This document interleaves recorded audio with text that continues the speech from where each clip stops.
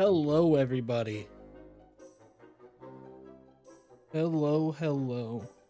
Why did it deselect my stream?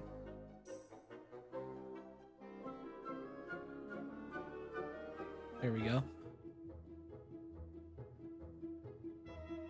Do not worry, Val. Also nice to see you in the chat, but do not worry. We'll go through all the basics of what is going to go on, not just in this stream, but what the general gist of the video really is. That'll actually be the first part of the stream, is I'll explain what the video concept is, and then I'll go into the actual topic of today's stream, which is figuring out which kids we're gonna have orphaned for a reason, and which ones got orphaned for nothing.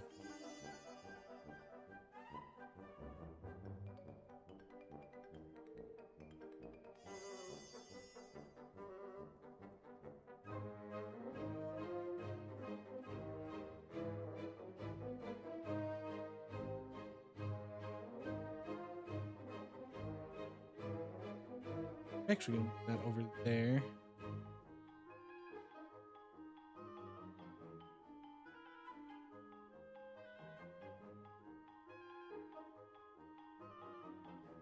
Been told I should play Skyrim because it's very broken and I tend to break games I play. It is potentially the most broken game ever.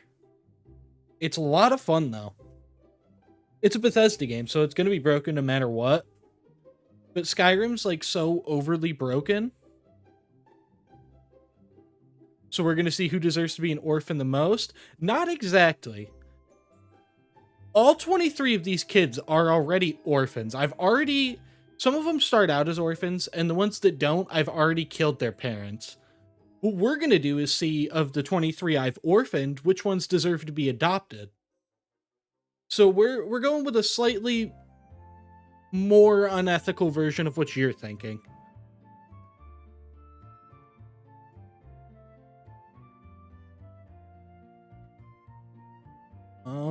I'm thinking getting to the general gist of what exactly the video is. That'll give people time to filter in for when we get to the actual voting and whatnot.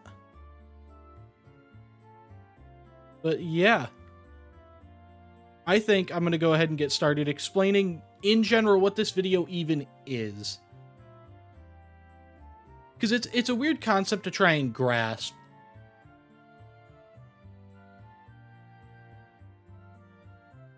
Basically, the general gist of this challenge is the YouTuber Juve, he's done 2 videos with 2 different challenges for Skyrim that I really like. One of them is he went through and orphaned every kid in the game. That was a viewer challenge that someone posed to him. He went through, orphaned every kid in the game, and then adopted 2 of them, which is the max amount of kids you're allowed to adopt in... Which is the max amount of kids you're allowed to adopt in the base game. You can only adopt 2 kids. Using mods, you can get that up to 6. I saw one person talk about how there was a mod to adopt every kid in the game at once, but I could not get that mod to work for the life of me. And everything else I've read says that it's very hard to actually do that, so we're really only at 6 kids maximum right now. But with the orphaning aside, the other video that Juve has done that is really, really good is Skyrim Iron Man. Now, is the player adopting, or is it a family that will actually love them that adopts them? Oh, it's the player. It's the player. Yeah, I killed their parents, and I'm going to be their new parent. It's not the most ethical video, but it's in the spirit of Christmas, so it doesn't totally matter how ethical it really is. But anyways, the other video that you've had that I really, really like, I think it's a really great idea, is Skyrim Iron Man. And what Iron Man basically is it's a challenge that derives from old school RuneScape. It's actually an official mode in old school RuneScape now because it's so popular. And I'll get more into that as we go, but basically the premise is I'm taking Iron Man and I'm taking orphaning every kid in Skyrim, and I'm just smashing them together, and we're going to make it work. I'll go over it right now. So the first question to answer here is, yes, I do remember you, Triton. Very much. I've missed streaming. I might, maybe after Christmas, I might get up to a few streaming antics. for a few challenges that I've got in mind. I have also said that a lot already, though, and not gotten around to streaming, but yes, I'm hoping to stream more. So the question on a lot of people's minds is probably, okay, Santa Claus is obviously that's the Christmas portion of this video, but what the hell does Iron Man mean? Iron Man is basically, if this will move forward, it is a challenge inspired by old school RuneScape, and the rules for that challenge have been altered to work for Skyrim. So the basic rules that were altered to work for Skyrim are this. There's no storage of any kind, so I'm not allowed to use chests, I'm not allowed to use barrels, nothing. I'm restricted to my inventory and whatever I throw on the ground. No trading with either merchants or followers. This means that I can't use my gold to get new weapons or to get potions or anything like that, to get even equipment to make those things. I can't do that. I also cannot take a companion with me and trade with them to take their armor or their weapons or anything like that. That makes the game a lot harder than you'd think, not being able to trade with NPCs. All equipment, every single piece of equipment in this run, weapons and armor, it has to be crafted by you. So if you're going through a dungeon and you kill a bandit and they drop an iron dagger, you can't pick that up. That's not yours. What you have to do is you have to loot iron ore or silver ore, leather, all the materials to make the weapons, and then you can make them on your own. That's basically the essence of what Iron Man is you are restricted to you and you alone. You're not trading with anyone else, you're not storing your stuff anywhere, you're not taking anybody else's loot. You are making all of your own things. Now, just because equipment can't be looted, everything else is fair game. I can loot gold if I want to. I can loot raw materials to make my weapons and armor if I want to. All of that's fair game. The only exception to not being able to loot or purchase equipment is the pickaxe and the woodcutter's axe. Both of these are very, very, very important tools in gathering resources, and there's no way in the game to craft them. So those are fair game to loot only because without it, the challenge becomes... It almost doesn't exist in the way it's supposed to exist if you don't allow those two items to be loot or bought. Potions, crafting materials, and gold, they're fair game to loot. I've already gone over that. Quest rewards. So how this game works is if you get an enchanted item, you're allowed to disenchant that. And what that'll do is it destroys the item, but it gives you the enchantment. And now you can put that enchantment on any weapon you want. Normally, you wouldn't be able to do this in this challenge because obviously you can't take equipment. You have to build it from scratch, which means enchantment's a useless feature. What Juve decided was that as long as you get an enchanted item from a quest reward, then it's fair game. So that's another rule he went with. Expert difficulty, which is the third highest. Above that is legendary and master, I think. I don't entirely remember. Expert difficulty is just, it's the most balanced difficulty option. All the other ones suck. A lot of Skyrim's difficulty balancing just sucks. Expert's like a perfect trade-off between you're going to get your ass kicked constantly, but it's not going to really feel unfair. And then the last rule is that I have to play in survival mode. And what survival mode does is it requires you to eat, sleep, and you cannot fast travel. Those are the three main things it does. It does have other passive effects. Like, you're able to get cold, and armor now has warmth ratings to make you colder or warmer. But basically, survival mode for the extent of this challenge, what's really important is you have to eat, you have to sleep, and you can't fast travel. That changes the routing a lot. Now, this is Juve's rule set. This is what he came up with. Now, how did I change that to more suit what I'm looking to do with my video? Well, I kept a lot of the rules. There's still no storage, still no trading, all equipment must be crafted, I can loot a pickaxe and woodcutting axe, crafting materials, expert, and survival. Yes, Val, there is permadeath on the base version of the Iron Man challenge, the one that Juve came up with. There is permadeath. I actually completely skipped over that somehow. Don't know how I did that. For the purposes of my challenge, since I have over 28 hours of footage and wanted to keep my sanity and be able to get this video done by Christmas, I am not doing permadeath. I have, however, in addition to not doing permadeath, since that makes it easier, made the challenge harder in a lot of different ways. So I've eliminated the rule that quest rewards can be disenchanted. I'm not going to allow that. That means that enchantments are just completely off the table for the run. I don't get the buff from enchanted weapons. Pickpocketing is an entirely useless skill in this run because I've decided that that is no different than trading with an NPC. So pickpocketing is not allowed. Not only does that lock off a lot of easy gold for me, it also locks off the entirety of the Thieves Guild questline, because in order to start that questline, you have to pickpocket somebody. So that's another major hit from that. Probably two of the most important hits are next. Potions, under Juve's original rules, were armor slots. You have your feet, your gauntlets, your chest plate, and your helmet. Those are the 4 armor slots you have. What I've done is there is something called the Saturalia. Yeah, the stream has just gone down.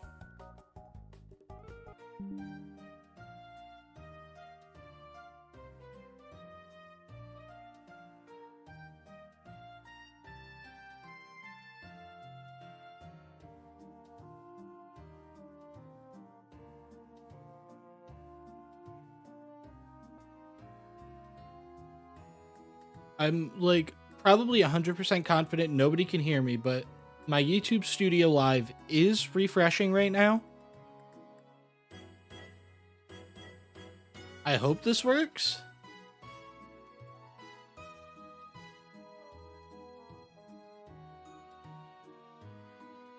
Dude, my Wi-Fi is completely shot right now.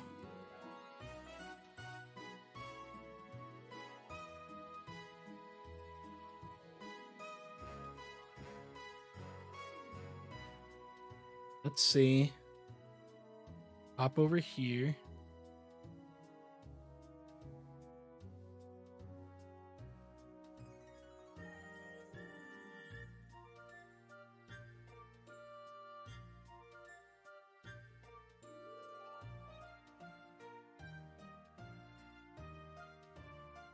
Stream is cutting in and out every few seconds. Triton can hear me. That is weird. YouTube Studio will not open. I can get everything else to work on my computer right now. YouTube Studio does not want to work. Like, I'm on YouTube fine. I'm in my Google Doc fine. I'm in stream. The YouTube video we need for the second half of the stream is working. Not wanting to cooperate. It finally loaded. Okay, it's loaded. Is it working though?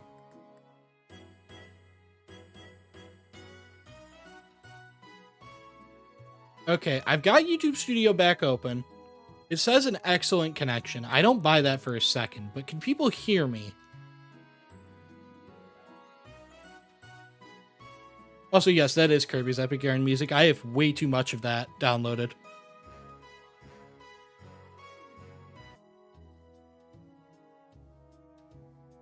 Okay, it's back up and it looks like it's doing good. I'm back to 2 bars. Can everyone hear me? I can hear you. I can hear you. Okay, good.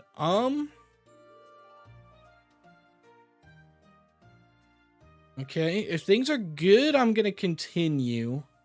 I'm pretty sure I left off on the Saturalia pack. Was what I was discussing. I gotta open my presentation again. I had to switch it off to do anything. There's even more Kirby's Epic Yarn.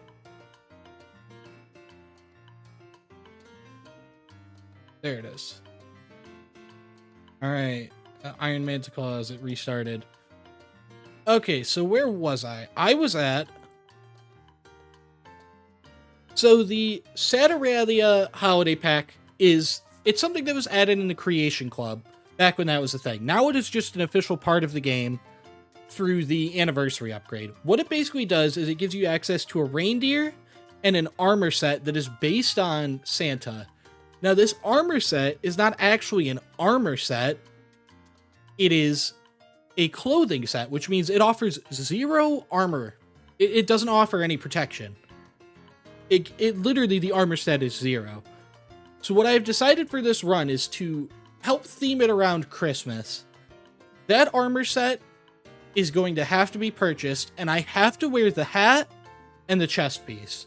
My gauntlets and my boots, I am allowed to have normal armor. But for the hat and chest piece, I have to be wearing the Saturalia Holiday Pack clothing, which means that my armor rating throughout basically the entire run is about a third of what the game expects you to have. My armor rating's very bad for the majority of the run. I might as well not have any armor on. That makes the game a lot harder. And another rule that I don't know if I really changed, Juve might have also had this rule, I'm allowed to loot my arrows off of corpses after I kill them. So if I kill someone with a bow, I'm allowed to loot my own arrows from that corpse. I am not allowed to loot arrows that I didn't make, though. So if I kill a guy with a dwarven arrow and they have a bunch of iron arrows, I'm not allowed to take those iron arrows. That's the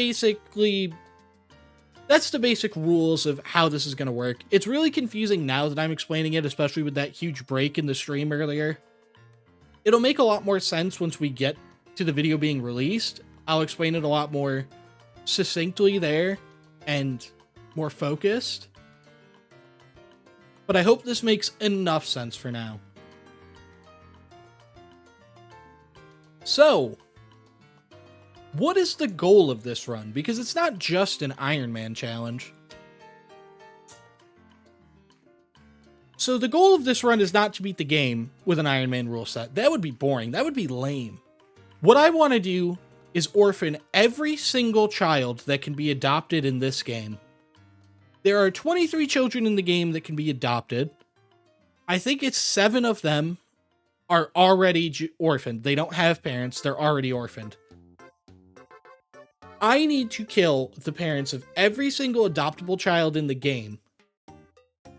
With the Hearthfire DLC, there are multiple properties around Skyrim that are added to the game that they're just plots of land, and on those plots of land, you can build a home. I figured this is a lot more in theme with the Iron Man portion of the run than just purchasing a home, because build it from scratch.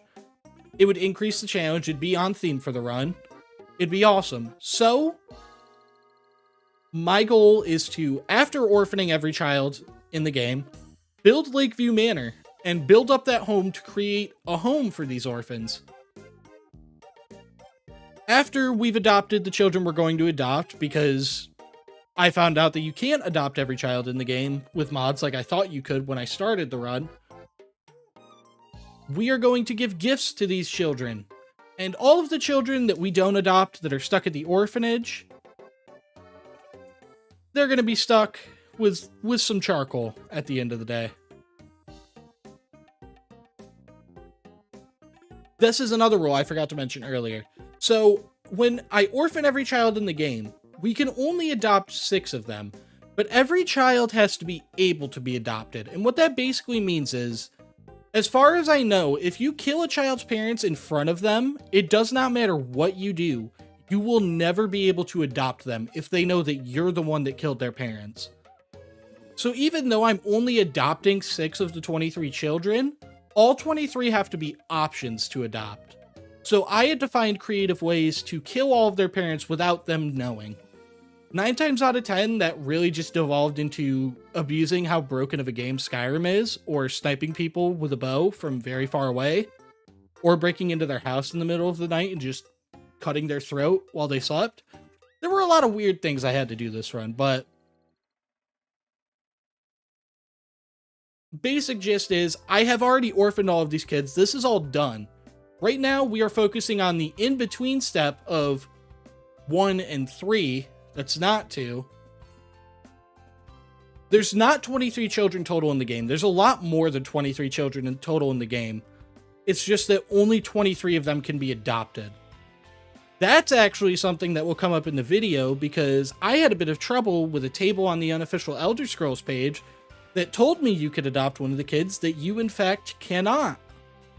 I wasted about an hour of the run trying to adopt this kid when I never had to, which was really fun. But yeah, there are more than 23 children total in the game. I'm only focusing on the 23 that can be adopted because if I did every child in the game, not only would it not be possible because there's a lot of children in the game whose parents you can't kill, it would just balloon the run enormously, and this is already a really big challenge. But the basic goal for today is I've orphaned every child in the game, I've built Lakeview Manor, and we got to figure out which 6 of these kids we want to adopt. So that's where we get into the next part of this challenge. The goal of this stream is to determine who deserves adoption, and in order to do this, we're going to look at 3 different categories. Each of them are going to be graded 1 to 4 points based on how their reaction is. So the first one is their reaction to their parents' deaths. I have a video we're going to go through as we're grading each kid to determine this, of them reacting to their parents' deaths. Basically, they get a myriad of points based on how they fit the criteria. So if they don't care at all, that's a 1. If they show some emotion, but it's not really much, they're going to get 2 points. Moderate emotion, like they're responding pretty normally to the situation, that's 3 points. And if they just have the strongest emotion ever, that's 4 points. The other thing that gets them 4 points is if they don't care that their parent's dead, but it's in like a cool way and not a bitchy way. We do have one of those that for sure is just the Chad version of not caring that their parents are dead. What I have decided, because this section is very much, it doesn't apply to all the kids in the game. There's kids whose parents are already dead by the time we meet them. So obviously we can't gauge an appropriate reaction to their parents' deaths since their deaths were so long ago. So what's going to happen is that any child that's already been orphaned, I will allow you guys to just give them a pity point. If they really only score a 2, but you want to give them a pity point, you can. It's really going to come down to how likable is the kid, is what I'm figuring, but oh well. The other thing that I am allowing to factor in is, regardless of how they react specifically to their parents' death, if you want to, you can factor in general, just how much they care about their parents. And when I get to the second slideshow, I have a bunch of notes for each kid that'll really show which ones have a deep amount of care for their parents and which ones don't. And that's the general gist of that. These rules will be on screen when we get to the second point, so you don't have to memorize these, just trying to run everyone through them so you know what you're getting into. The second category is name coolness. So this will also be graded 1 to 4 points. The first point is just, their name's just lame. It's just boring. I'm going to spoil it now. There's a kid in the name just named, that's not what I meant to say. I'm going to spoil it now. There's a kid in this game whose name is just Samuel. That's just a normal ass name. This is a game with a guy named Ulfberth Warbear, and we've got a guy named Samuel in the game. That's just lame as hell. Then you've got the tier where it's just, the names are fine. They're not lame, but they're not cool at all. They're just okay. And you got 3 points, which is moderately cool, where it's like, okay, that's a pretty good fantasy name. And then 4 is just the coolest name you've ever heard. You're going to know who the coolest name you've ever heard is once we get to him. It is the most goated name of a video game character I've ever seen. And I used the pity points and buy myself a ham sandwich. I mean, if you did that, you'd have more than half these homeless kids do, so you might as well. Samuel is a sick-ass name, not for Skyrim. I'm curious on who the coolest kid's name is. Dude, you'll know as soon as you see it. His name is so unbelievably awesome. It's insane. But that's the second criteria. The third is pretty straightforward. How useful will they be to me once they're adopted? What kind of skills do they have? How good are they at chores? How useful are they going to be? How will they improve my life? So the first tier is they're detrimental. Like, they're actively going to harm my life by being my child. I don't want them around. 2 is inoffensive. It's the same as name Coolness phase 2. They're fine. They're not going to bring my life down, but they're also not really going to help me out. 3 is where we get, okay, you can do some basic household chores. You're somewhat useful. And 4 is just incredibly useful. Like, my life will drastically change if I adopt this kid for the better. And for the overall usefulness section, a child's interest in learning potential future skills is allowed to be factored in. So we've got one kid on the list who, she doesn't actually have any skills, but pretty much all of her dialogue centers around how much she wants to be a hunter, constantly asking her dad if she can go on hunts. I'm allowing stuff like that to be factored in. I can have the kid mow the lawn so I don't have to. Exactly. What are they willing to put up with so that I don't have to do it? That's the basic gist of what this third tier, of what this third criteria is. And with that, let's get a good look at the competition. Our 23 contestants right here.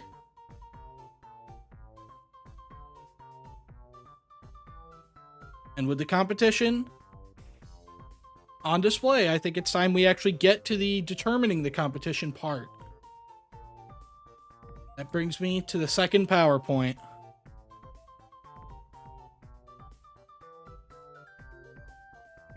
The Orphans. This one will be a little more strange because for this one, we will go through each slide, but then after each slide, we will have to consult a video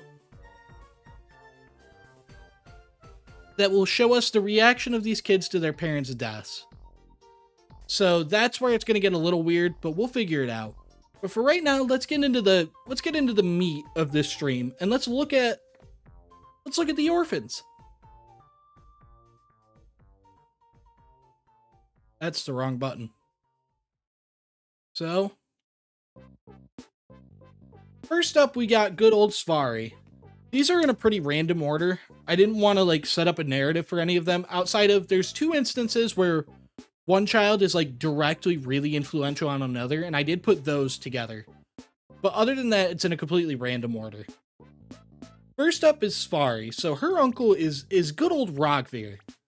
And he gets executed the first time he's ever shown on screen. What happens is basically you enter Solitude, you go through the main gates, you look to your right, and he's getting executed. And the entire city is watching. It's kind of cool. Basically, he got executed because he's the one who opened the gate for Ulfric Stormcloak, who killed the Emperor of Skyrim. Not a very cool thing to do, but, you know, consequences. There's debate. Are the Stormcloaks right? Are the Imperials right? That's not the goal of this stream.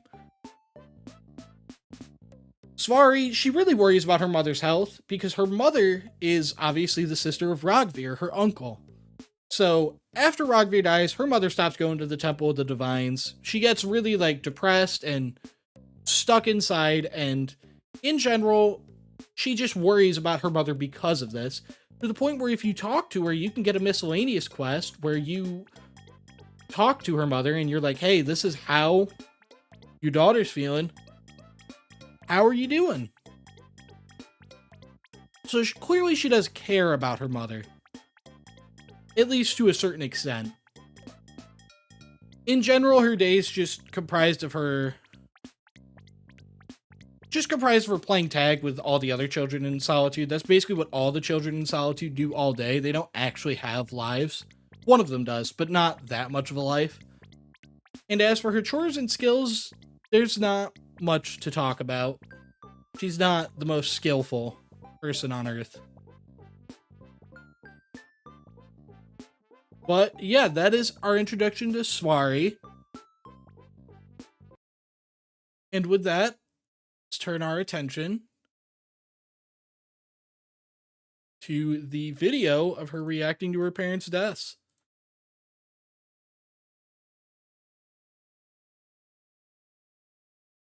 Okay, if that wants to work. There we go.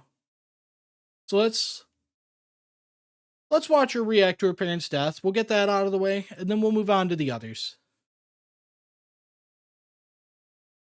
Got good old Safari. So I killed them at their table. She wakes up, sees their bodies, starts to walk away. Not the best look, but she does a double take. Does a double take, realizes they're not just napping. They might actually be dead. By the gods, this can't be happening. And she's not too happy about that.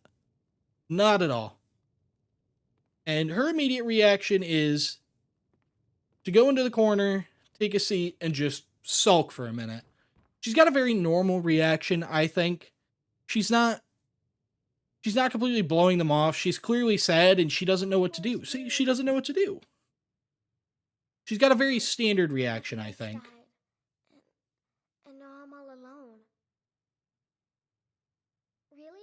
Do you have a place I could live? This is something I did with all the kids too. I offered to adopt them, even though I don't have a place for them to live yet at the time I recorded all these. So, kind of just to see their pain, you know? But that was Safari's reaction. In total, I think it's a pretty standard reaction, a pretty fair reaction. If I had to give it a rating, I would give it probably a 3. She shows pretty standard emotion. Nothing huge, but nothing terrible. But it is time for your vote. How do you all vote on good old... There it is. How do you all vote on good old Safari? How did she react to her parents' deaths?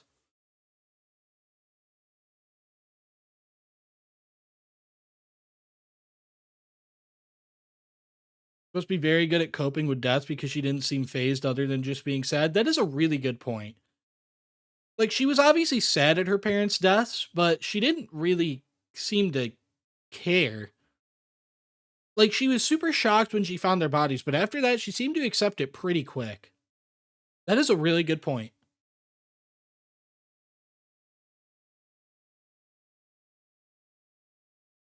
I'd say 2.5, so basically 3. I was hovering around a 3. I might be able to be talked down to a 2 now that you've pointed that out, though, Val. That is a very, very valid point.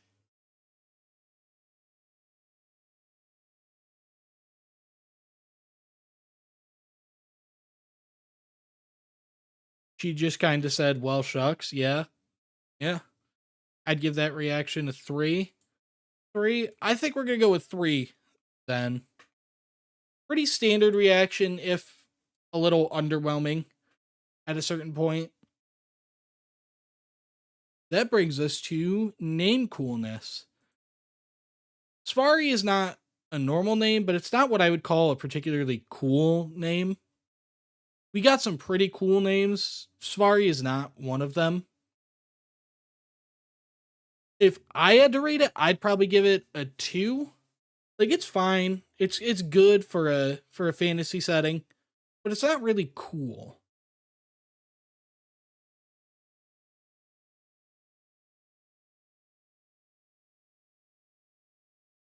Are you kidding? My Wi-Fi is doing it again, dude. The stream's not crashing this time, though. That's really... How the hell is my Wi-Fi almost gone and my stream's fine?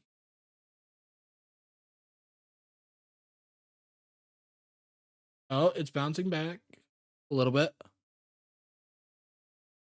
Definitely not a forename. No, not at all. Not at all. You'll know what a forename is when we see it. I'd give the name Safari a 2. It's all right. Very much a name of all time. 2 seems reasonable. I would agree.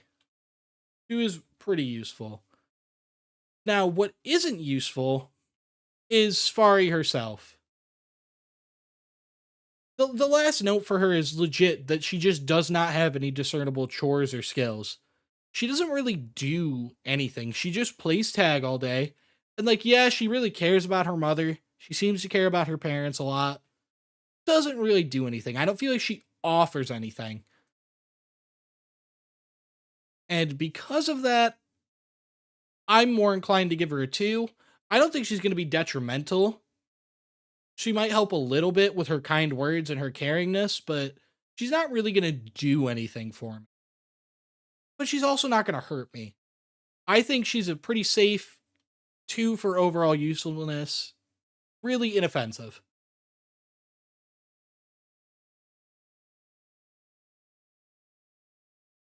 She can play tag, she can run, and if she can run, she can go to war if needed. That she does have a leg up on some of the kids in that department.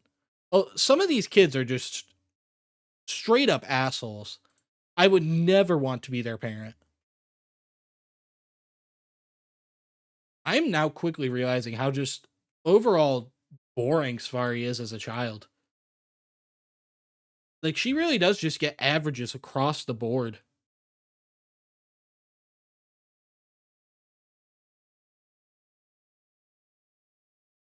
I am feeling it too. She doesn't really do anything detrimental. She doesn't really do anything good either, though. So I'm going to lock her in at a 2. Which brings us our next child, Sophie.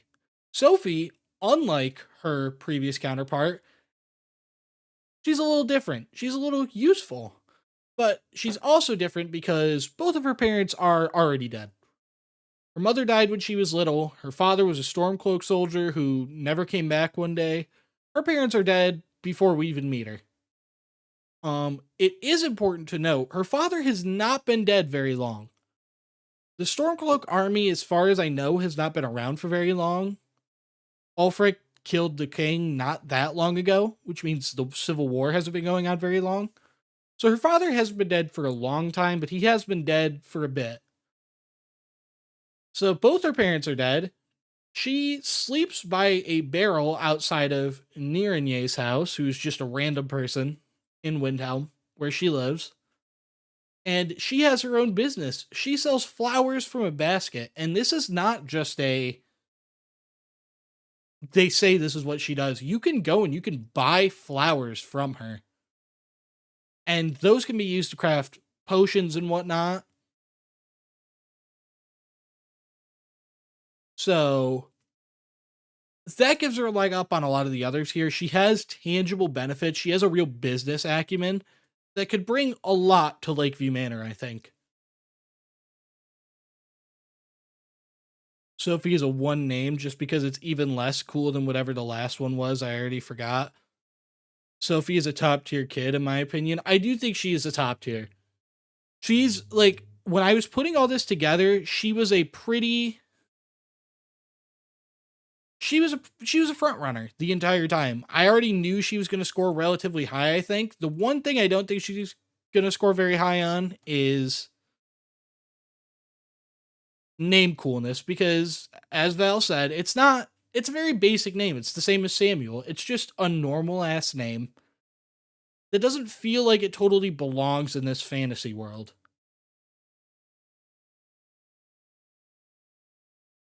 She has a business and can withstand the elements by sleeping outside. That's another good point, because not only does she sleep outside, Windhelm is like blizzard central. It is always snowing. The sun is never out. It just sucks there. And she's able to sleep outside and withstand that.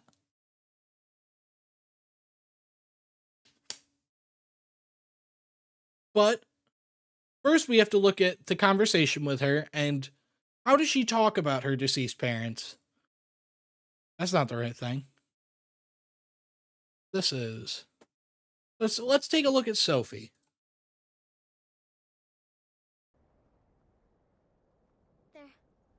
They're dead. My mama died when I was little. I don't remember her very well.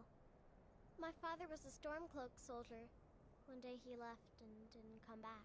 So sad. I'm all alone. I try to sell flowers so I can buy food. It's not much, but what else can I do? Here we go. After that, I just offer to adopt her and then tell her I'm not actually going to do that. It's kind of funny watching all the kids react the exact same. It highlights like how bare bones Skyrim really is as a game, that every single kid has the exact same dialogue lines for the exact same thing. But yeah, she talks about her parents when you ask her, and she does seem sad.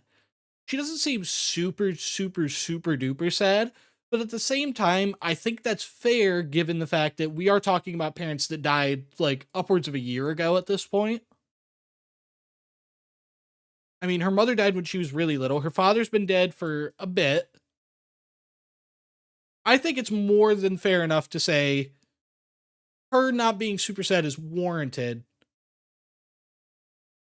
But what do all you say? What should we give Sophie here for the care of her parents? I personally, I'd give it a 3. Her emotions aren't super strong, but they're clearly there, and given the time that's passed, her emotions are very accurate. For how long ago her parents died, I'd say it's a solid 3. That's a very good point. That guy, too. Sophie doesn't need to be adopted. She can thug it out. That's a very good point. I have to give her a 4 on her reaction. Such a strong feeling, but given it was a bit in the past, I gotta give her some Chad points for moving on so fast. That's true. That's true. I was partial to a 3, but you've made a good point, Herma. I could be convinced of a 4.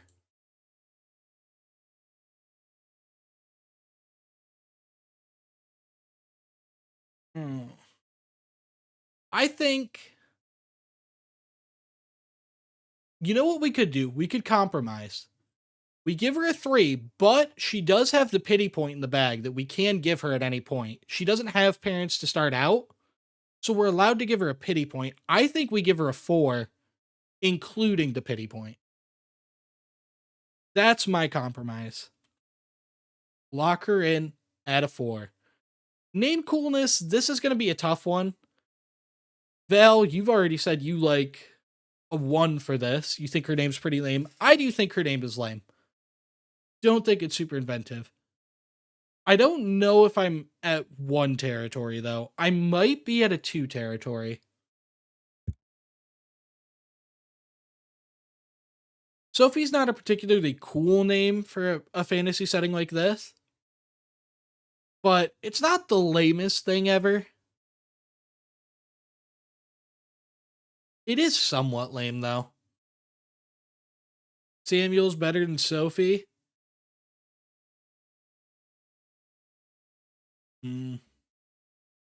You know what? No, I was going to disagree with you, Val, but the more I actually just talk about it, I think you're right.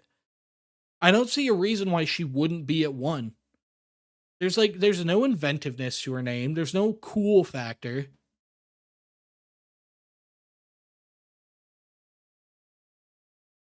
I just think that the name before, which I gave a 1, was better than Sophie.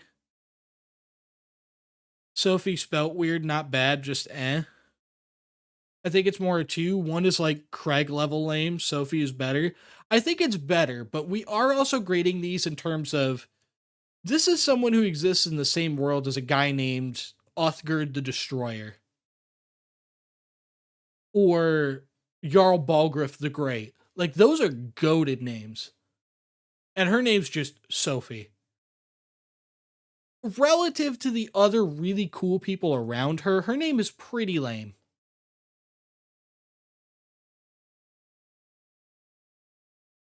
It seems like general consensus is about a 1. So I'm going to lock Sophie in at a 1, unfortunately. But he has the potential to beat out Svari in this next one. Currently, Sophie's at 5 points and Svari's at 7. Let's see if she can beat her out. So, when it comes to overall usefulness, we got to remember a lot of things about Sophie. She has incredible business acumen. She started a business from scratch enough to just completely build herself up, not out of homelessness. She is still homeless, but she's working on it. She's got her own business. She's somehow getting flowers in the middle of the North Pole of Skyrim. It's just everything is snow in Windhelm, and yet she still finds a way to get flowers to sell. She survives the elements while she's sleeping outside in this snowstorm. I think it's a 4, no contest. Like, she absolutely is a 4. She's the one players have trouble giving her presents. Yeah, she does have a weird glitched inventory because of her flowers that can cause issues down the line. But we are not going to worry about that because this is Skyrim. So if you try to factor in what can go wrong through glitches, you're never going to get anything done. She's got to get a 4 in usefulness. She's the only child with a business of any sort, and those are alchemy ingredients right there to use when you adopt her. I agree that she gets a 4 for usefulness, but I will say, I'll spoil it now. Not only is she not the only child with a business of any sort in the game, she is not the best businessman child that we're going to go over.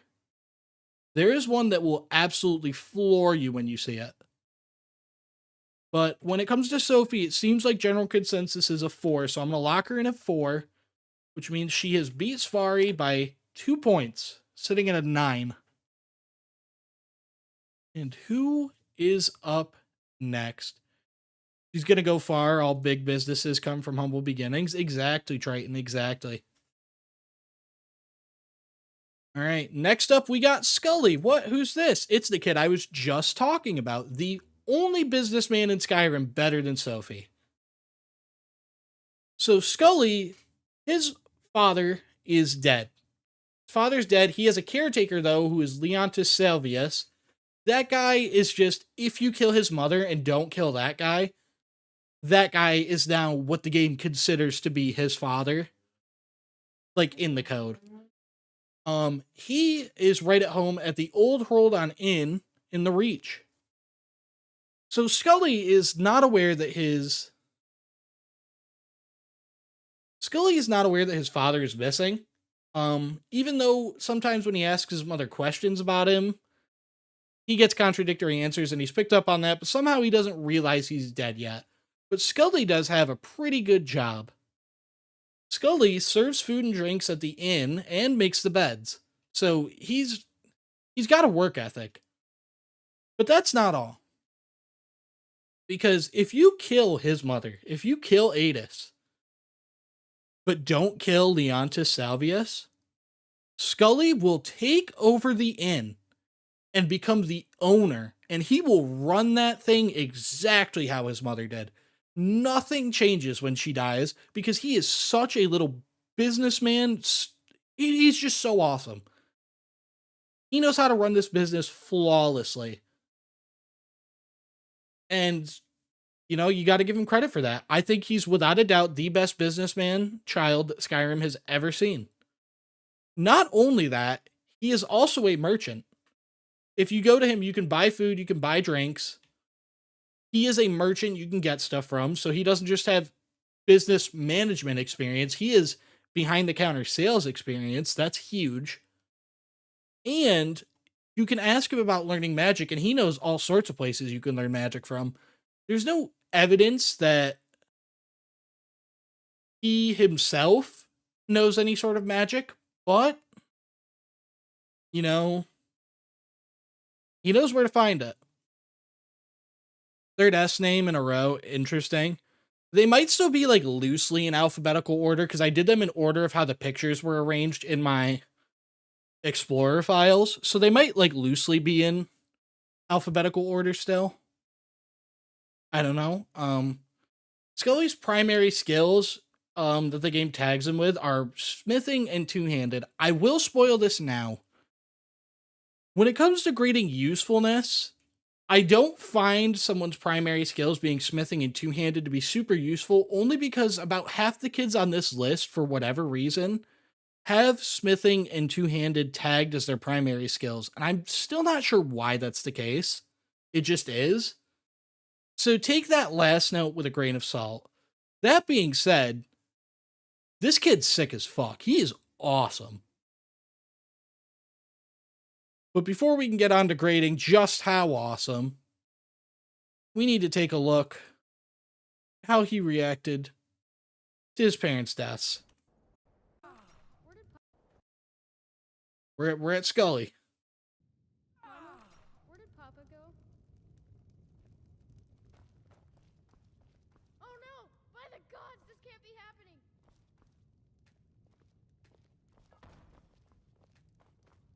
So obviously upset. He just has to run away. He's so upset. He wants to get out of here. It takes him a bit because this is Skyrim. It's a little broken. But he finds his way out eventually. And then when I come back later, Go away. he's so distraught. He doesn't want to be around anybody. He's shut down. He has such strong emotions. Go away. And so I oblige. And I'm... Now take note of that. Take note of what my goat Leontius just said. He specifically said that he owns the inn and continues to run it. So that's a third-party source. That's an independent source telling us that Scully is goated. And then you get to Scully, who after I gave it some time and I came back to talk to him, he seems like he's got a good grasp on things. Clean beds and strong drink. Watch your tongue, stranger. We don't take back talk in this inn. Depends. Are you thirsty, hungry, both? And see, he's a vendor. He's running the inn. After giving it some time, he's become a bit responsible. He understands the weight that's on his shoulders to keep this inn open. And My mother's dead. you gotta commend him for that. I've hired Leontius to run things.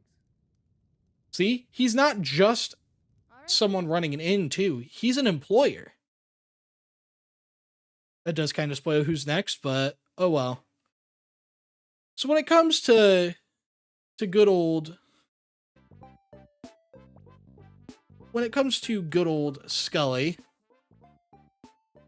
how are we feeling? 4s across the board? I'm with you, dude. Wait, he hired him? Oh, yeah. Oh, yeah, the guy who's listed in the game as his caretaker? That's his employee. Scully's goated. 4s across the board. I'm feeling 4s across the board. Scully's a pretty cool name. He's obviously insanely useful. Like, there's no point in even pretending like he's going to score anything other than a 4 in usefulness. And his reaction to his mother's death, like, that seemed insanely genuine. He got visibly upset, ran out of the building, wouldn't talk to me because he was just, like, so emotionally shut down. And after a little bit, he realized, you know what, no, I gotta pull myself up by my bootstraps and I gotta do what I need to do to keep this business going.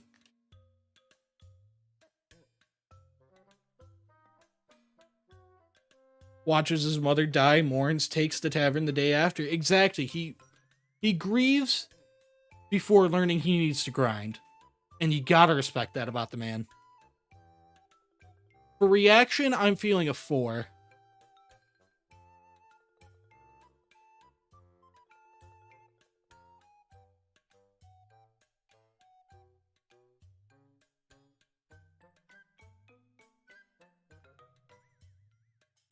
All right. It seems like people are pretty content with 4. I gotta say 4's in reaction and usefulness. I will say a 3 in name coolness because I know there's a kid with a cooler name. There's a few. There's a few kids that got pretty cool names. Like, I know I said Scully's 4s across the board. I don't necessarily believe that just because the name coolness, 4 should be reserved for the coolest of the cool. Multiples can be 4s for names. They can be, but this guy, there's some steep competition for coolest name in the game. He took the time to grieve and sort things out like a responsible and mature human being. Exactly. I think he's got to get a 4 for reaction. Currently, I'm sitting at a 3 for name coolness. He's got a pretty cool name. His name's pretty cool. Scully, that's pretty cool. But he's got some stiff competition. So I'm feeling we go 4, 3, 4. 4 for his reaction, 3 for name coolness, 4 for usefulness. He's just a goated dude all around.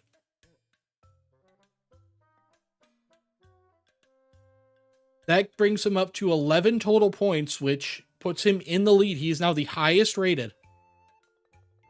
I'm hoping that sticks.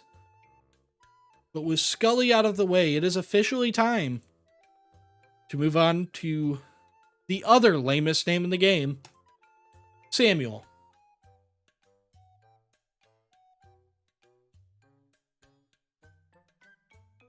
Scully is definitely better than Safari. There's no argument against him having a 4 in usefulness. Oh no, he's good enough. Honestly, I would consider giving him a 5, even though it's a 4-point system, because he's so fucking goated. He's just the most awesome kid in the game, I think. So good old Samuel here. Samuel, his mother used to work at Honor Hall Orphanage, which is where he now lives because he doesn't have parents. But she died giving birth to him. We don't actually know if his mother used to work there. That's just what is said. But there's no reason to doubt it. He does hope that one day his parents will come back for him, but he's never met his mother because obviously she's dead. And then his father, who knows what's going on with him, man. He's just kind of gone. So that's his family situation. As for his money situation, Samuel seems to have some sort of set of skills for money making, but it's never really made clear how he gets any money. So he can say sometimes when and he's talking about Grelod, who is the owner of the orphanage, she runs the place. Sometimes when she goes to her room to work or sleep, I slip out for a bit. Noontime every day, that's when I hit the streets. A boy's got to make a living, right? Now, that's a very ill-defined skill. We don't know what he does to make his money. We just know he allegedly makes money. But as you might have seen from this second bullet point, you can never actually see him doing this in the game. He never actually does go out at any point in the day to make money. That's not a thing. So that gets into a weird territory. This is where we get into a weird territory of how much do we count what we're being told versus what we see? Because there are in-game limitations, but we don't really know where he sits. In the case of Samuel, he's a case where I'd be willing to say, yeah, his character never actually does this in the game, but we know he's supposed to, so I'm willing to give it to him. We'll count that as having work ethic, and I agree perfectly with you, Herma. He sounds like a thief type to me. That's what I imagine he's doing when he goes out every day. He's just stealing. I don't know what else he would be doing in Riften. It's not a particularly big city, and it is the home of the Thieves Guild, so I could definitely see him having, like, a sort of working relationship with them. Who knows? And when it comes to his other skills, Grelod will sometimes say that he's a leader when talking to Constance Michelle, who is the other person who works at the inn. Grelod will say, Samuel's getting to be a problem, fancies himself something of a leader to the other children. Put an end to this nonsense or I will. So, for Samuel, we've got some sort of money-making scheme. Most likely thievery, but we don't actually know. We've got... He's obviously got leadership traits. He's rallying up the kids and whatnot. But with that, we do also have... I don't know if you want to call it stupidity or optimism, that his father's going to come back for him one day. Never met his father, but somehow he's optimistic he's going to come back for him one day. I don't know if you want to count that for him or against him. That's going to be for you to decide. Samuel gets a 5 in name coolness. Negative opinions not accepted. Nah. But before we even get to name coolness, let's take a good old look at how Samuel reacts to his mother's death. How he talks about them. Name's Samuel. Never met my parents. Grelod said my mother worked here at the orphanage, but she died when I was born. Constance and the others are nice enough, but I want to have a real family. Really? Are you sure? And then I adoption bait him, obviously.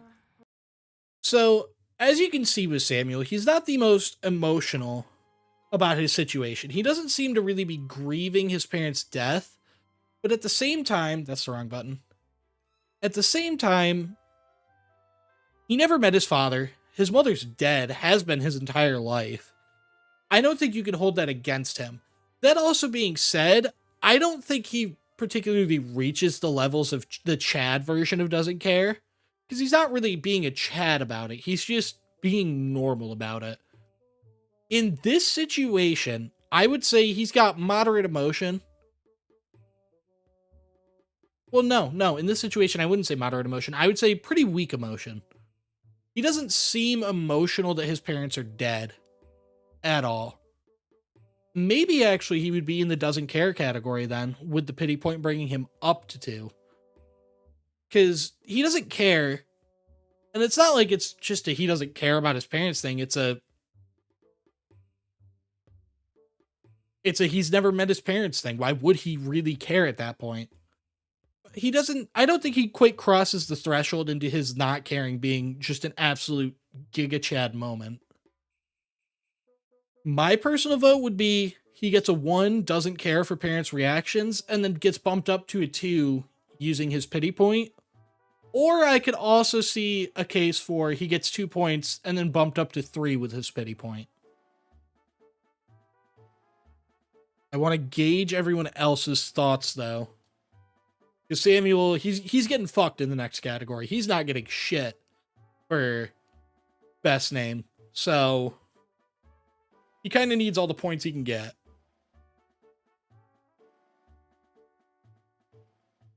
I got to give him a 3 in the reaction simply because it's hard to grieve people that you have never met. However, he really wants to have a family and that's real. That's fair. That's fair. I could see that.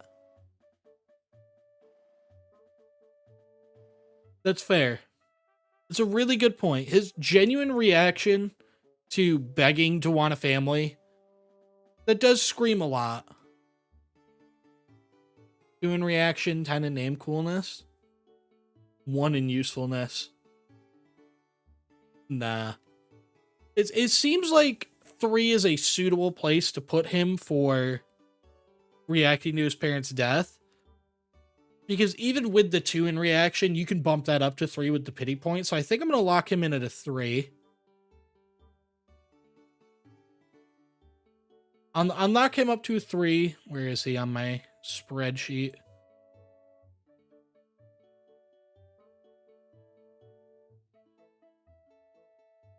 We'll get a 3 in that. Name coolness.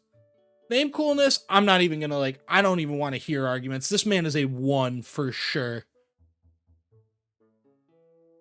With considering the kids he's in the orphanage with, one of which has the coolest name in Skyrim of all, not even in Skyrim, he has the coolest name in the entirety of the Elder Scrolls series. And you're telling me that Samuel deserves any amount of points? No. I'm giving Samuel a 1. I will not hear opposing arguments. There is no arguments. 10 in name coolness, or you're uncool. I mean, I am just actually uncool. Counterpoint, Samuel Jackson. That's true. That's a goated name. But Sam Jackson, he exists in a world where Samuel is just a pretty good name. In this universe, in Skyrim, you got people like Clavicus Vile. That's a sick ass name. Samuel just does not cut it in Skyrim. Gotta be a 1, could be named Jarl Balin, but no, you gotta be Samuel. Exactly, Herma, you get it. You get it. His name could have been cool. Now, when we get to usefulness, I'm personally leaning towards a 3 for usefulness. Now, I'll give my reasoning. My reasoning for that is because we don't know what his skills are, but as far as we've been told, he does have the capacity to make money. And that's a useful skill on its own. It's not clear how he does that, but it is a useful skill to have. We can't really give him a 4 because we don't know what he does to make money. Samuel is the Daedric god of cool names. Yeah, he got cursed into the position because he doesn't have one. I don't know. For usefulness, I'm leaning towards a 3. He is useful. He has a way to make money, which is a lot more than you could say about a lot of the kids in this game. But he's not incredibly useful given how mysterious his money-making ways are. If that makes sense.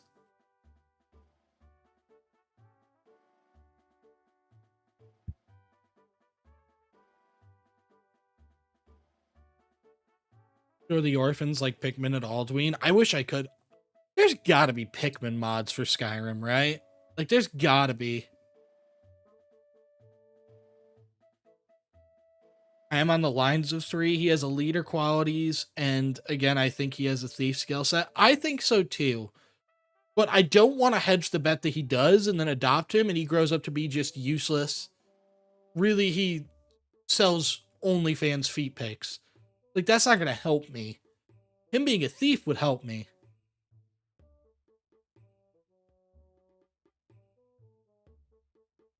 I don't know if this counts as usefulness, but given how much he wants a family, I could see him giving 110% to anyone who adopts him. It's possible. It's possible. I think there's just too many unknowns with Samuel to bridge him up to 4 territory. I would follow Samuel in war, not because he's a leader, but because he has a sick-ass name. Could not disagree more, dude. You're totally wrong.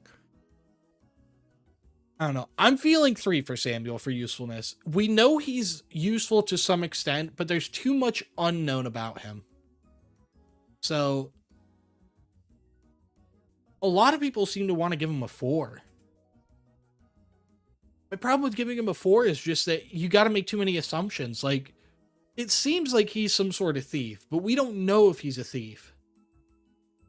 We don't know that. I think 3 is fair because you give him credit.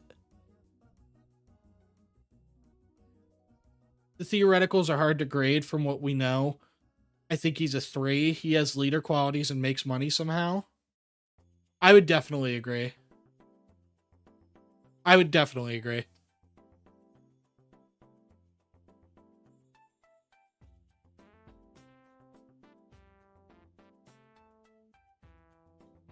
I'm going to give him a 3.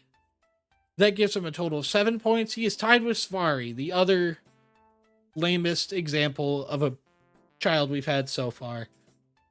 That gets us to 4 kids down. We are a 6 of the way there. 3 because 4 is overhyping him. Exactly. I would agree. And that brings us to our next child, Runa Fairshield, another member of Honor Hall Orphanage. Runa here, she is the only female at Honor Hall Orphanage, the only female child. The 2 people who run it are females.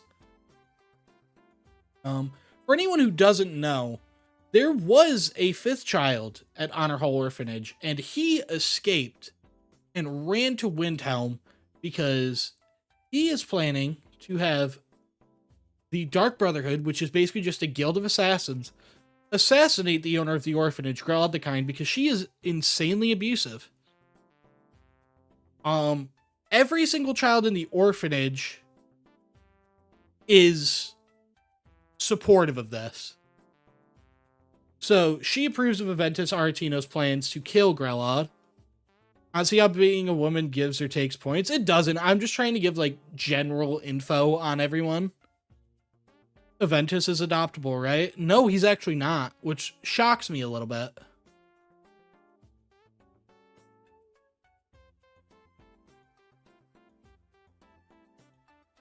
He's actually not adoptable, which is a little weird considering his entire backstory is that he's an orphan, but oh well. I really like that name. Her name is pretty cool.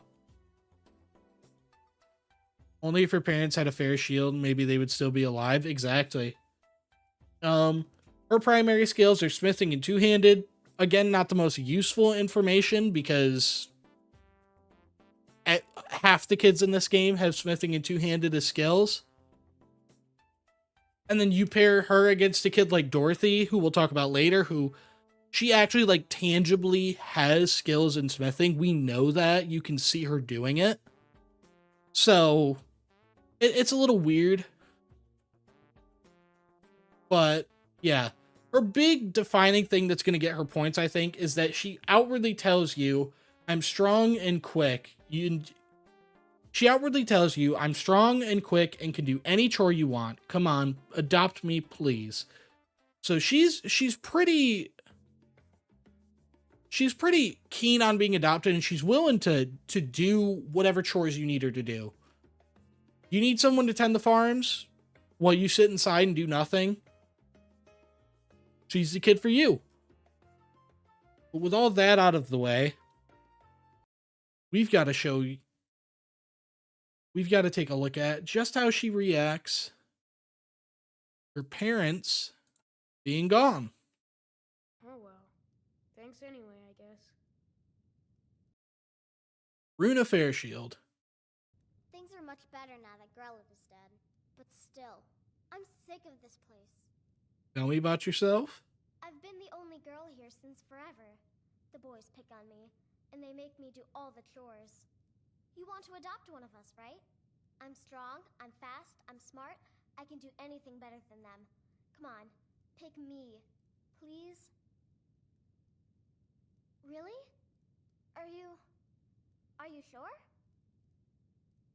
Oh well, thanks anyway, I suppose. Now, what a lot of you may have noticed about that entire interaction is that she never once, at any point in time, brings up her parents. Now, I'm not saying that's a bad thing. Her reaction to her parents' death, it might just be a manifestation of her absolute grind mentality and how goated she is at getting work done. It might just be because she doesn't seem to know her parents very well. She's been here a long time, she said. Who knows? I don't know where I sit on her reaction to her parents' deaths. I think that's something for you guys to decide completely, because I don't know how I'd rate her. She seems rather confident in her skills. I would say so too.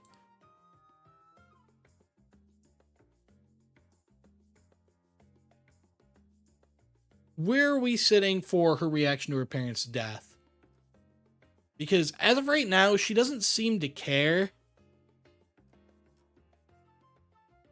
I gotta give her a 1 in the reaction. It wasn't a Chad feeling I got from her, more like Bethesda forgot. That's how I feel, more or less. I think she is a 1 with the pity point to bump her up to 2. I think she deserves the pity point.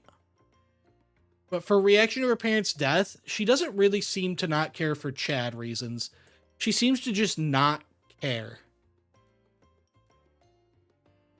I'd guess she'd handle it well. If she's been picked on by a lot of other kids, I'd reckon she's got a bit of thick skin. True.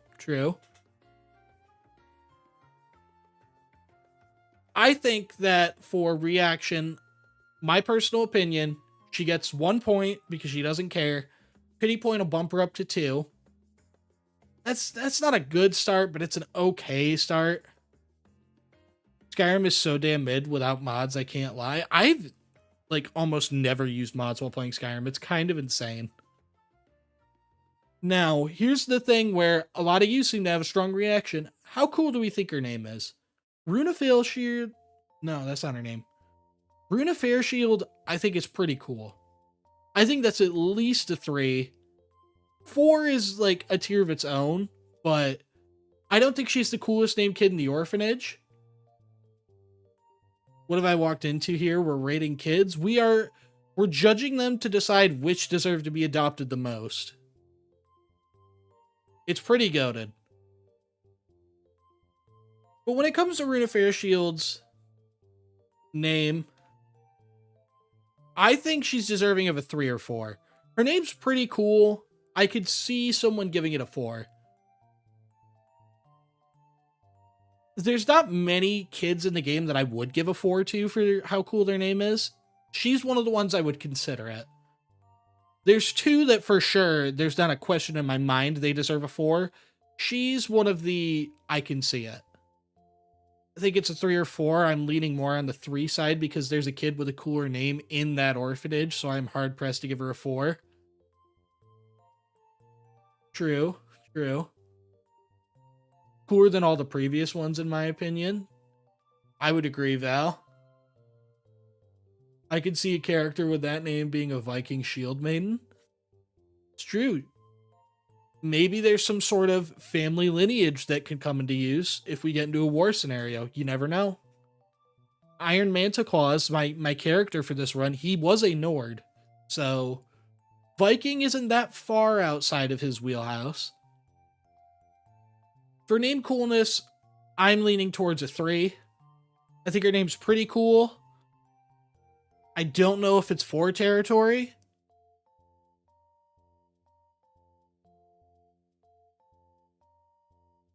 And it seems like the number I've seen floated most for her name is a 3. So I think I'm going to lock her in for a 3. That gives her 5 total points. Overall usefulness, how are we feeling? Because she is sort of similar to Samuel in terms of we don't really know what she's capable of. She says that she's strong and quick and willing to do any chore and that she does all the chores at the orphanage. But the big problem with that is just what she says. We don't really know if any of that's true. That's just what we're told. Am I tripping, or are there only human orphans? Yeah, it's kind of lame in a game that involves cat people and lizard people that all of the orphans are humans. But at the same time, this is the first Elder Scrolls game to even have children in general, so it's got that above the other ones. But it is still pretty lame that we don't get any Argonian or Khajiit children. When it comes to usefulness, I'm sitting at a 3 again, but I could be talked up to a 4. I could easily be talked up to a 4. She's the only girl there. She's driven to prove herself. That's points. That's true.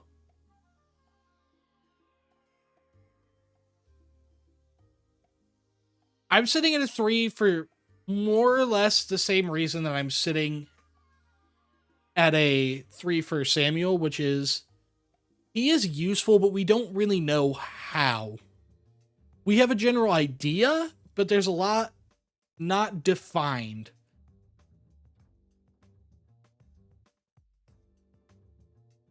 I'm going to give her a 2 in usefulness. It's incredibly common for kids like her to be braggarts. I think she's saying that stuff more because she feels like she needs to prove herself.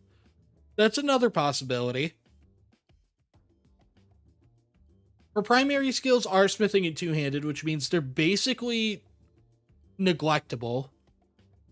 Like I said, half the kids in the game have that, so when a kid pops up with those 2 skills, it's relatively worthless in the grand scheme of things.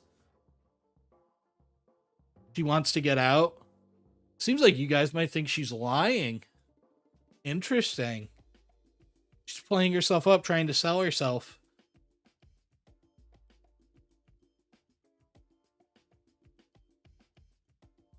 But then again, is the charisma and the lying it takes to convince me to adopt her like that, is that a skill in and of itself?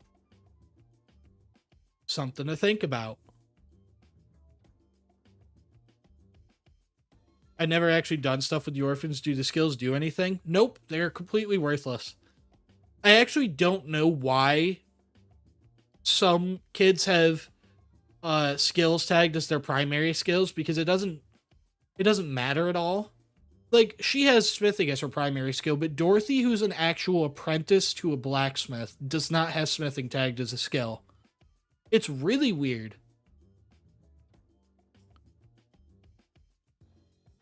Not at all. I'm pretty sure they're just like house decorations. Yeah, that is more or less what kids are in Skyrim.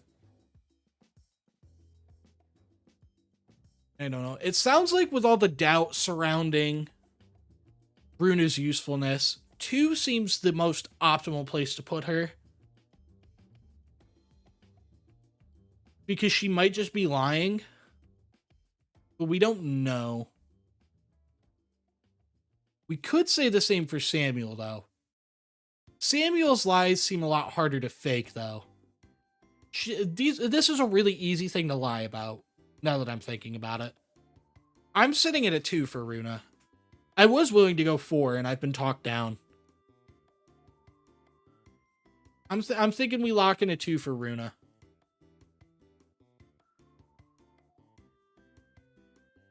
So Runa got 2, 3, 3. No, she got 2, 3, 2, which brings her to 7 points.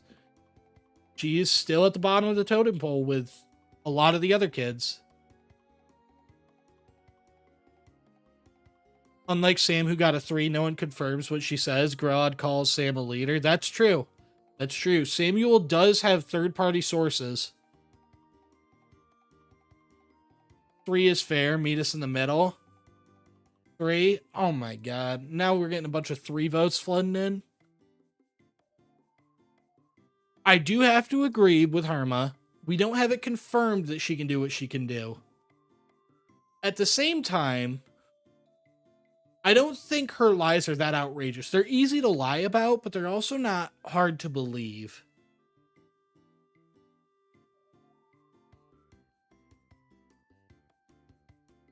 I think I could be talked up to a 3, and we've gotten multiple 3 votes coming in. I think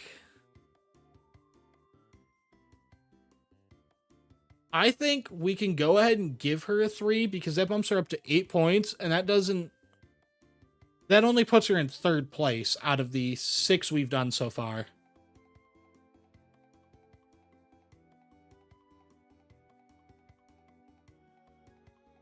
Runa could be glazing herself to get out of there. Who wouldn't? I think I'm convinced to give her a 3 because even if we assume that she's lying about everything, that shows a sort of usefulness in like a high speech skill. She's able to pass a speech check to convince me to adopt her, and I think that's got to be worth something anyways. I think she would do her... I can accept a 3. I think she would do her chores as best she could to prove she's the best. I think that's fair. Yeah, I think we bump usefulness up to a 3, meaning her score is 2, 3, 3 for a total of 8. Puts her at 3rd place. I don't know who is next in the list. We'll find out. Minette Vinius.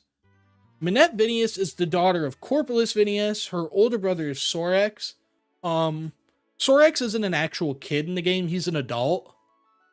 That's why I wrote that there, because he's not an actual kid. She does have a job. She can be seen sweeping and helping out around the Winking Skeever, which is the inn that her father owns. Corporis refers to her as gregarious, which means that she's very sociable and nice to be around. She'll be good company. And once he is dead and you talk to her, there's a chance she says, "Papa used to say I was gregarious, just like him. I miss him."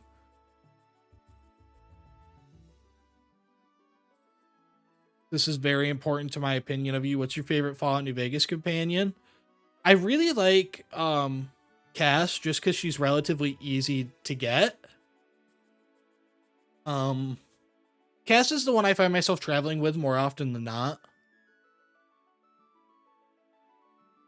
But I don't know, they're all pretty good.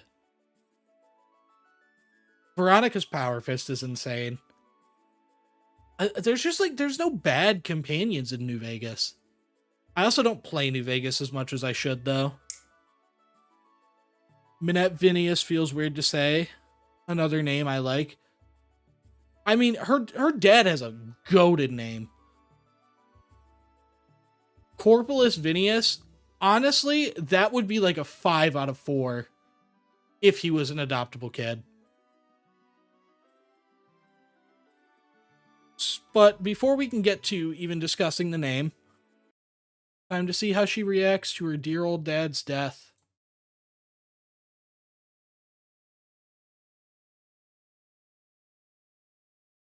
Minette Vinius. Guys this one will be a little interesting. So that is her brother right here. That's just a random person in the inn. Minette's over here.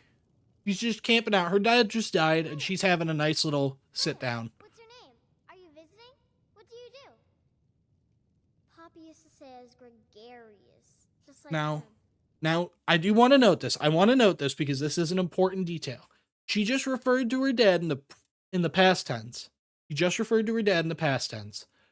That means that you cannot make the argument right now that she does not know he's dead. She knows he's dead, and she's sitting here anyways instead of going to see him. Keep that in mind. Keep that in mind. Very important detail. I miss him. Yes? So now she gets up and decides to go see him. Oh no! By the gods! This can't be happening! Wants to act all shocked. Knew he was dead the whole time, but wants to act shocked now. Just wait for this one. Just wait. Just wait. Remember the fact that she knew he was dead. Again, very important. She runs out of the building. And I follow her for a bit. Yes? Hey, wanna play tag? You might want to rethink that. 5, 4, 3, 2, 1, go! Wonderful opportunity. She cares so much about her dad dying that she saw he was dead. Instantly just went, yeah, but I'd rather sit down. I'd really rather sit down. Then she finally gets up and acts all shocked that he's dead. And she runs outside. And what's the first thing she says to me when she gets outside? Hey, you want to play tag? She just found out her father is dead. After ignoring the fact that he's dead, she looked at her body. No, looked at his body. And then she goes outside and wants to play tag. She doesn't care at all. She doesn't care at all. Exactly, Val. This is absolutely doesn't care territory. The question here is this doesn't care territory, or is it doesn't care Chad version territory? I see an argument for both. Her just entirely ignoring her dad's death and then wanting to play tag afterwards, kind of fire. Kind of hilarious. Not gonna lie. But do we think that that is worthy of a Chad point or a 1 point? She's mogging her dad. Or she went to the body to mog him and then fuck about. That's very true. That's very true. She doesn't care at all. Easily a 4. That's mega Chad. Dad dies in front of her and she just says, yo, wanna play tag? Very true. It seems like we're all sitting at a 4 at that point. Minette, congratulations. You've granted yourself a 4. The first Chad doesn't care reaction of the group. Chad point. It seems pretty unanimous. Okay, she gets 4 points for her reaction to Corpulus' death. She's moving on like a warrior. That's a 4. It is a pretty goated reaction. So, now we get to name coolness. Minette Vinius. It's a weird name. This is like the most united we've been on one opinion.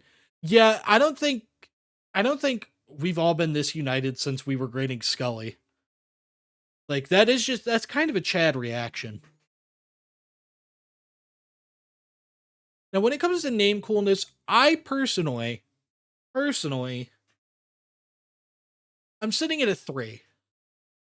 Her name's pretty cool, but it's not the coolest name you've ever heard. In fact, 2 of her family members have cooler names than her. Sorax Vinius and Corpulus Vinius are just goated names. The fact that those 2 have such awesome names, and she's got one that's just kind of cool, I think sits it at about a 3. I read it as Minette Virus every single time. Damn. Being a 3. 2. 2, it's just a name to me. I don't know, Minette Vinius isn't cool by Imperial standards. Her own brother has a cooler name, and there's other Imperials like Vittoria. I'm sitting at a 2. Seems like general consensus is a 2.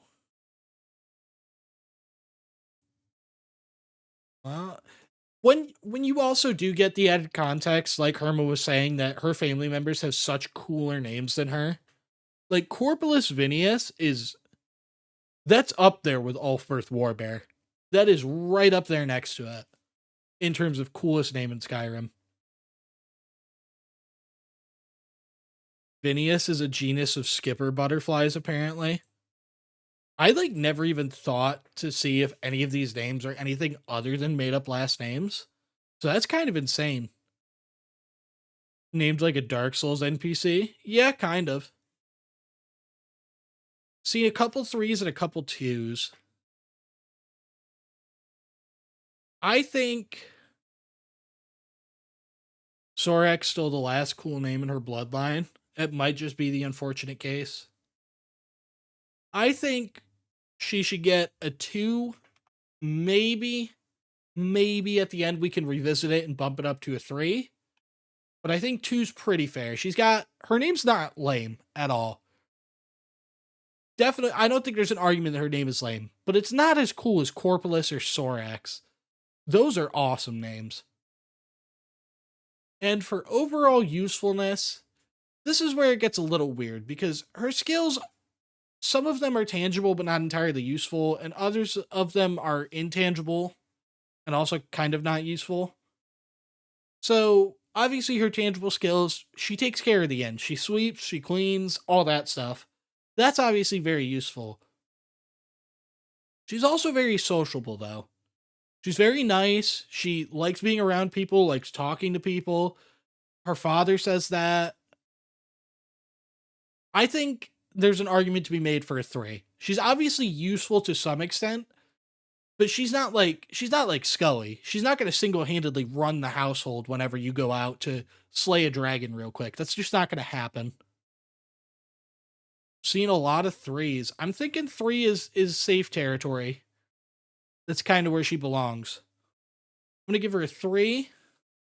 That bumps her up to a 9 overall for 4, 2, 3. Total of 9. That puts her in second place. She is currently tied with Sophie. Kind of insane.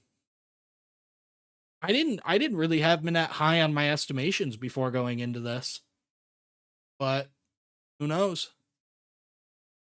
Sociable, neat, and can handle a broom, which is basically a spear. 3. True. Given she grew up in a military family, I reckon she's had some basic weapons and survival training. That's possible. I think we give her a 3. She took care of an inn without pay, and she's incredibly sociable. 3 seems pretty fair, so I will lock that in.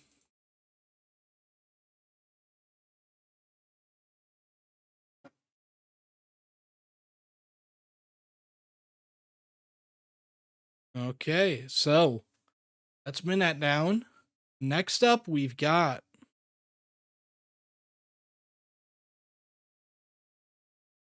Lucia, like the default child in the game. The first one everyone's going to meet. She's right in the heart of Whiterun. Right in front of everything you have to do right at the beginning of the game. She's going to be the first child you meet in the game. So, basic gist of Lucia, her mother died and her mother owned a farm. And when she died, her aunt and uncle took over and they just threw Lucia out. They didn't want her around anymore. Most of her days, she's just hanging around the benches around the Gildergreen tree, which is the big tree right in the middle of Whiterun.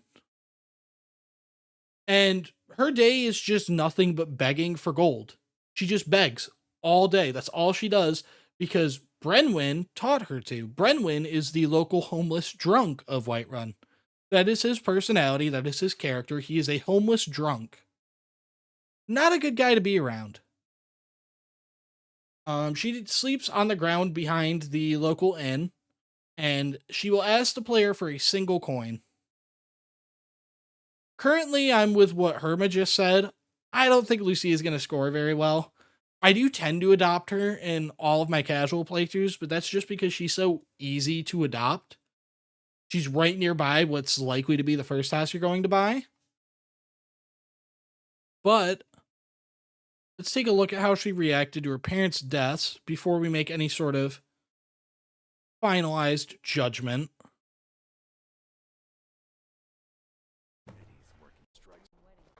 I actually have quite a bit of footage of us actually playing tag. All right, next up we got Lucia. Mister, could you spare a coin? Oh, thank you. Divines, bless your kind heart. It's what Brennan said I should do. He's the only one that's been nice to me since Mama. Since she died. My aunt and uncle took over our farm and threw me out. Said I wasn't good for anything. I wound up here, but I don't know what to do. I miss her so much. All right, and then I just adoption bait her. Pretty standard stuff. So, as you can see, she is pretty upset that her mom's dead. Can't knock her for that. I don't think there's an argument that she gets a 1. At the very least, she gets a 2 for reaction to her parents' death. I think she's going to score pretty well in the first category. And you unadopt someone. Unfortunately, you cannot. Once you adopt someone, you're stuck with them. Very unfortunate circumstance, I know.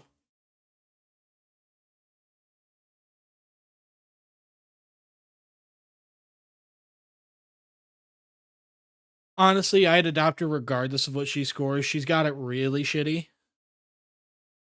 I do typically end up adopting her in a casual playthrough. I could see a 3 or 4 on the reaction. I think she's at least a 3 on the reaction. No tears, but her mom has been dead, so reasonable reaction, 3. I think her reaction is about a 3 max. For her situation, she's not like crying, but she does sound really depressed about it. That's what makes me think she scores at least a 3. You can tell that she's still upset about this. I mean, she point blank says it, but she doesn't get overboard with her reaction. It seems like the general consensus is 3 for Lucia's reaction. So I'm going to lock 3 in. Name Coolness. This is where we get into a bit of a weird territory because Lucia, I would say, is a perfectly fine name. I don't think it's lame, but it's definitely not cool.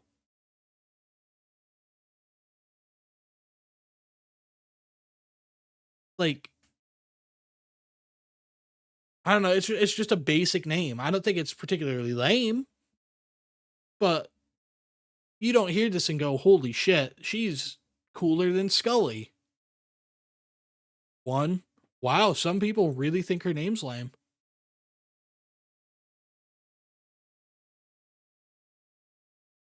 Oh, I forgot. We need to circle back to her reaction. So, when it comes to her reaction, does she deserve the pity point? Because currently she's sitting at a 3. That's without the pity point. She doesn't have any parents, so she is eligible for it. What are we thinking?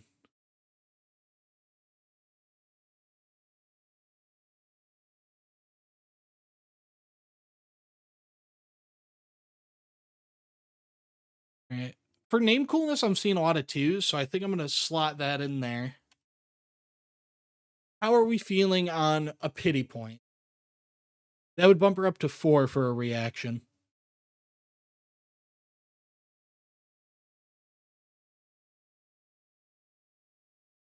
I think Lucia is on the same level as Sophie. If we gave Sophie a 1, I think Lucia should have a 1. Sophie's a lot more boring though, because that's just a real name. Like, I know Lucia is a real name, but it's a lot less common real name. Sophie's just boring out the gate, and it will never not be boring.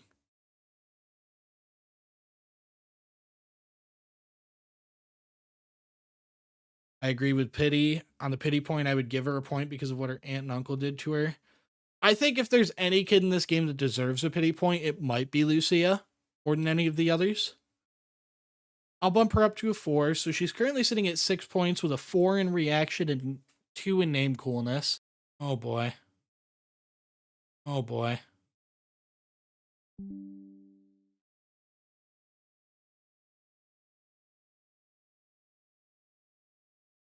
Stream good? Seems good. She was taught by Brenwyn, so she has to have at least 70 in every skill. Brenwyn is the GOAT. But he's also, outside of meme standards, completely fucking worthless as a human being. So there's also that.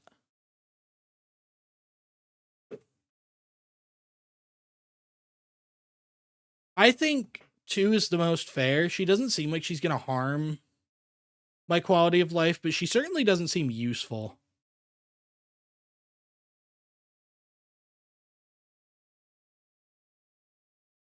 Is the stream going down again?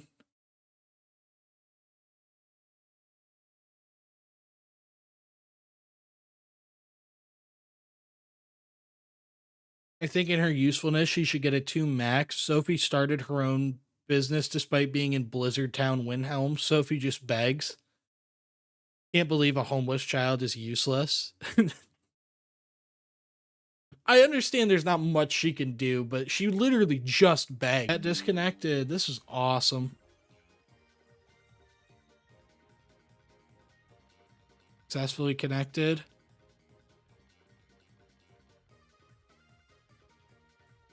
First I DDoSed Aqua and now your stream. Can't believe Joker's making me do this. That's insane. I'd argue she's never been given the opportunity to see what she's really capable of. I would say that's fair. That's a fair argument, Triton. But at the same time, that does still mean she isn't inherently useful. I understand the argument there. I just think there still isn't an argument that she's useful. The farthest you can argue is that she's inoffensive. Otherwise, you're just assuming things. I don't think Lucia can get higher than a 2 in usefulness. Exactly. I think she has the capacity to be useful, but I think we don't have any actual evidence of it. We can just assume that. But we don't know that. I personally would give her a 2.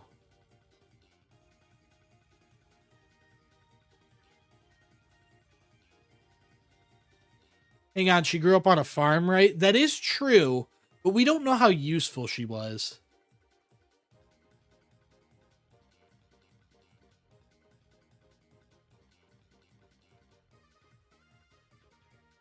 She was thrown out by her aunt and uncle, which, depending on what you personally want to take from that, that might mean she was useless.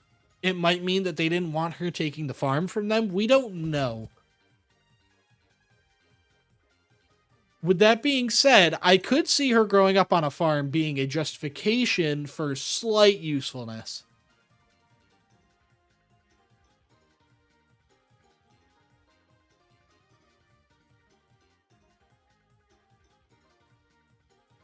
That also being said, there are a ton of farms around Whiterun that I think she would be able to work at those. Oh, Herma, you took the words right out of my mouth. I would think that if she was good at farm work, she would go and work at one of the many other farms around Whiterun instead of begging. That's exactly what I think too.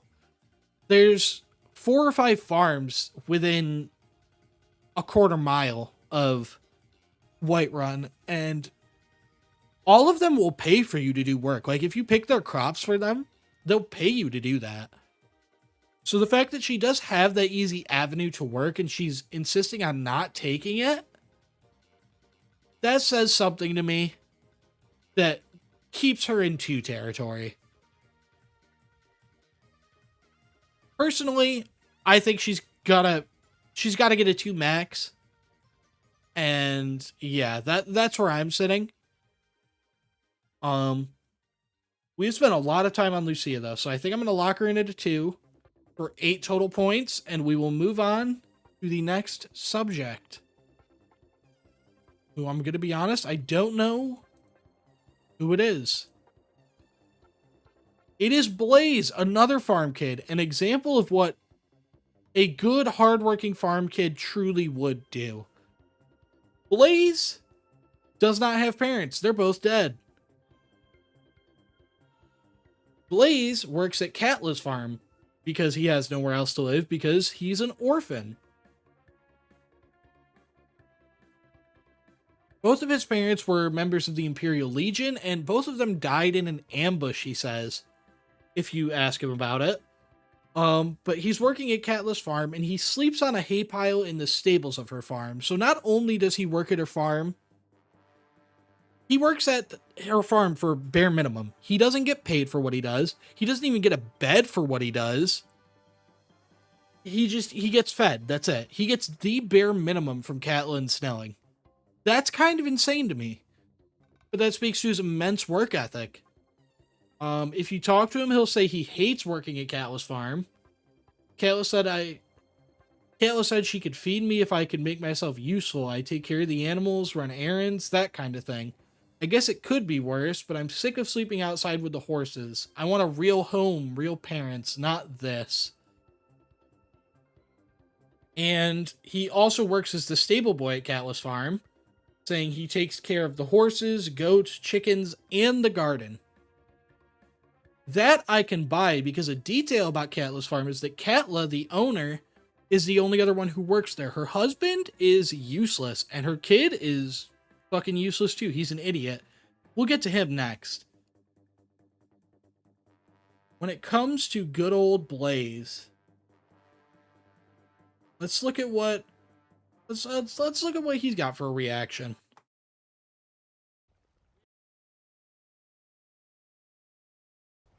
You probably want someone else. I'm just the stable boy. I hate it. Everyone feels sorry for me, so they don't treat me too bad, but... Both my parents run the Legion. There was an ambush.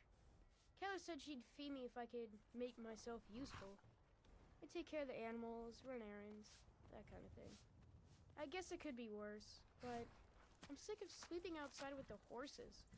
I want a real home, real parents, not this. Really?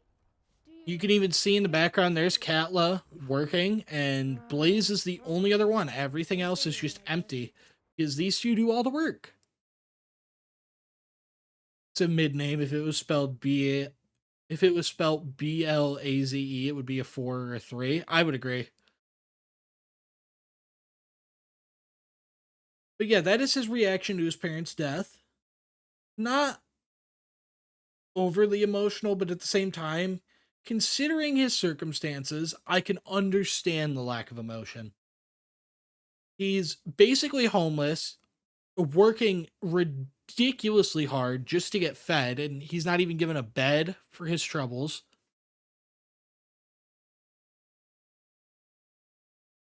Personally, I would give good old Blaze here for a reaction to his parents' death. I would give him, I think, a 2 with a pity point. It's somewhat weak emotions, but it's understandable given the time that's passed. And with the pity point, that'd give him a pretty decent rating.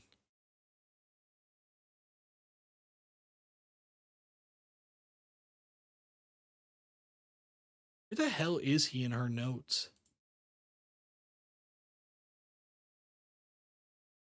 Why is he like not in my notes? Where is he? There he is.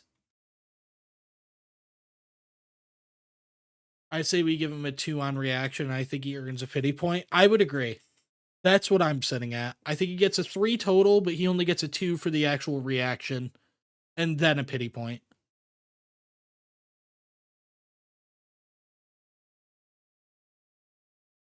Because he's not super torn up about it, but at the same time, he has so many things to worry about that I can understand the lack of emotion. Like he's basically numb to the world at this point.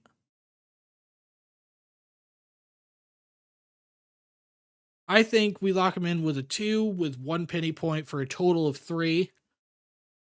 And we move on to name coolness. Name coolness, I'm not gonna lie, I could see a 1 here. Personally, I would go with 2. I think his name is fine, but I could see 1 pretty easily.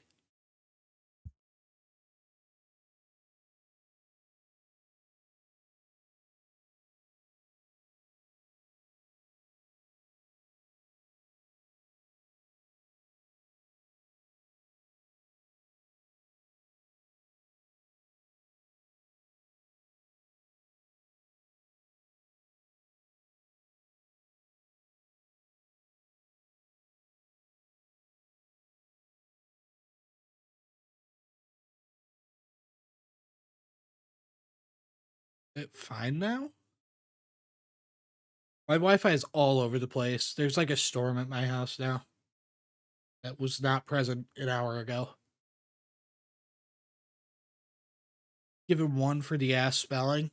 I'd give it a 2. It's not like Sophie or Samuel levels bad, but it's not Scully or Runa Fair Shield level good either. I would agree.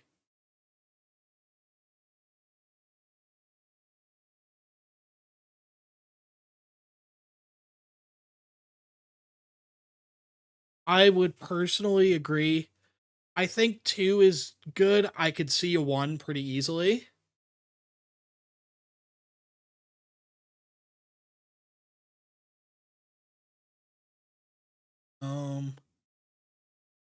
I think in the effort of fairness, Blaze isn't going to score too well overall anyways. I think 2 is fair. I do agree his name could be cooler if it had better spelling, but I think Blaze spelled like the Minecraft enemy would bump it up to a 3 as opposed to bumping it up from a 1 to a 3. I think it would bump it up from a 2 to a 3. Overall usefulness. I'm gonna put myself out there. I think Blaze scores a 4 here. I think Blaze absolutely scores a 4 in the overall usefulness category. Think about it, he's a farmhand who is taking care of crops. He's taking care of multiple different types of animals. He's got an insane work ethic if he's doing all this just to get fed. He's got the resilience to put up with the elements, sleeping in the barn with horses. Like, I think he's got everything that's required to get a 4 in usefulness. You can use him to farm blaze rods and get to the end. Exactly. Exactly. They probably wouldn't even attack him. I think there's not much of an argument. We know what Blaze tells us he does for work. We can see him doing it for work throughout the day. He would be a very valuable asset.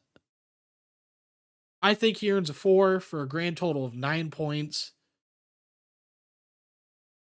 Putting him tied with Sophie, Minette, and that's it. I thought there was one more. There's not.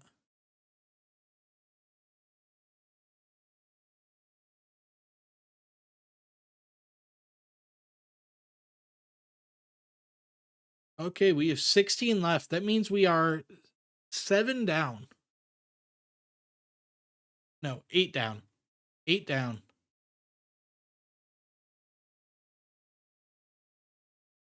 Who do we got next? I'm going to give Blaze a 4, but with the caveat on if you live in specifically Golden Hills Plantation, that bumps it up to a theoretical 5. That's true. That's true. If you get him in a farming settlement, he'd be even more goated. This is being done through the view of Lakeview Manor, though. But to be fair, Lakeview Manor has a horse stable, it has a garden, it has an apiary, which I'm sure he could learn how to use.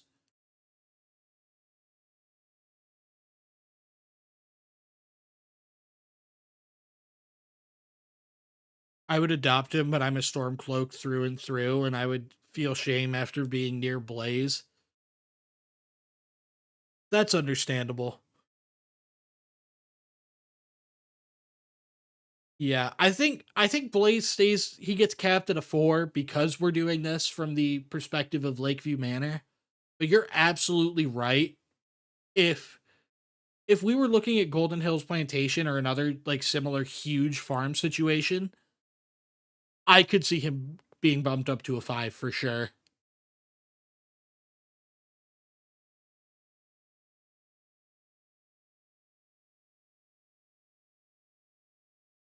I think, yeah, goddamn, that is a really good point.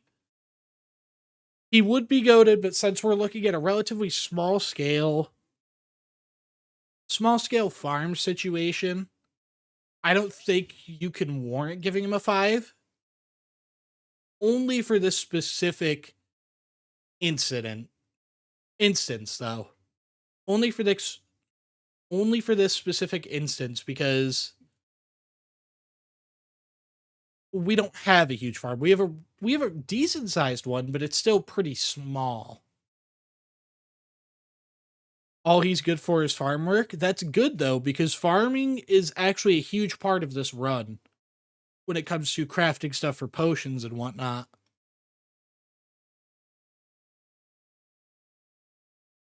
All right, so Blaze got a. Where did he go? Why did I lose him again? He got a 3, 2, 4 for a total of 9 points across the board. That puts him in. He's tied for second place.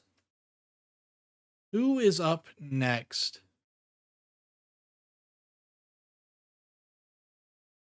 Canood. Canood. I'm gonna be perfectly honest. I'm going to be so unbelievably honest right now. Fuck Canood, dude. Fuck him. He is terrible. Put Scully and Blaze in the same house and they would work wonders. That is a really good point. I think those two could take over Skyrim, honestly. They'd be unstoppable, dude. But if we're gonna continue to look at Catless Farm, we got the goat Blaze. Now we got to look at the soy Canood. I hate Canood. He's terrible. Terrible person. So Canood is the actual son of Catelyn Snowing, who owned Catless Farm. He does do farm work, but that's putting it a little loosely. In his schedule, he does farm work from 10 a.m. to 6 p.m. And he expresses that he's really excited that he's going to start helping with the goats, as Katla said. That being said, he's extremely lazy. Extremely lazy. Doesn't really do his job very good. I mean, Katla says that he stomped the crops before, which their farm's pretty small. I don't know how you could stomp the crops there. And then you have the fact that he's just a terrible person. He's terrible. He shows no sympathy or concern for Blaze, who is currently sleeping outside on a pile of hay in a horse stable. Like, that's insane. He's outwardly rude to you when you enter their home. That's insane.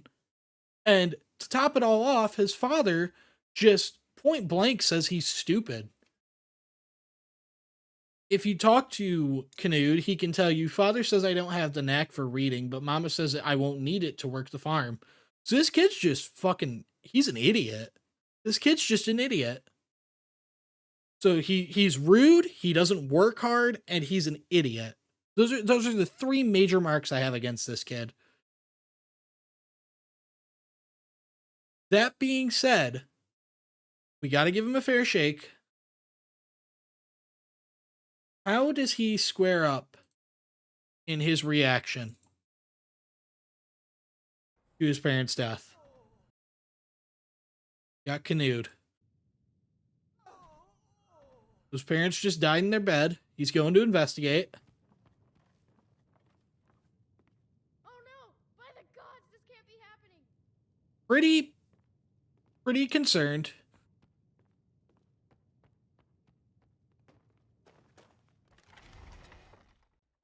Get away! So he runs outside because he's too grief stricken. He doesn't know what to do. He's panicking. And he locked himself in the house. So I had to wait until daytime and break in just to even be able to talk to him. Yeah, man. Huh? Keep your hands. Oh, hi. And like, he's obviously depressed. My parents died not too long ago. I don't know what to do. Really? And then I adoption bait him. So his general reaction to his parents' death is just, oh no, my parents are dead. I don't know what I'm going to do. Gets depressed, locks himself inside, and just kind of stays depressed the entire time. Legitimately, I think his reaction to his parents' death is the only thing that will score him any amount of anything. Canood fucking sucks, dude. Canood sucks so bad. He's terrible, actively detrimental to the player. He's super rude. He doesn't care about other human beings. His name, I will say, I kind of fuck with his name. Knud is kind of cool as a name. I kind of fuck with it. I also see a lot of people think it's lame, and I think that's perfectly fair. In general, I think for his parents' death alone, if we just look at that for now, I'm with a lot of people. I think that warrants a 2. It's pretty weak emotions. I would give that reaction a 2. There's no unique lines, no unique interactions. Just, I don't know what I'm going to do. Exactly.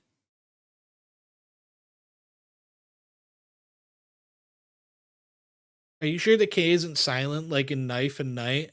That would make it worse. It would make it a lot worse if his name was Nud, but I feel like Canute's such a terrible child that you kind of gotta you gotta steel man him to give him as many points as he can get because he's not getting many.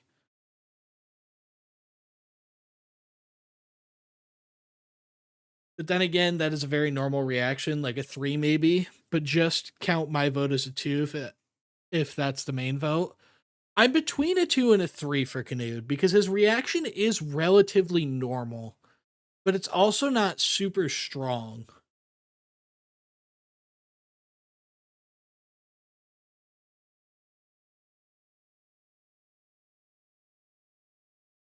I do think, I think for a reaction, I think a 3 would be fair. He responds pretty normally to his parents dying.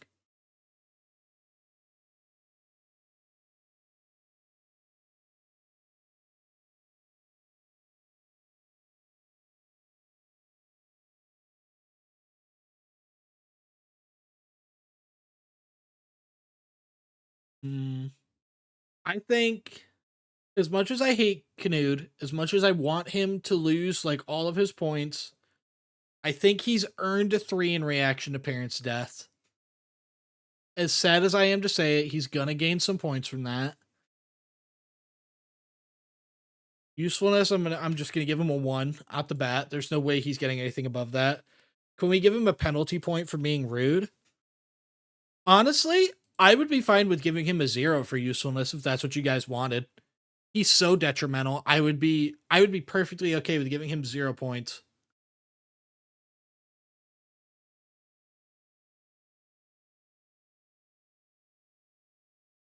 I think if I read the text of his reaction in a book, I'd say it should be a 2, but his voice actor kind of popped off with "By the Gods," so I almost want to say 3. That's a really good point. The voice actor for the male child is pretty good. The female child's pretty good too, but the "By the Gods" for the male child just it goes so hard.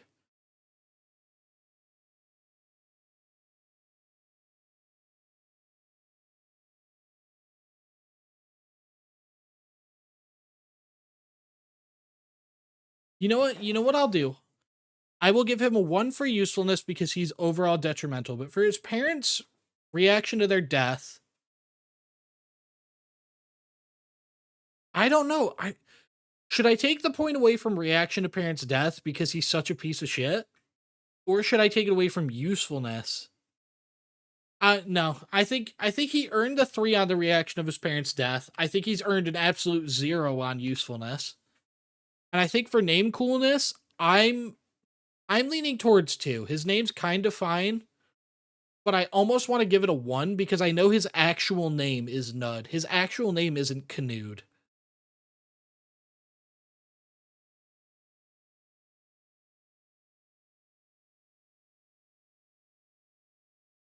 I'm cool with the 0 on usefulness. He ruined crops while playing games while working. Exactly.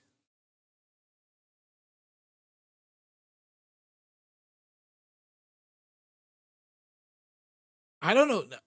Now that I've been faced with the reality that his name really is Nud, I think he has to get a 1 for his name. That's such a lame name.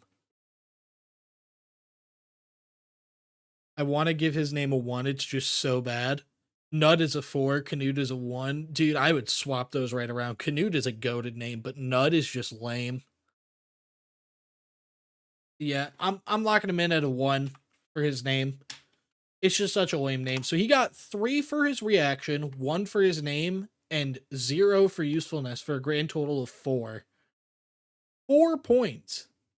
I legit don't think we're gonna get anything lower than that for this entire thing. I just don't think it's gonna happen.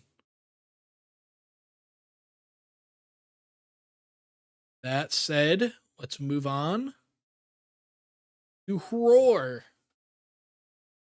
Roar is allegedly named after the sound of a lion's roar, is what his mother told him.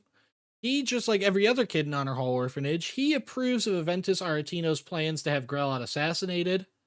Obviously, everyone there does. If you talk to him before Grelot is killed, he will beg you for help. He'll say, "Please, mister, you gotta get me out of here. Ever since Aventus left, Grelot's been even meaner than usual. I swear she's going to kill one of us." Kind of insane. Grelot says he cries loud enough at night that it keeps her up. That's something to note. And he doesn't have any discernible chores or skills.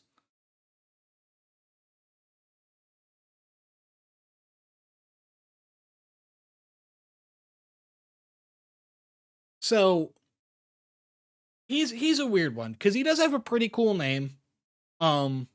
Basically everything else about him is fairly lame. He cries so loud that he keeps people up, and he doesn't have any like chores or skills or anything to help you with. So I think when it comes to overall usefulness, he is just going to get a 1. He doesn't seem that useful. He keeps you up at night. Roar is a really cool name. I think Roar is pretty cool.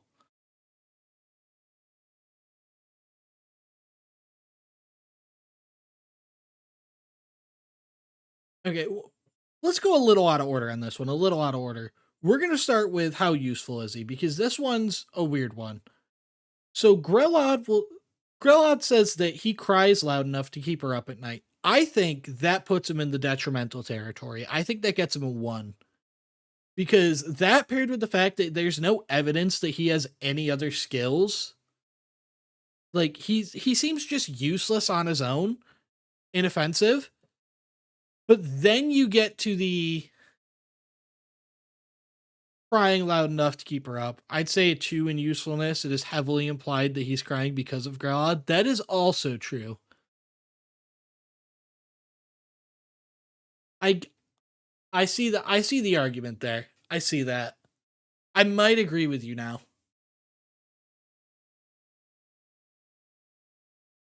Grelot might be spreading anti-orphan propaganda, to be fair, though. That's true. That's true. Grelot does lie about a lot. I would cry too if I had to be in that orphanage. Yeah.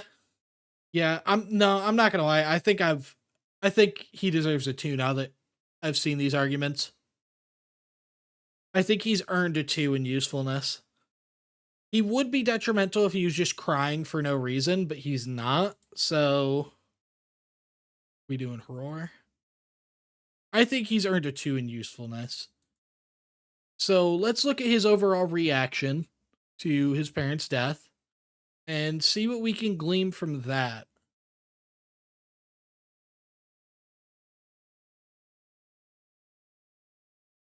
Do you have a place I could live? Roar. I'm Roar. You know, like the sound the lion makes? That's what my mother used to say.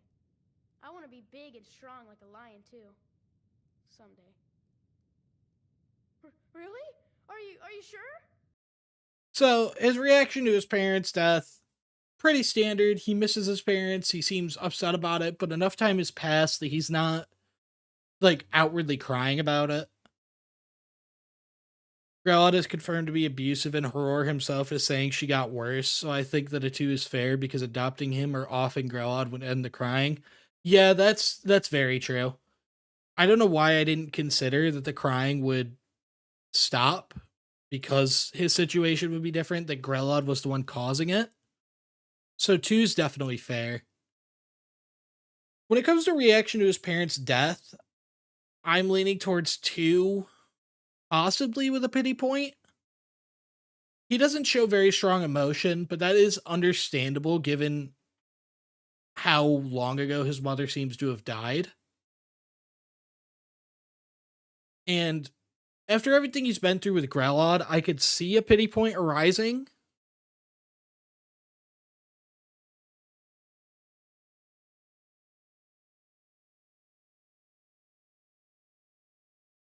Gotta give the reaction to his parents a 1, honestly. He doesn't show any emotion towards the fact his parents are dead.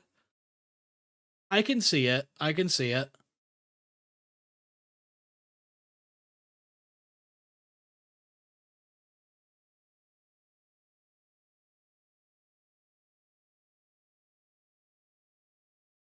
I'm only leaning to because he does sound the slightest bit sad when he talks about his mom. I want to listen to it again. That's what my mother used.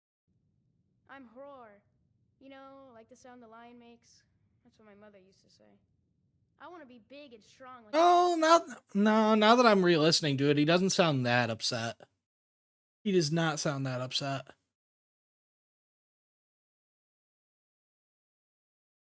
I am willing to give him the pity point because he says he wants to be big and strong like a lion, and that's pretty sweet.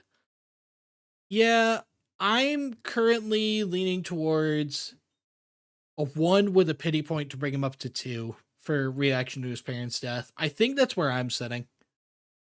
His reaction's existent, but it's weak enough that I wouldn't even call it weak emotion. Like, his tone changes the slightest bit. But I think he absolutely deserves the pity point.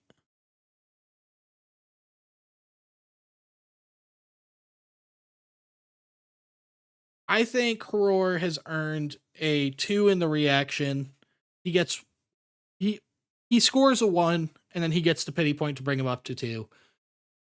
Which brings us to the overall the one we've all been waiting for Horror. Just how cool is his name? Because personally, I think it's between a 3 and a 4.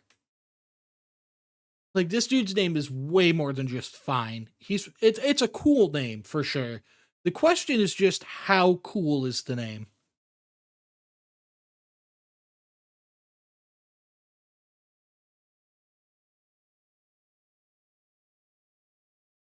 Roar does seem like he has a lot of potential, but Roar does seem like he has a lot of potential, but that's hard to gauge. That's the thing. He seems like he has a lot of potential, but it's undefined potential. You get to someone like Dorothy, or we'll talk about Sissel later on. She's got a lot of potential too. There's a lot of kids in this list that have potential, and you know what they're passionate about and what they're trying to learn. Horrors is just, well, I want to be strong one day.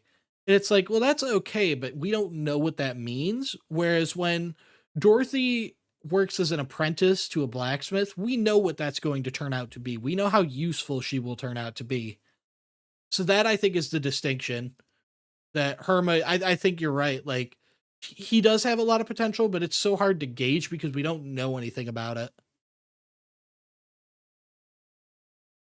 Thinking between a 3 and a 4, and more so 4, honestly. Horror is such a badass name, and it befits a warrior. Like, you could absolutely see the name Horror in a book and go, yeah, he's badass. Exactly. I'm leaning towards Horror being a 4.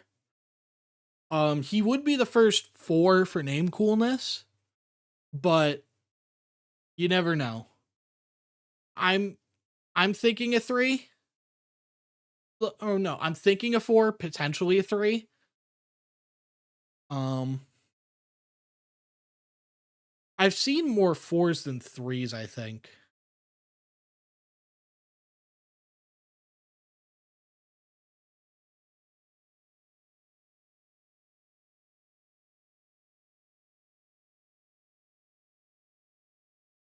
Say it right and it's sick as hell. Well, his name is Horror. Like, when he says it, he pronounces the H. Um, so his name, like, definitively, it is Horror. And I think it's actually cooler that it's Horror than just Roar. Roar, I think, would be, like, just cringe. Horror, I think, is what bumps it up to being an actually cool name. Personally,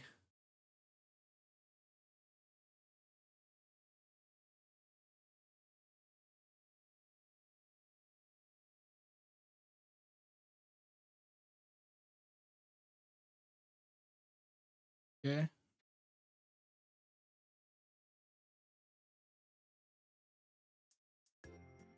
All right, there's music. To be fair, 4 but 3 is acceptable too. Yeah, I think he's earned a 4. A 4 would put him tied with Runa Fairshield at 8 points total. I'm thinking more on the lines of 4. That's about where I'm at. I think he's earned a 4. He's pretty mediocre in the other categories, but you can't deny his name coolness. I'm gonna lock him in at a 4. And that is our first 4 of the entire selection. And if I'm not mistaken, I think who is next is the GOAT. I might be wrong. Let's see. It is not, in fact, who I thought was next. It is someone else. Brefna. Brefna is a weird one. She doesn't have a father, but she does have a mother, Tormir, who works at Golden Rock Mine. She will always carry a pickaxe with her, but she won't actually ever mine anything. She's weird. She's weird. She's one of those cases where it's, well, why would she have a pickaxe? Why would she have a pickaxe if she never mines? But, like, she never mines. You can never see her doing that in the game, and you can't even see her talking about it.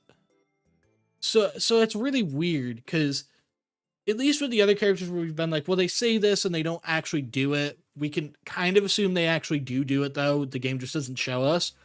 She just straight up doesn't even talk about mining. She only ever talks about her mom, who, by the way, heavily neglects her to focus on working in the mine.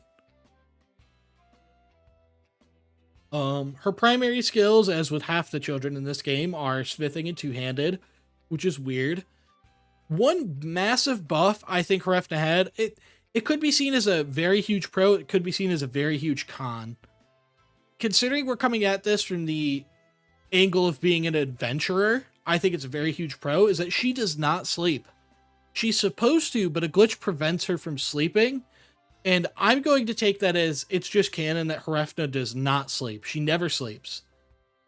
And I think that is insanely useful, because that means that no matter what, if you're adventuring with her, you always have someone to keep lookout. That's insanely useful. Especially, you don't want to fall asleep and wake up to a frost troll. No one wants that. So I think that's like the biggest boost she is going for her. But she's not really useful in any other ways.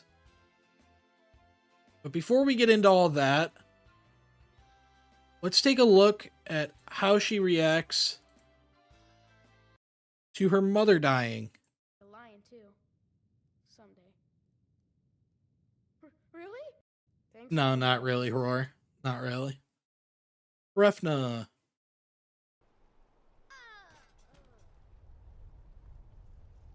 So first she finds the body, Oh no! and she's super shocked. Can't be happening! And then she goes for a little run. Her path is a little weird that she takes, so I sped it up.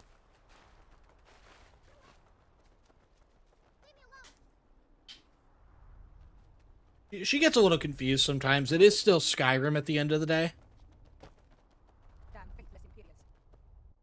And she follows into the mine. Hey, get out of here! I don't want to talk about it. I don't want to talk about it. And she doesn't want to talk about it. I'll leave. This is another thing that's interesting. That dialogue, the get out of here and you need to leave, that is the dialogue that plays when you are trespassing. So, say you broke into their house in the middle of the night, they would say that to you. Golden Rock Mine is a publicly available area. You can't trespass in Golden Rock Mine. So she has kind of just arbitrarily laid claim to the mine as if it's hers. And it's not. Do with that information what you will. I just wanted to point it out. But I leave. I leave because she was asking me to leave. And when I later come back, this is what I find.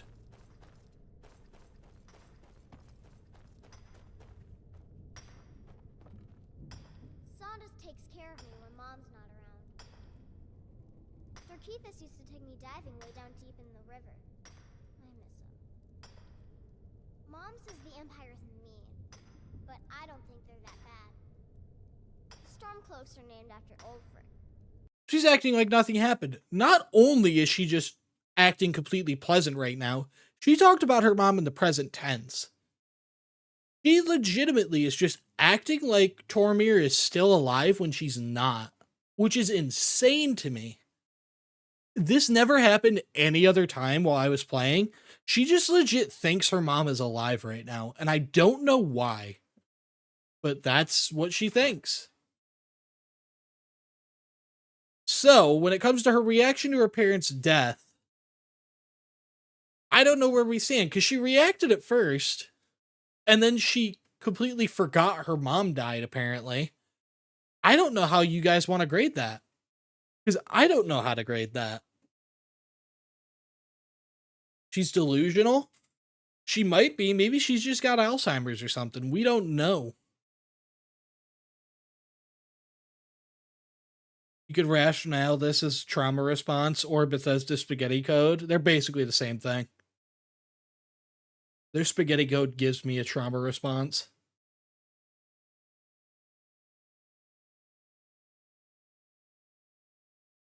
Personally, I would grade it as a 4 for pretty strong emotion because she's so in shock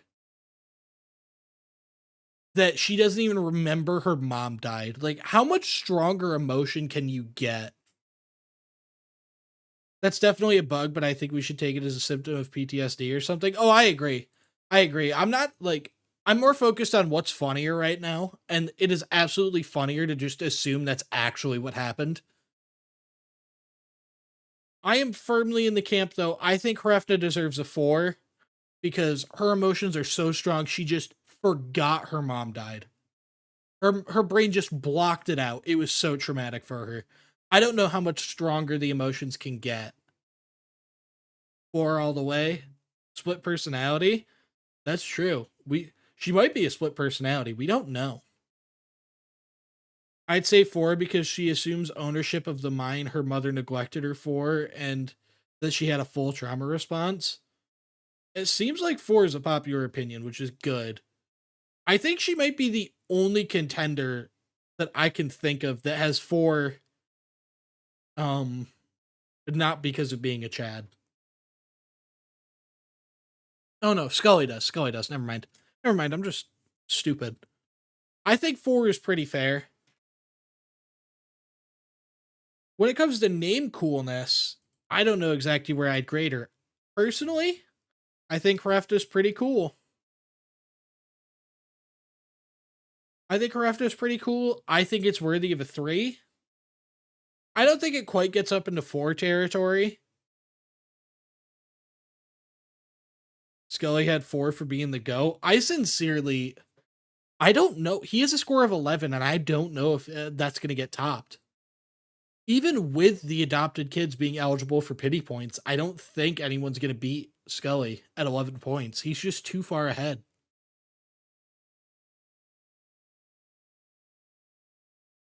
How are we feeling on Hrefna's name? I think it's a pretty cool name. I don't think it's the most goated name, but I think it's pretty cool. I keep forgetting to restart the music after I'm done with the clips.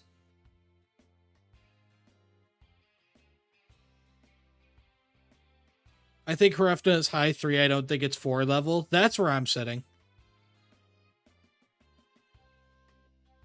I think a 3 for Hrefna is more than fair.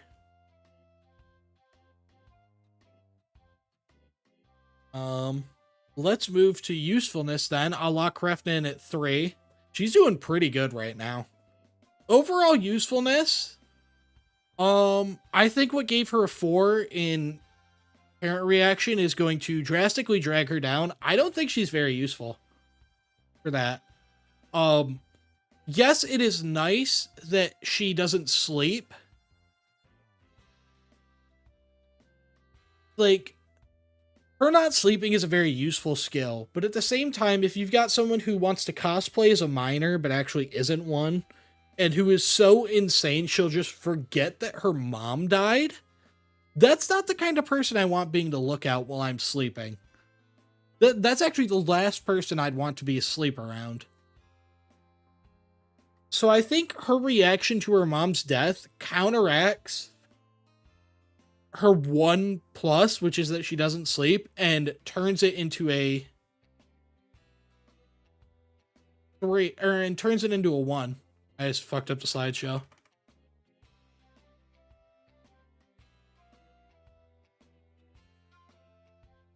Can't believe a minor is cosplaying as a minor. What does this world come to, honestly?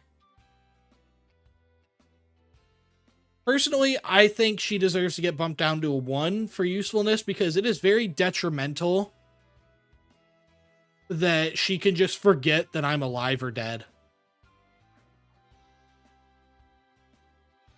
It's really hard to gauge her usefulness. She doesn't sleep, but she's a bit delusional and she could be a fake minor. Exactly. Definitely low because the pickaxe has to be a prop. Exactly. She doesn't mine anything. She just wants to seem useful. And the way she just walks into the mine and pretends that she owns it is insane to me because her mom was just an employee. Her mom didn't own the mine. I'm leaning towards a 1 because she is just so delusional in so many ways. It makes it hard to trust her. I think 1. I think not sleeping maybe saves her from a 1, but I don't think she should get more than a 2. I think not sleeping would save her from a 1 if she wasn't such a volatile person from the sounds of it. Like, not sleeping gives her more potential to learn skills faster than the other kids. That is true. But considering that she's so, like, insane, I feel like her not sleeping just means I have to deal with her more often. And when you deal with her, she's insane. And having to deal with her being insane even more than the average person is even more insanity. Not sleeping could be a detriment because of her delusions. That's what I think, Kerma. That's what I think. I personally would vote 1 for overall usefulness. I think that's fair. Krafta is one of the biggest frauds in Skyrim. Exactly.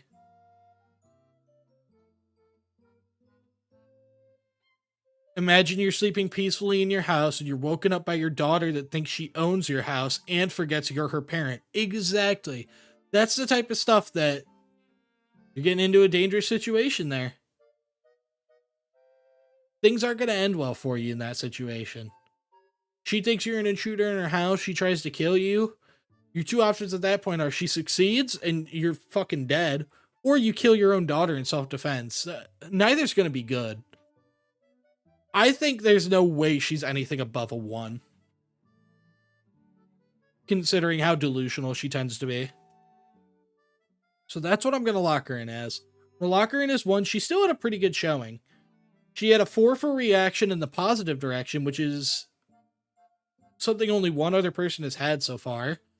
She's got a pretty cool name and 1 usefulness. She's got a total of 8 points, that's pretty good. Knud is a better choice than her. As volatile as Hrefna is, I would rather have her than Knud. At least there's a chance that Hrefna won't cause problems. Knud will for sure just be an asshole. Speaking of assholes, our next specimen is Gralnock. Gralnock is the son of Leifnar and Grosta. Now, Leifnar is already dead. He's been dead for a while, because he disappeared. And through interacting with Gralnock and Grosta, you can see that Gralnock is noticeably less upset about his father disappearing than his mother is. His mother's pretty upset about it, whereas Gralnock doesn't seem to really care all that much. He spends all day just playing in the courtyard while his mom works the mill completely alone. He doesn't actually do anything. He's a lot like Canute. He's just useless pretty much all the time. His primary skill is two-handed, meaning he's behind most of the kids in this. Because most of the kids have smithing and two-handed and they're still useless. He doesn't even get smithing. He just gets two-handed. And he has no discernible chores or skills. Now that being said, I think he absolutely has a 4 out of 4 name. Gralnock is fucking awesome. That's such a cool name.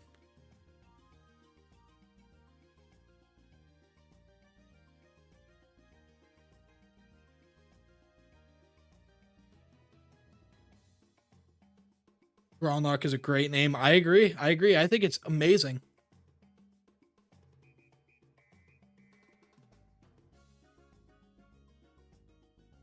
That being said, let's look at this guy's game tape. See what he's reacting to his parents' death. He's a bad man. But don't. Got Gralnock. There's his mom. She's dead.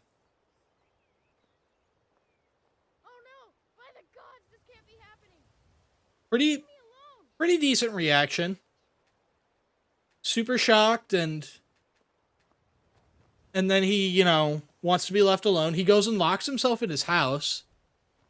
That's something some of the kids do, but not all of them. He does immediately go to his house and lock me out because he just wants to be left alone. He's so overwhelmed with emotions.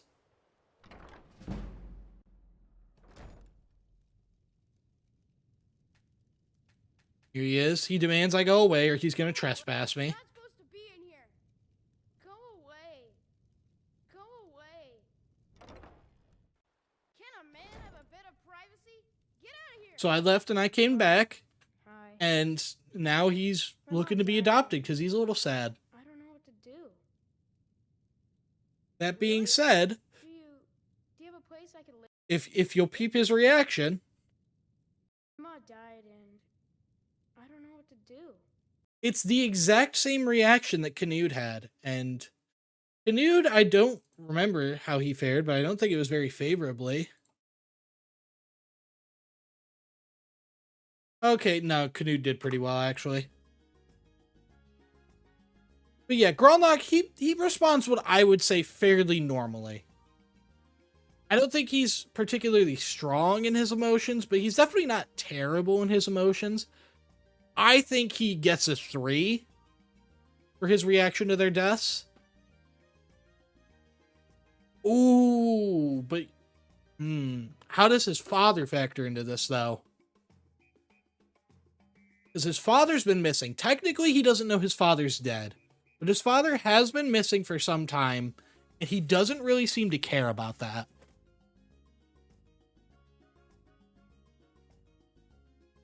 How does his father's disappearance factor into the scoring? Does that bump it down to a 2, or does he stay at a 3? Because I agree with Herma. We gave Canute a 3. I think Gralnock's was about the same. So if we take just his mother into account, he's absolutely got a 3. But does his apathy towards his father's likely death bump him down at all?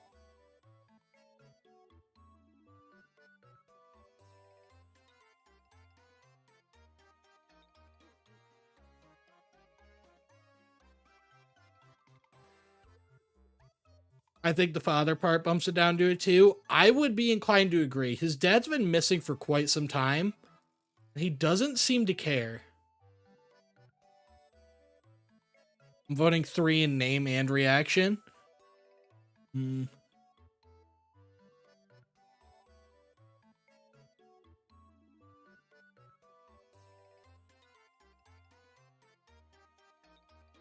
Let me real quick. I'm going to look up the unofficial Elder Scrolls page, and I'm going to see if he knows his father is dead or not. Because that is a very big piece of this puzzle.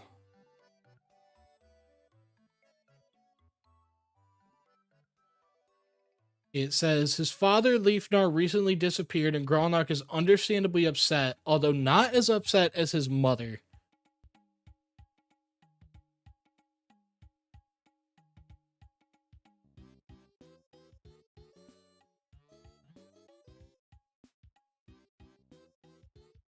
So it does say that he is somewhat upset, just not overly upset on the unofficial Elder Scrolls page, which is, for all intents and purposes, that is the most trustworthy place to get info.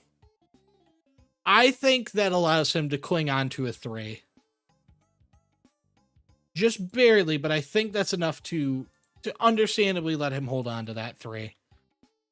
Naming is a really interesting one.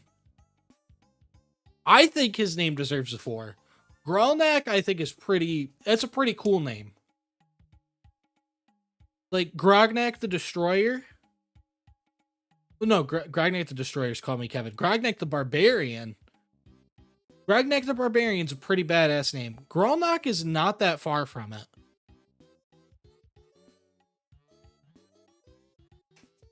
I think he's deserving of a 4. I could see a 3, though, because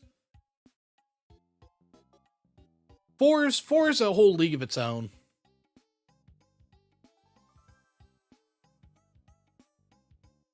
I'm leaning more on 3 for the name.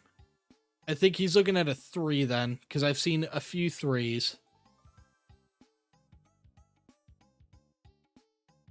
It doesn't hit as hard as Roar does. Roar does hit pretty hard. That is fair. That is fair. I think Gralnak hits just as hard, but I can see why a lot of people wouldn't.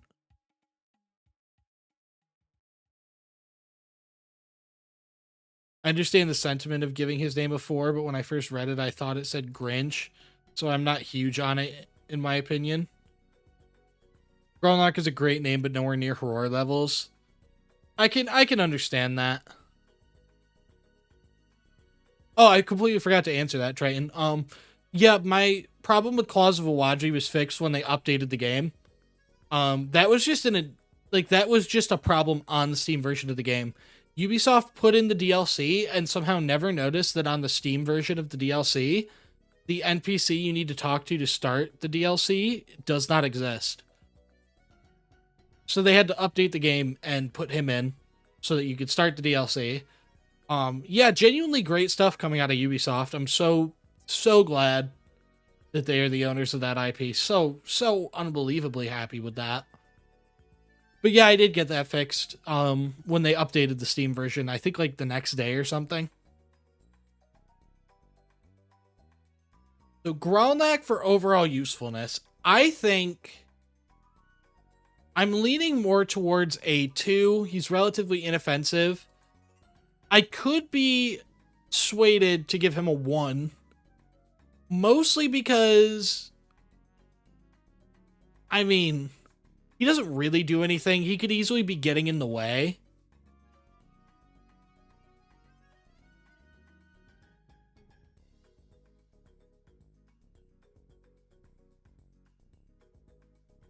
Ubisoft, yeah. I don't know. I'm leaning 2 for overall usefulness.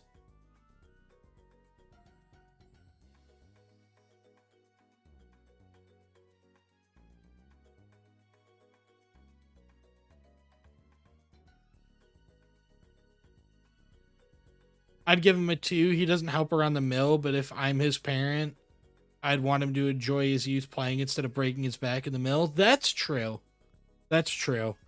I don't think I can knock him for wanting to just enjoy his childhood. I think a 2 is fair. We're going to lock in Gralnak at 2.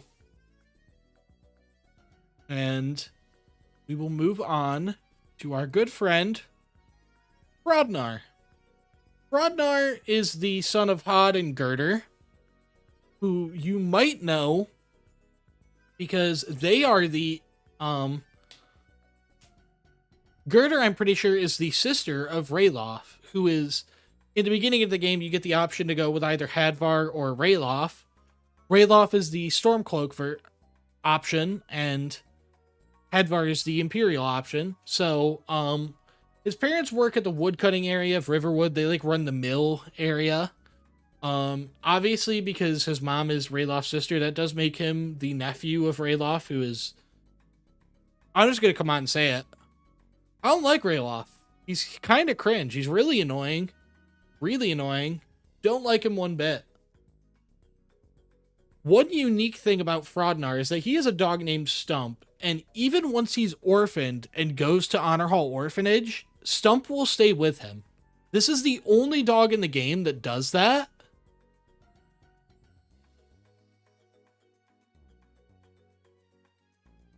But yeah, he has a very loyal dog that'll follow him anywhere. He does support the Stormcloaks and greatly respects Rayloff, which does, unfortunately, a lot of the time come with the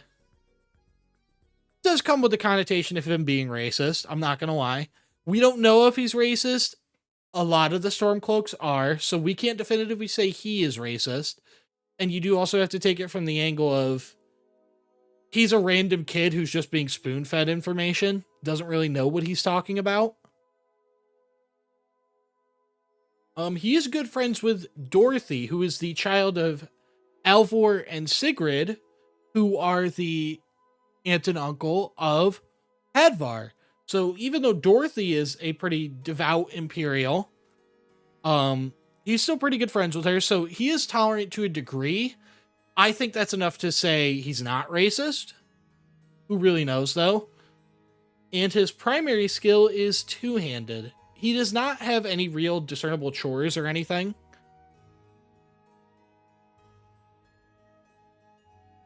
Rodnar probably not going to score the greatest. Intimidating the literal Dragonborn of Legend is not a great idea, and he's just pretty dumb. I would agree. He is pretty fucking stupid. The dog has to give him at least a 3 for usefulness. I am inclined to agree with you. The dog does give him a leg up. That's a very huge pro for him. But before we get to that, let's take a look at how he reacts to his parents' death. Wait, what? Did I put him out of order? Are you kidding me? Hold on, I gotta go to the description. Okay, they're slightly out of order. Slightly out of order. So let's look at how Frodnar reacts to Hodengirder's death. That's them on the floor there. He pops in. Hi. And By the gods, this can't be finds their body. And he's shocked. So shocked that he wants to get a full 360-degree recreation in his mind of the entire crime scene. He goes and looks at this thing from every angle imaginable. Like he's trying to solve the murder right then and there. So now that he's got all his analysis of the scene done, he goes and he's just got to reflect on what comes next. His parents are dead. What's he going to do? So I'm going to go talk to him. What am I going to do? My parents died not too long ago. I don't know what to do. So, not the most emotional reaction, but yeah, Val, you took it right out of my mind. He reminds me of a certain character named Bruce. He gives me very, very much an orphan Bruce Wayne vibe from this. He finds his parents dead and immediately goes on a let's analyze the entire crime scene right now. And his immediate question isn't, oh no, I'm sad my parents are dead. It's, what am I going to do to help this situation? It's, what am I going to do? I don't think he means that in terms of how am I going to continue living. I think he means it in terms of how am I going to solve this murder? How am I going to get justice for my parents? How am I going to keep on living the way they'd want me to? I think that gives Frodnar a lot of points. I hate the Stormcloaks. I think Frodnar is a pretty good. He gets a lot of points in the reaction to parents department. I think he earned a Chad 4. You really think so? I think that's where I'm sitting too. I think he's earned a Chad 4. He doesn't give a lot of outward concern for his parents directly, but his actions speak to that of someone who is deeply concerned deep down. And I think that counts for something. He's using detective mode to recreate the crime scene, and now he's working to solve the case? Exactly. Dog is a pretty big pro, and the fact he isn't incredibly Stormcloak minded gives him some points personality wise. I would agree. Rodnar is so tough, good name, loyal ass dog, insane aura related to Rayloff, tries to solve the murder, and a good reaction. 4s across the board. 3 at least for sure. I don't disagree with a Chad 4. I think he's getting a Chad 4. Chad 4 is off the bat. I think he gets a Chad 4. I'm going to go ahead and I'm going to jump the gun a little bit. In terms of usefulness, I think he also gets a 4. I think he's earned that 4. He's got a dog that's insanely useful. He's a very tolerant person, it seems. He's been spoon-fed a lot of probably Stormcloak propaganda. Whether that's right or wrong is a completely different discussion, what the Stormcloaks are saying. But, I mean, his uncle is a member of the Stormcloaks who is on a carriage with Ulfric Stormcloak, the leader of the rebellion, and he still is tolerant of others outside of the Stormcloaks that support the opposing faction. I think that says a lot about his character. That makes him a pretty useful person overall. And then you have his crime-solving abilities that he's... If he doesn't have them now, he seems to be honing them at the very least. I think he'd have a 3 without the dog, but having the dog bumps it to a 4. I would agree. The dog's just another big boom for him when it comes to solving crime too, because he can sniff out trails or whatnot. The dog is such a useful trait. It means he would deal even more damage in combat because he has a companion with him constantly.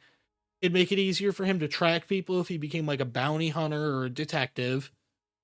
And it's just a companion to have all the time. I think Frodnar gets a 4. Helping the Stormcloaks and not being racist implies a great strength of mind to be able to resist their propaganda. That's very true. Cool under pressure, Stormcloak warrior, and a dog, 4 in usefulness. I think he's earned it. I think Frodnar has earned a 4 in usefulness. That leaves name Coolness. How cool do we think Frodnar's name is? I think it's pretty cool. I think it's a pretty good fantasy name. I personally, I would vote 3. I could see it being 2 because it's kind of a really standard fantasy name, like fantasy sounding name. But I'm looking at 3. Frodnar is probably a 3, still holding out for a 4.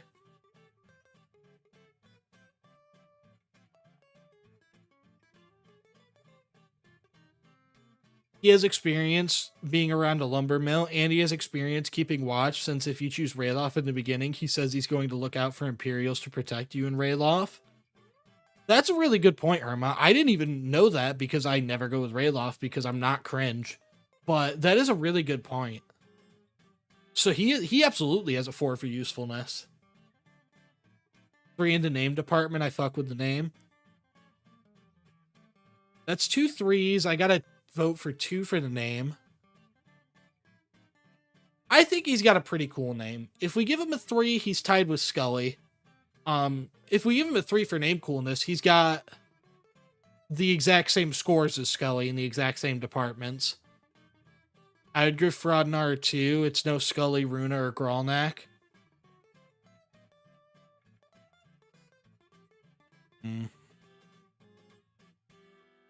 I genuinely don't know. I don't know. You know what? You know what we're going to do? Frodnar, I think we're going to leave him in the hands of fate.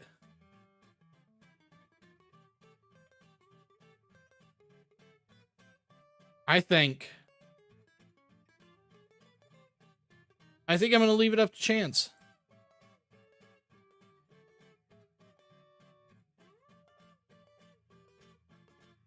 I'm going to roll a d20. And whatever this d20 says, we're going to do. If it's odd, he's going to get a 3. If it's even, he's going to get a 2. I think that's what we're going to do.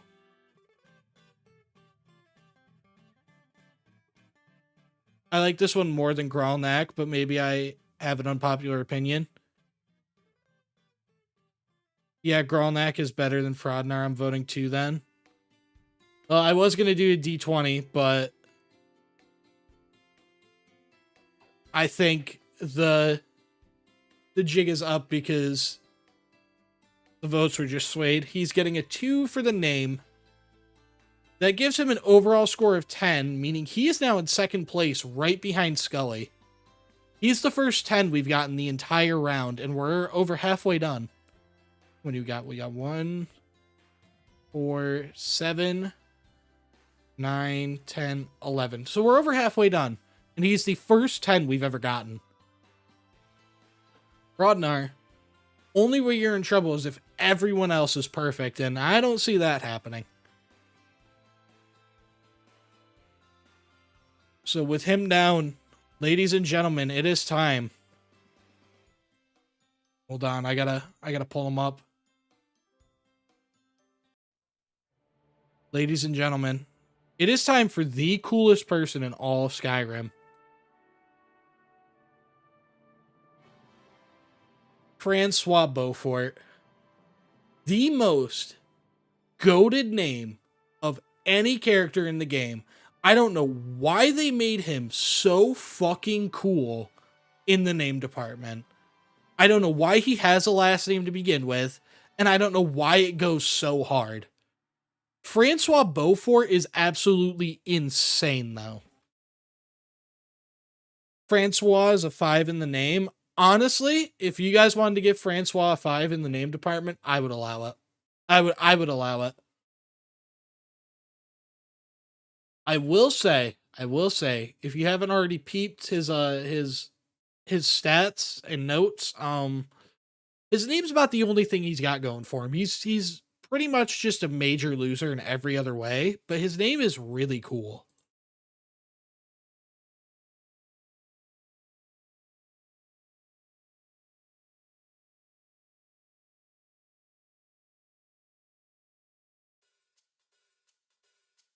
I'm feeling for Francois Beaufort. I think we got to start with the name. We're not going to start with anything else. We're going to start with the name for Francois. I fuck with it so much, I would give it a 5. I heavily fuck with the name so much, so a 5 works, but his name seems to be kind of snobby in some sense. I think we should look at the primary skill here. I agree, Herma, because the primary skill is noticeably different than a lot of other people in the game. He's one of the few people in this game that has a very unique primary skill because he has the skill of restoration. So I actually forgot to do this, but we got to go through his notes. So Francois Beaufort, in general, not that cool of a guy. He's kind of lame. His parents are not dead. They're not dead. They're still alive. They just dropped him off here about a year ago, and they said they would come back for him. And they have not. And despite that, he's still holding out hope that they're going to come back. I think that's a major vote against him, because that tells me he's really stupid. And the fact that his parents dropped him off also tells me he's probably really annoying. But we do also have the amazing buff that he literally has the coolest name in Skyrim. He just has the coolest name in the game. It's not a contest. Francois Beaufort is goated. Obviously, he approves of Aventus Aretino's plans to assassinate Grelod. That's easy. He doesn't have any discernible chores or skills, but as Herma pointed out earlier, and I do want to look at it, I think this is an instance where this primary skill can be taken into account because it's very unique. Everyone else has more or less just been smithing, two-handed, one or both. He's got restoration. That's pretty unique. Francois does in fact tell you that he doesn't want to get adopted. Yeah, he tells you that he's fine with you adopting him, but only until his parents come back. So he is like, he's the least adoptable kid, I think, just because he doesn't seem to want to be adopted. But when it comes to the name, I'm feeling a 5. It seems like a lot of other people are feeling a 5. He's going to break the barrier. We're going to give him a 5 for his name. That being said, I don't really know how we judge the reaction to his parents' deaths, considering his parents are not dead, and he doesn't seem to be processing the fact that they really abandoned him. 5 for his name, 3 for his usefulness, but I could be considered a 2 vote if that's the majority, and a 1 for reaction. When it comes to usefulness, I think he lies at a 2. Restoration is pretty unique as a primary skill, but that's not inherently useful, like, to a degree that matters. There's nothing saying he knows, like, the healing hand spell, so he might only be able to heal himself, in which case that is just useless. And considering that restoration is his only known skill, that's a little strange. But then you do also have to pair his restoration skill with the fact that he is really stupid. Like, he's just a moron. And I think that bumps him down a bit. I think that makes him a little less cool. I'm leaning 2 for overall usefulness. But that's just me.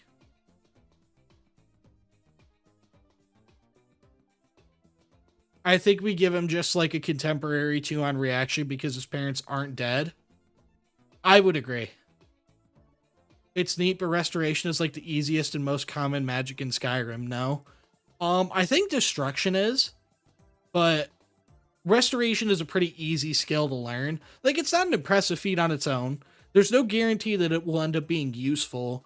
And you do have to keep in mind how stupid he is. He might not know how to really use it. You're telling me the kid named Francois Beaufort is stupid? I'm as saddened to hear it as you are, but unfortunately, I think that's the reality we live in now. I think I agree with Herma. I think he gets 2 for reaction regardless because his parents aren't dead, and he seems to react to that decently well, mainly because he's stupid, but I think he gets a 2 for reaction.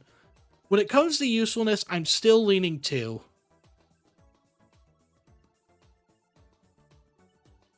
I think we give him a 3 in restoration because if we're going like adventurer route, he can mend your wounds. The thing is, what if he only knows like the basic healing spell? If he doesn't know healing hands, he can't help me. He can only heal himself. Which is a bit of an issue. Then again, if restoration is his primary skill, I don't think it's out of the realm of possibility. Like, I think it's safe to assume that he just knows healing hands. That's a pretty basic spell. Yeah, no, never mind. I rescind what I said. I think him knowing healing hands is a safe bet. I think we're good to just assume this guy knows it. There's like no chance this guy has better restoration than the Dragonborn. Exactly. The other thing that might affect his usefulness and restoration is, I will spoil a small part of the video. By the time I reached Solstheim, which was about 22 hours into the run, I had over 300 health potions because I had figured out how to completely break the crafting system for potions. So, while I do agree that he would be useful as restoration, I don't know how useful restoration even is as a stat in this run, considering how broken he is at the point we are.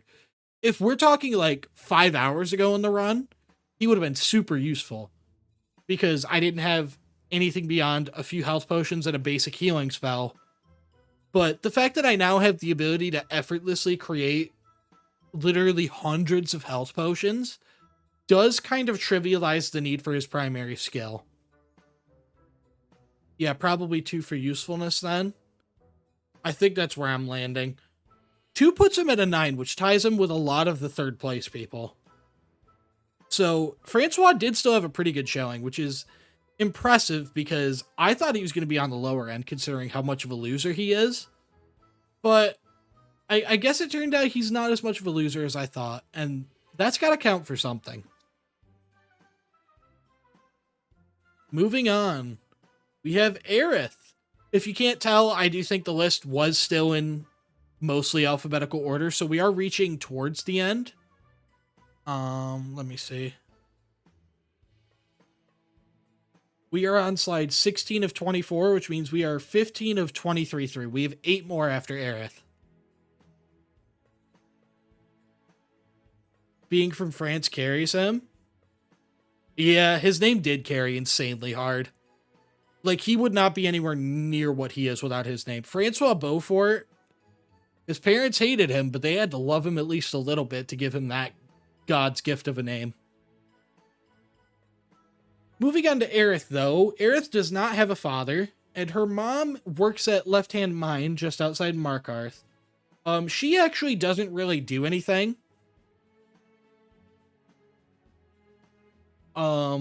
She typically just wanders around the mine with her dog.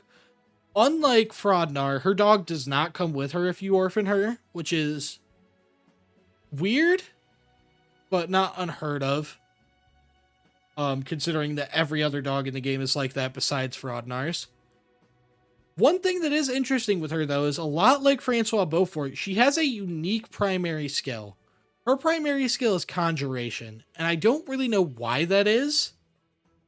But I think that alone gets her up to a 3 in usefulness. Conjuration's a really, really, really good school of magic. And I think that gives her a lot of usefulness. For an adventuring assistant, I think I value Conjuration way more than Restoration. I would agree.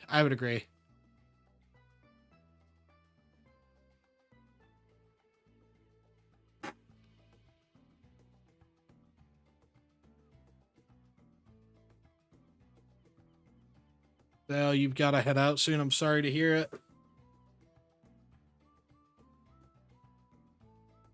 I think Conjuration is a huge boon. Soul Trap and Conjure Flame Atronach are apprentice level spells.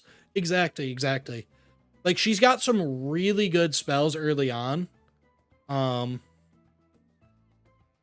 Soul Trap isn't super useful, but that's only because we are playing with the Iron Man rule set, which means that enchanting is just a skill that is worthless. I can't engage with enchanting in the game. But I don't want to completely discount it because that's one of the many useful spells that Conjuration has.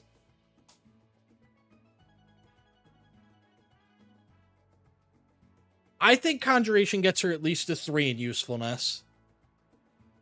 If you haven't played Skyrim, Conjuration is really broken because not only does it help you get a companion that does constant damage, it helps you have a constant companion that distracts damage from you. Like, say you're fighting 3 bandits and you summon a Conjuration.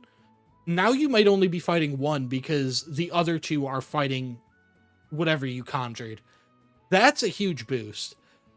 Then add on top of that, if she's got at least apprentice level spells, then she can summon probably more than 1 thing at a time. Like, she's helping you out a lot. Summon Flame Atronach alone makes her more useful than almost anyone else in terms of combat. Exactly. So I think she gets at least a 3 for usefulness. You know what? No. I think she gets a 4. I think she's earned a 4. She is far and away the most useful for combat, and considering how useful combat is for an adventurer, that's huge.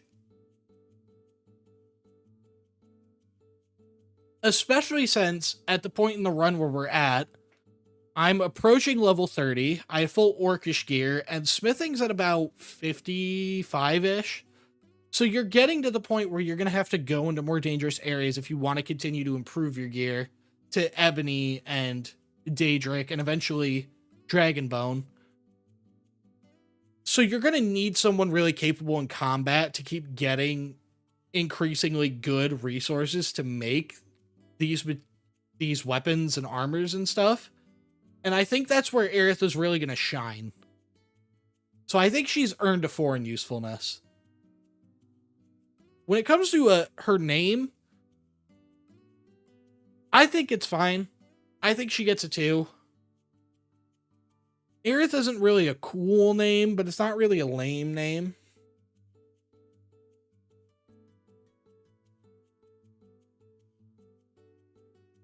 I'm leaning a 2.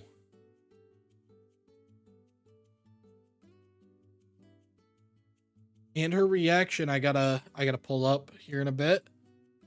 Her name is a 2. I would agree. It's just a very basic name. It's not lame, but it's nothing special either. All right, let's peep a reaction to Dagger's death though. Aerith. I think this will get her a lot of points. Oh no! By the gods! This can't be happening! Pretty broken up about it, obviously.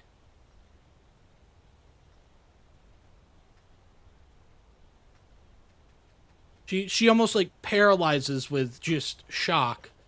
She runs into her house. Locks herself in.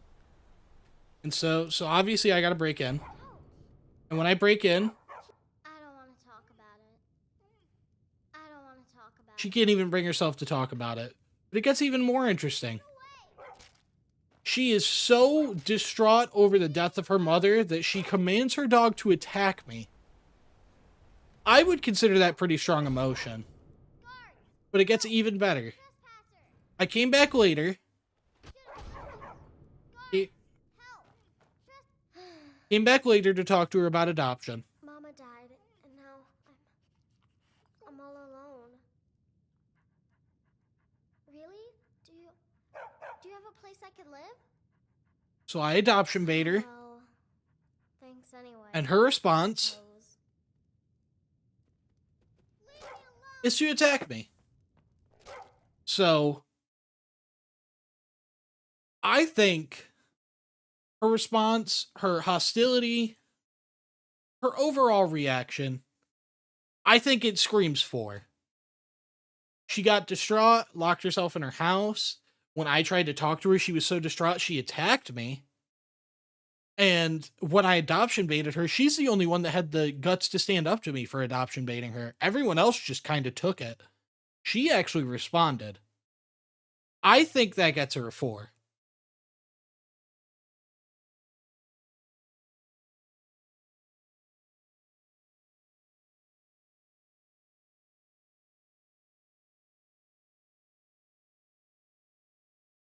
I'm going to go ahead and give her a 4 because I've been going for over 3 hours now and we still have 8 of these to get through. So I do kind of have to speed it up a little bit.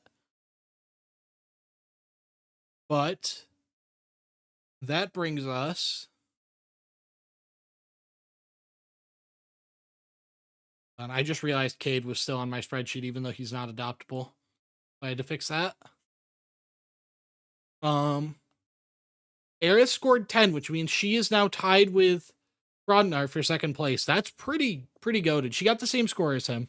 She got 4 for reaction, 2 for name coolness, and 4 for usefulness. So that's pretty good. Next up, though, is Arid. Arid is not a very noteworthy child. I think this one's going to be pretty quick. Her parents run the Frozen Hearth Inn. She doesn't really do anything there. She doesn't have any discernible chores or skills. She doesn't have any interesting backstory, any interesting person tied to her. She's a very boring character. I mean, even down to her primary skills are smithing and two-handed, which, good for you. Whose primary skills aren't in Skyrim?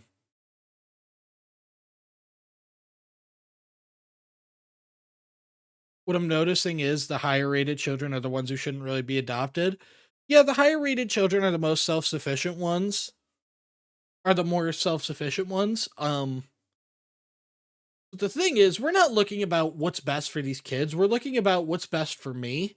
And what's best for me is making a lot of money and being really successful, which means we're going to adopt the kids that don't really need it.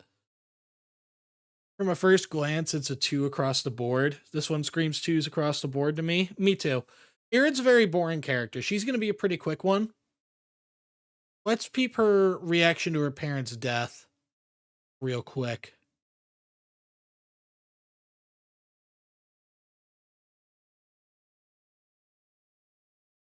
Arid. There we go. Her parents are dead. Walks over to her mom. By the gods, this can't be happening.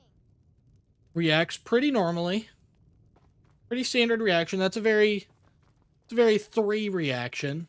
Goes over to her father. Oh no, by the gods, this can't be happening. Has the same exact reaction. And then she runs away. Aster says his pa says that college makes lots of bad things happen. But the mages I've seen look nice. I don't want to talk about it. And she doesn't want to talk about it.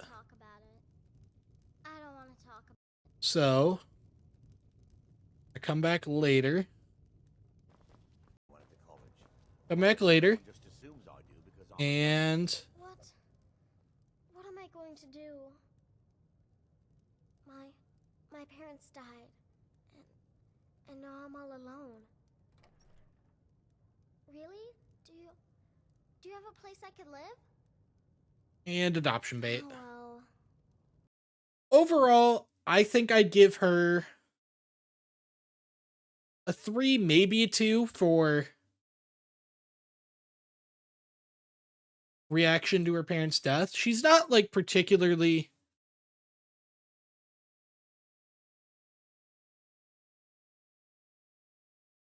this entire stream is just the embodiment of the two philosophers talking to each other image. Debating which child is the most useful for profit is crazy work. Hey, we're a very here on the Iron Manta Claw's Skyrim world, we're a very goal-oriented people. That's what we're really worried about. What is the best for me? Canute had more emotion. I would agree. This is pretty 2 across the board. Legit, the more I'm looking at it, I think it is. Her reaction wasn't very strong. It was fairly weak. I think you could argue a 3 for that, but I'm not excited about it. That's exactly how I feel. I think a 3 could be warranted, but the fact that you have to argue your way up to a 3 instead of slowly realizing it's actually a 2 is what makes me like fully realize it's just a 2. Having the same reaction twice is kind of meh. Yeah. I think she's firmly earned a 2 there. She had the same reaction twice. It was very boring. And the fact that you don't start at a 3 and work your way down to 2, you start at a 2 and have to really, really stretch it to work your way up to a 3 is insane. Name Coolness. Her name's, I think it's fine. It's a very standard looking fantasy name. Nothing special, nothing lame. I think that's a 2. And for Usefulness, she doesn't really do anything. Like, I think she's just 2s across the board. That's what it has to be. And next up, we've got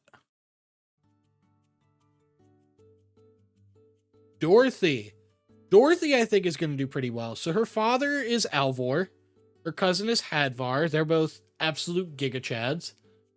And just like how Frodnar is friends with her despite her political views, she is friends with Frodnar despite his family's views. Not only is she very tolerant in the same way Frodnar is, though, she's actually insanely useful because from 4 p.m. to 8 p.m. every single day, she works as Alvor's apprentice at the forge, which means she is learning how to smith. Considering the fact that the entire point of Iron Man, like the one main thing that it's built around is having to build stuff yourself, I think that is worth a lot more than if she was like an apprentice at sneaking and stealing. I think her being able to craft stuff is a huge buff because of how big crafting is in this run. Primary skill is two-handed. This one really weirds me out because most of the kids in this game have a primary skill of smithing and two-handed. Then you come across the only kid in the game that actually knows anything about smithing, and she doesn't have smithing as a primary skill. That's really weird to me. But overall, for usefulness, I think she gains an obvious 3. Does the fact that she works at a blacksmith but her primary skill is not smithing mean anything for us? I don't think so, just because the rules around primary skills is very, very, very strange. And it doesn't seem to actually matter in any way.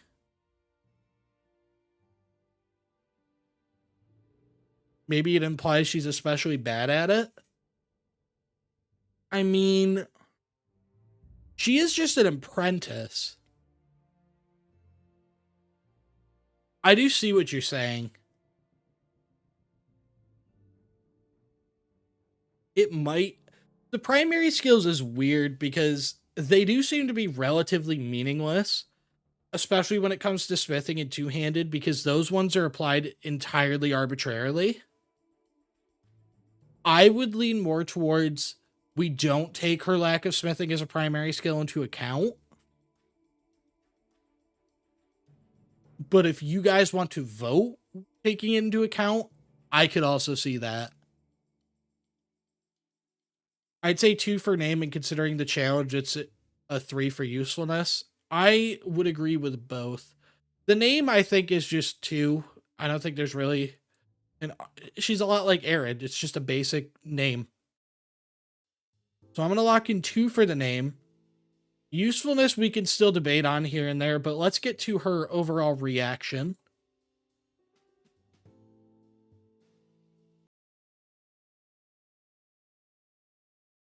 Thanks anyway, I suppose. Got Dorothy.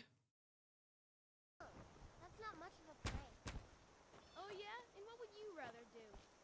How about we play tag? You're it. Hey, no fair! So she's up there. She's going to play tag with Frodnar, and that little play date goes out the window the second she finds her parents' bodies. Oh my God, this can't be happening. Get away.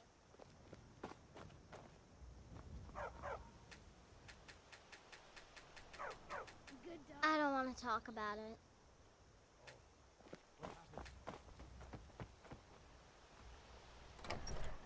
She goes, locks herself inside like I don't usual. want to talk about it.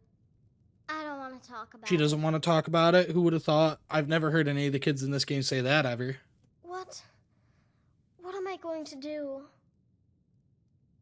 My parents died, and now I'm all alone. Really? Do you have a place I could live? And I adoption bait her. Overall, I think she gets about, I would say a 2. For reaction, she doesn't react particularly strongly.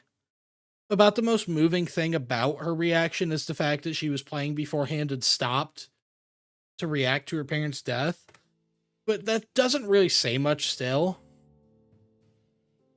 For the challenge, you're not really going to have her smith for you, so having an apprentice that helps out around the forge that has experience could be helpful. That's true.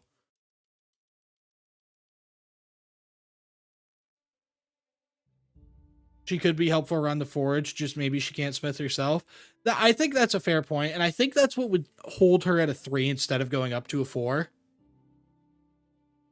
I'm going to lock her in at a 3 for usefulness. For reaction, I'm still leaning towards a 2. She does react to her parents' death, but it's not a particularly moving display. So I'm going to lock her in at 2. Anti-adoption bait her is such a Chad move every time.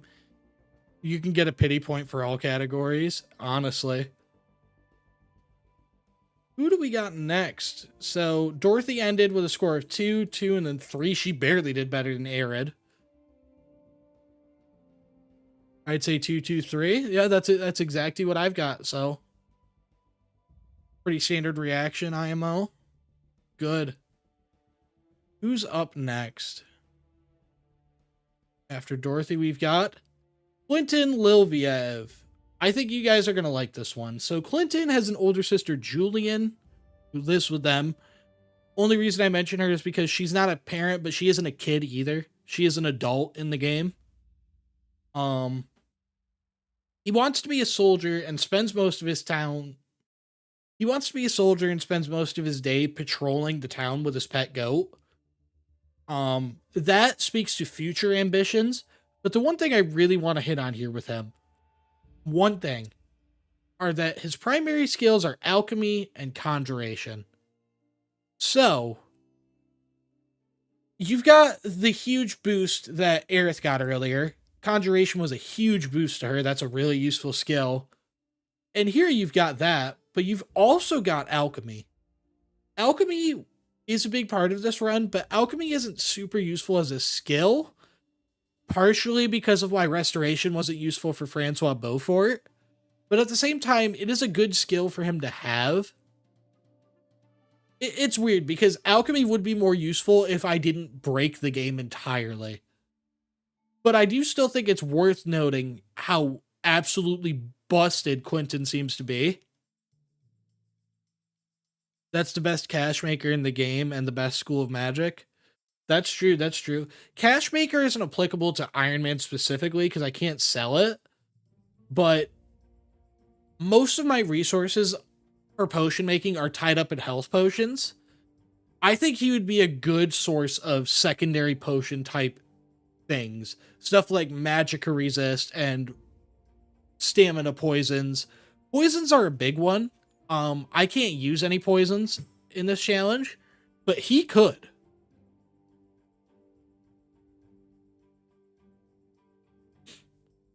Has a goat for a pet, keeps Dragon Bridge safe, knows alchemy and conjuration, quite a good name. He is very goated. That's true. He literally owns a goat. And as if you guys didn't think he was goated enough from all this. Just wait. Just you wait till you see how happy you're going to be with his reaction to his parents' death. You guys are going to love this one. Oh, well. Thanks anyway, I suppose. Here he is. Here's Clinton. You're going to love this. There's his parents right here. What do you need? Won't even look at him. Refuses to even look their direction. Just absolutely ignores them the entire way walking by them. Looks in the other direction. Keeps patrolling. Already a pretty Giga Chad reaction. Already insanely Chad. I start throwing his parents' bodies at him. Completely unfazed even still. Completely unfazed.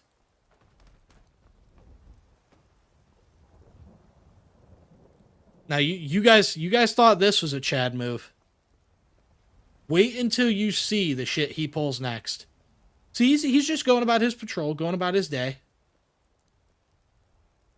And now he's on his way back. He's on his way back.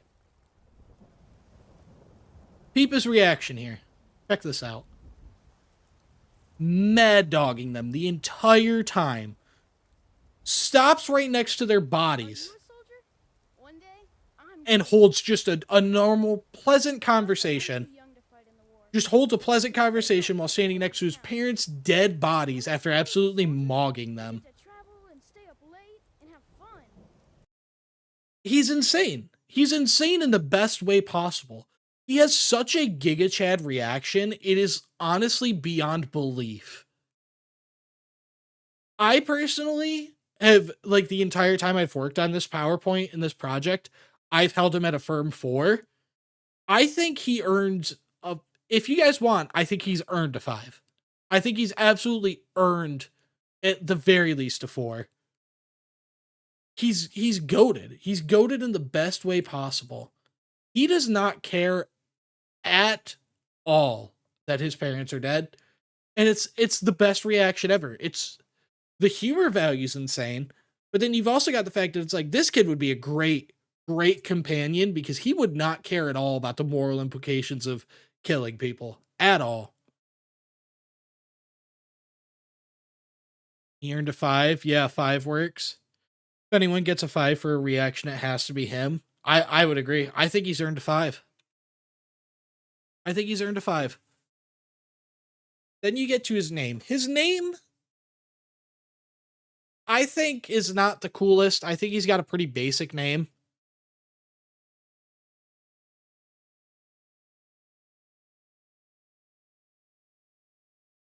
I would give him a 2 for his name. Personally, I think it's just very basic. The fact he has a last name is kind of cool. Only 2 other kids in... No, 3 other kids. Only 3 other kids in the game have last names. But it's not cool enough on its own to bump him above a 2, I don't think. Lil Viev is really cool, but not Clinton. Yeah. Clinton's just boring. Lil Viev is a sick last name, but his first name is Clinton, and I don't really know how to read that. Yeah, it's a 3 for me personally. I think what we're looking at is an absolute... We're looking at a 3 last name and a 1 first name, and I think it kind of averages out into being a 2. I think his last name saves him. So I'm going to lock in a 2 for Clinton. And then we've got Usefulness.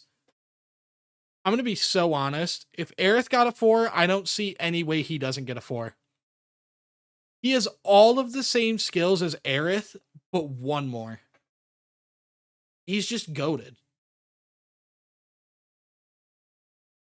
My personal vote for Usefulness is 4.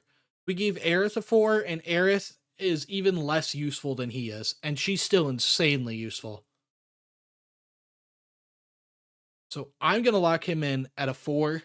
I have a feeling that nobody's going to really compete or contest that. That's a pretty goated lineup. And that, ladies and gentlemen, giving him a 4 there, that ties him with Scully for 11 points. Him and Scully are now in the lead. Clinton, most goated reaction of the entire sequence. Put him in the lead. We'll put him tied for the lead. Right. Up next, doesn't react to his parents' death just so he can keep Dragon Bridge safe. Exactly. If he took time to worry about them, Dragon Bridge might fall. Next up, we've got Britt. Britt is the only character in the game that I think is worse than Canute. Well, not the only character. She's the only child in the game I think is worse than Canute. So first of all, they've got a father named Lemkill, and he's an absolute deadbeat. They have... First of all, she has a twin sister named Sissel. And her father, Lemkill, frequently abuses his children and talks bad about them. And if you talk to people around the town, a lot of people do not like Lemkill at all. They hate him. That being said, she also abuses Sissel very heavily. Very heavily. You can actually... Her primary skills are the basic smithing and two-handed. And as for skills and chores, she doesn't actually have any. Her entire daily schedule consists of chasing around Sissel and abusing her. That's all she does. It's kind of insane. Britt is a 2 across the board, maybe a 1 in the name. I would... that's what I'm thinking. I'm thinking she's going to do pretty bad. Let's start, though, by seeing how she reacts to her parents' death. The other interesting thing with Lemkill, we're going to get both his... We're going to get his death, and then we're going to get to see her and Sissel's reactions. Have you met Lucky? So I finally hunted them down. Are you new around here? Okay, the lag is insane. My Wi-Fi is really bad right now.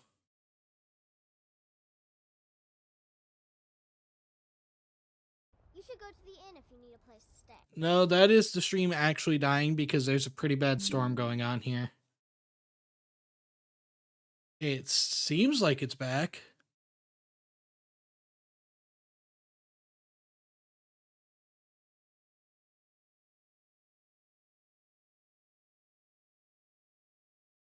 It is dying? Yeah.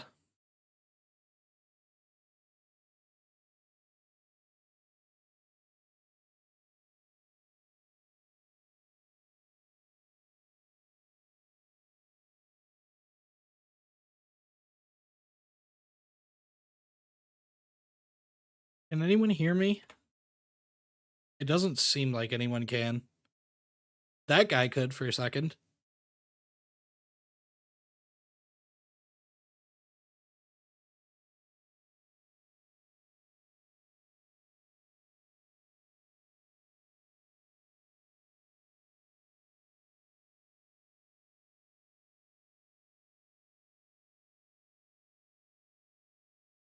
Okay, it seems like I'm back for the most part. Everyone hear me fine? My Wi-Fi is back at full bar. Stream seems to be back. Okay. I might want to try to get through the rest of these quickly then. The good thing about Brit and Sissel is we can knock them off back to back because we just got everything. We just got all the context we need for both of them. All right, I'm going to go back a little bit since we're back now, and I'm going to recap Brit because her reaction's important. So, their father's dead. They both ran past him twice, neither of them reacting. Brit, I finally caught up to, and I'm going to talk to her. Huh? Are you new around here? You should go to the inn if you need a place to stay. My papa died and I'm all alone. So there's two very important details in what just happened. The first is the obvious, which is he was super sad right after talking to me super normally. So she wasn't really that sad that Lemkill died. She's kind of just playing it up for no reason, it seems, other than to drum up sympathy. That's not a point in her favor. The second is that she did say that she's all alone, even though she has a twin sister, Sissel. And I think that says a lot about how she abuses her sister and how she views their relationship. I think those are both huge negatives against her. With that being said, I forgot to show the video. The audio is playing now. Those are the two things that she does. She's not a very good person. And you compare that with the fact that she doesn't have any skills that are really useful. She doesn't have any chores that help me out. She abuses her sister all day. She has a pretty lame name. I think she's getting a pretty bad score across the board. To start up, Brit, in terms of name coolness, I think that's just lame. I think that gets a 1.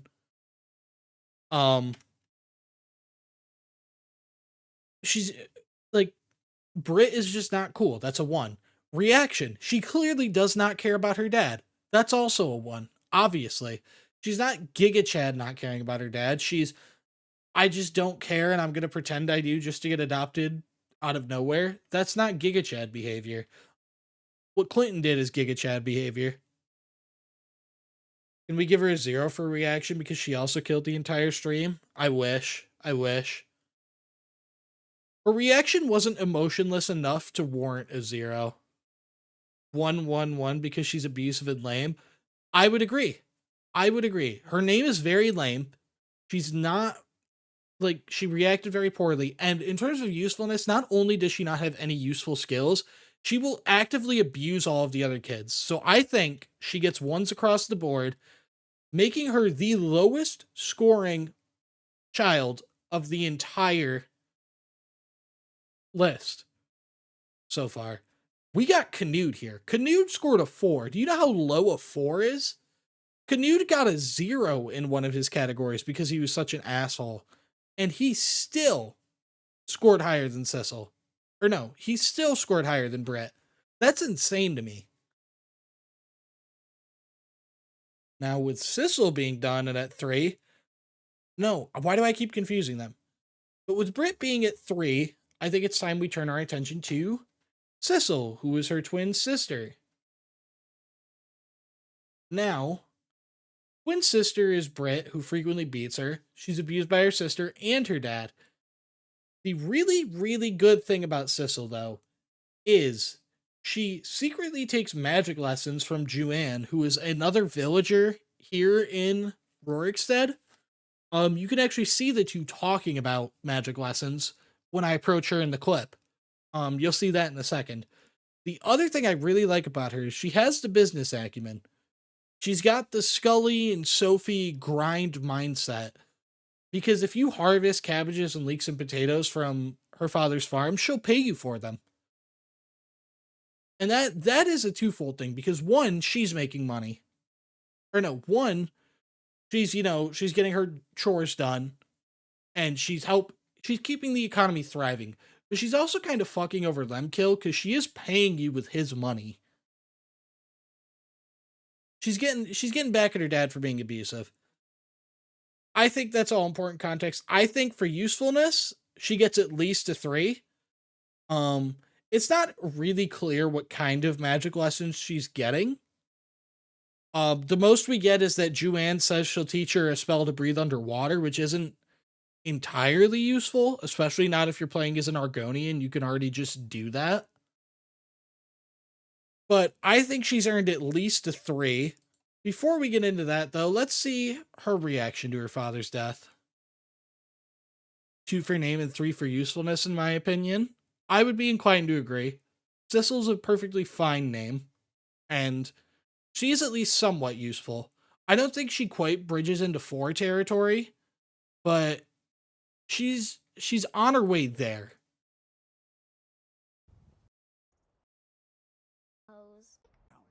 All right, here's Sissel. So this here is Juan. Juan is the one that's been teaching her magic. She wants to learn something easy like fire magic. What am I going to do? So she sort of has the same issue as her sister, where her sister is acting normally, and then the second I talk to them, they're playing up to pity. Sissel has the same problem. I think the bigger issue with this, when it comes to Britt, is that Britt is not treated as poorly by her father. She is still abused, but she's not abused as much as Sissel is. Sissel gets abused not just by Lemkill more than Britt does, but she also gets abused by Britt, which is why I think for her it makes more sense that not only does she not care as much about her father dying, she also says that she's alone, even though she has a twin sister. And for her, I think it makes sense. I think she gets a 3 moderate emotion, because technically what she's expressing is weak emotion, but it's weak emotion in a way that makes complete sense given the circumstances. And I think that counts for something. Personally, that's what I would vote for. I'm leaning for a 3-3. Moderate emotion, fine name, useful skill. That's what I'm leaning towards. The only reason I won't put her at incredibly useful for skill is because her saying that she's learning magic and then the types of spells we hear that she's learning, they don't seem the most useful, but that also could scale down the line. Like, if she wants to learn how to breathe underwater and get candlelight spells now, we may be looking at a full-blown conjuration later. So, her reaction, I think 3 is fair. 2 is pretty fair for name coolness, and 3 for usefulness is pretty good because it gives her flexibility. We know she's going to be useful, but we don't know how flexible, and we can't just assume. So, giving her a 3, it gives us room to work with.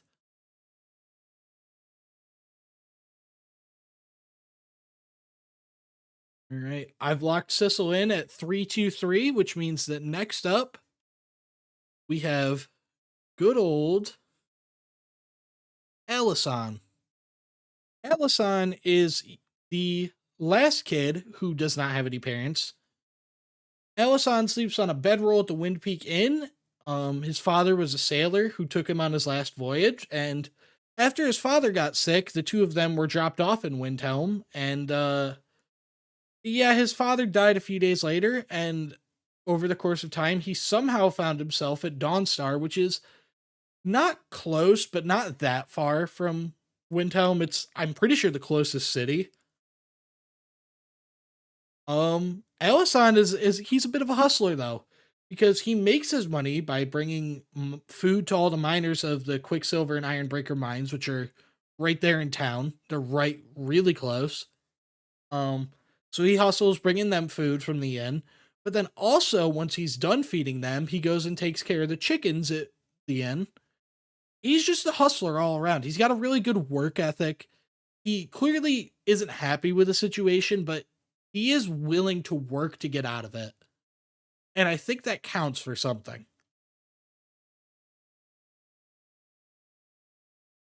Alisan has to have 3 at least for usefulness. His endurance is crazy.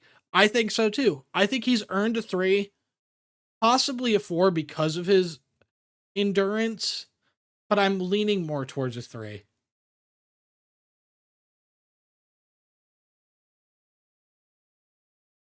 see. There he is. I'm going to put in a 3 for now for his usefulness.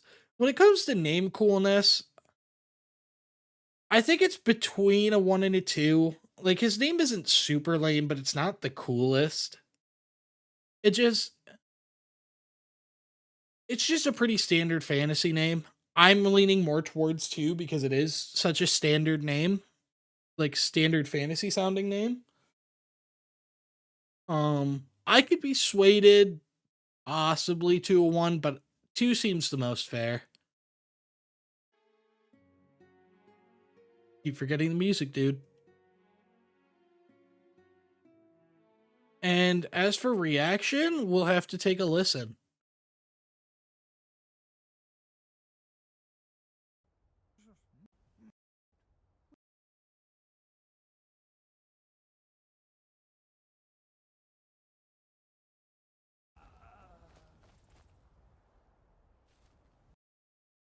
Here we go. There's Alisan.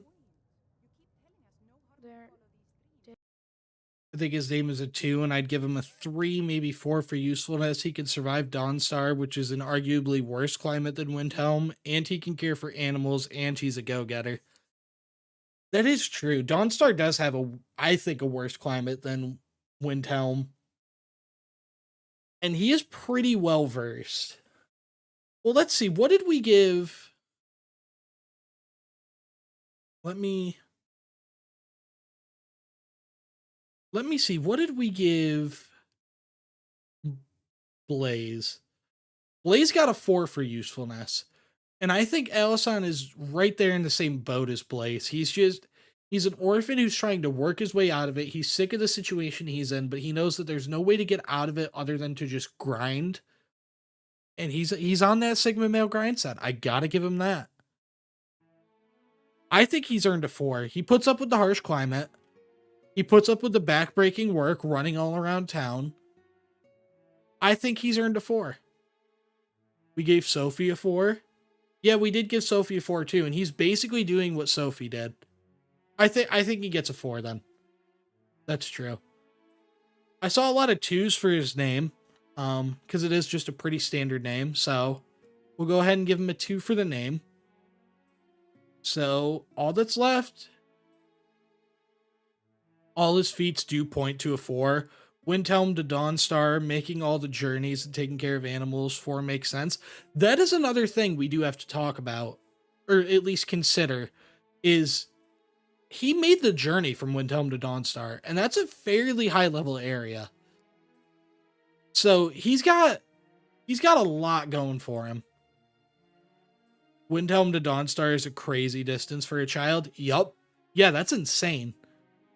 He's absolutely earned a 4. I don't know how I was ever on the 3 train. Let's go ahead and see how he reacts to his father's death then. See how he talks about him. My pa was I ask him, where are your parents? dead. My pa was a sailor. Took me with him on his last trip. After he got sick, They put us off here and left without us. He died a few days later. I've tried to make do since then, but it's been hard. Real hard. I will. Thank you. So yeah, basically he's a little depressed at his scenario. He's either cracked combat-wise or has classic Skyrim stealth archer potential. That's very true. He might have a pretty high sneak skill if he's able to get all the way to Windhelm without any trouble. Personally, looking at Alison, for reaction to his parents' death, I think he gave a fairly standard reaction. I would say a 3. Personally, he doesn't show strong emotion, but he does show a decent amount of emotion. And it's pretty warranted given his situation why he'd be a little muted in the emotional department.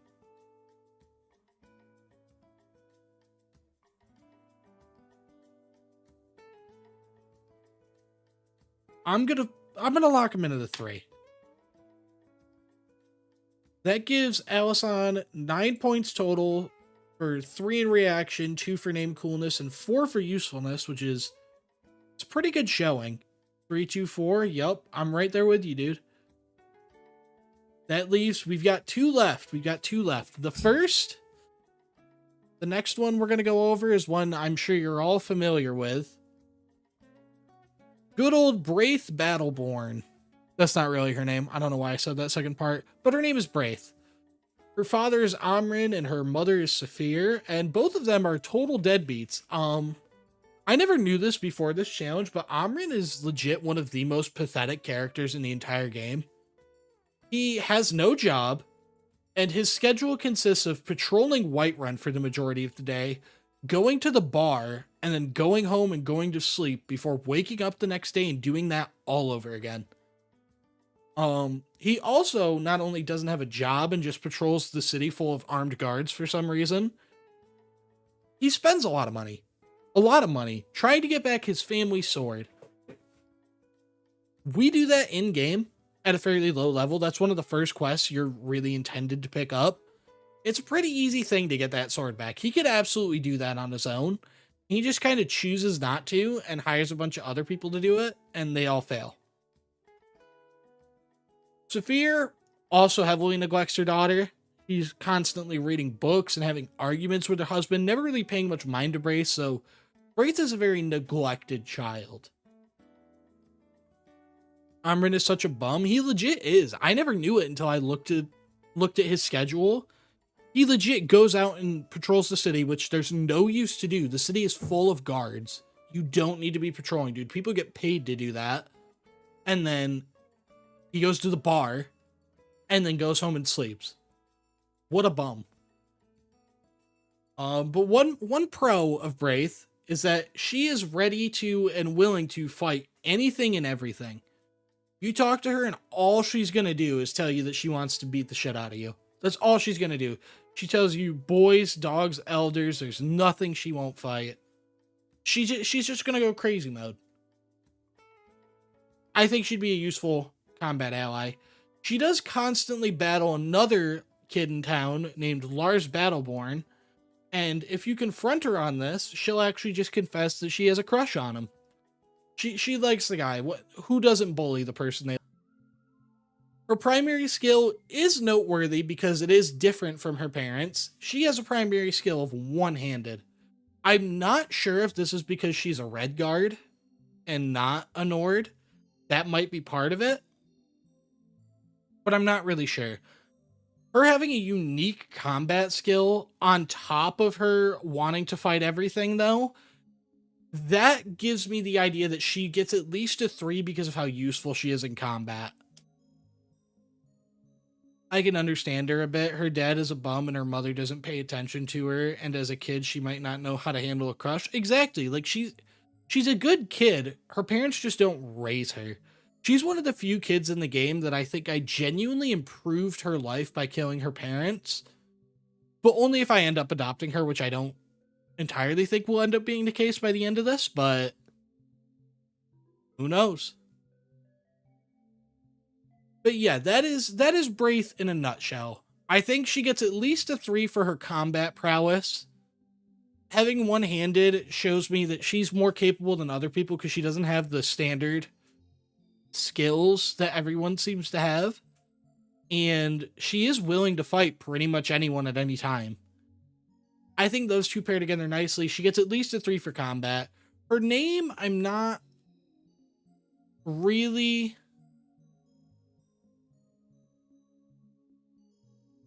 It's cool that her skill is unique, but is one-handed that much better than two-handed? I don't think it's that much better.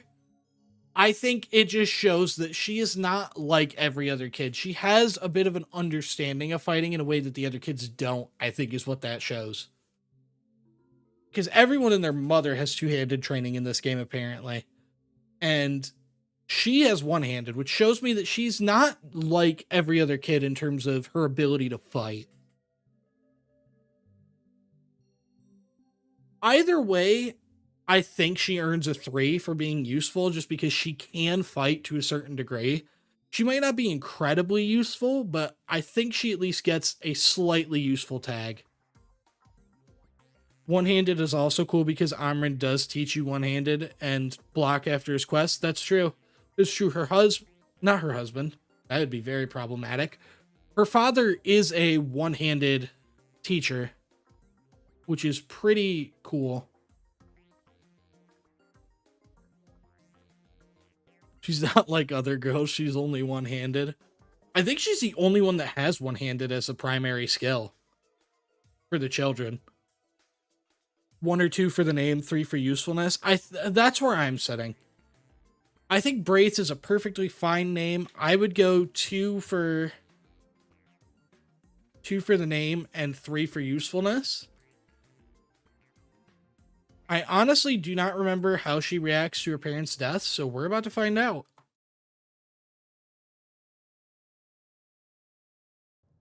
Really? Do you? Well. No, don't care, Allison. Here she comes.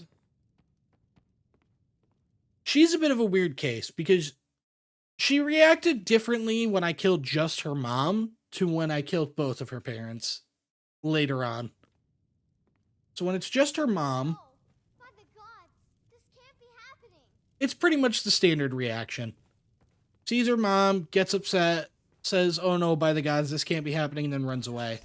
Now, when I kill both of them and leave them outside her door, she kind of just ignores them. I think it's a glitch. It's a little weird the way she handles it. I have to end up chasing her down, and she'll finally talk to me. It's a really weird scenario. She was one of the harder ones to get any sort of footage for her reacting to their deaths. My parents died, and now I'm all alone. Really? Do you have a place I could live? And adoption bait. So, she's got a really weird reaction. I don't know how I'd rank it. She reacts very standard to her mom dying, but when it's both of her parents, she runs away instead of actually offering the standard "by the gods" line that all the children do. She sees Amrin is dead and feels enough joy to balance out the grief of losing her mother. I think that's a very fair reaction. Her dad dying being good for her and her mom dying being bad cancels out, so she just doesn't care that much. Yeah, she obviously does have some emotion over their deaths. I think it sits at a 2. She doesn't react super strong. She reacts pretty decently when her mother dies. When it was both of them, she didn't react that much at all, and I think that tells me she does care about the mom a little more. And I think that balances out to weak emotion as opposed to doesn't care. But that's personally where I'm sitting, is giving her a 2 for reaction.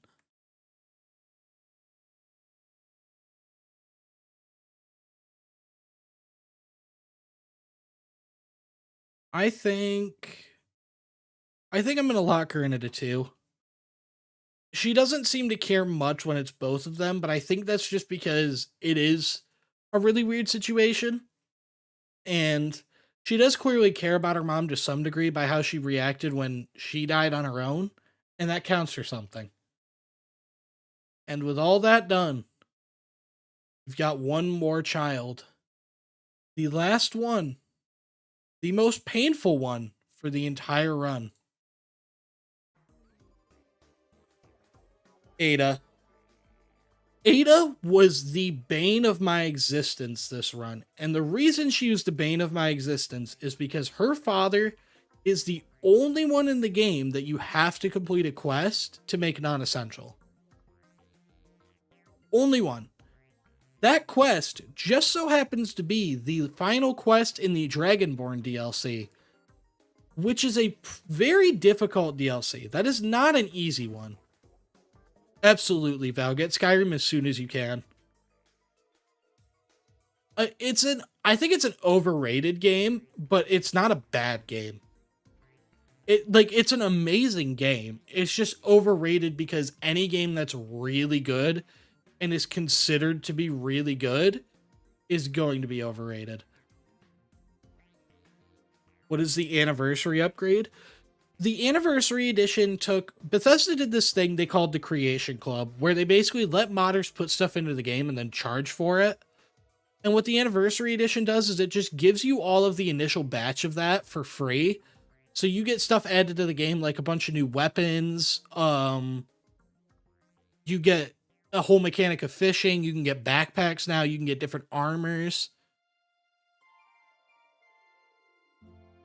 Personally, I like playing with the Anniversary Edition. I like the additions that it adds to the game. But I am, like that guy too is just saying, I'm not someone who plays with mods a lot, so it doesn't conflict with a lot of mods for me. I tend to play vanilla Skyrim. So you might be better off with Special Edition just because that's the standard edition for Skyrim right now. And that's what most mods are built around. Reviews on it are very negative. Yeah, because it's paid mod stuff, which is very... I hate that paid mods exist. They're just annoying. And they're Bethesda's... One of Bethesda's many downfalls is their absolute greed. But if you were going to get Skyrim, I would personally recommend get the Special Edition when it's on sale. The mods alone are worth it. Even if you don't like the core gameplay, you can basically turn the game into anything.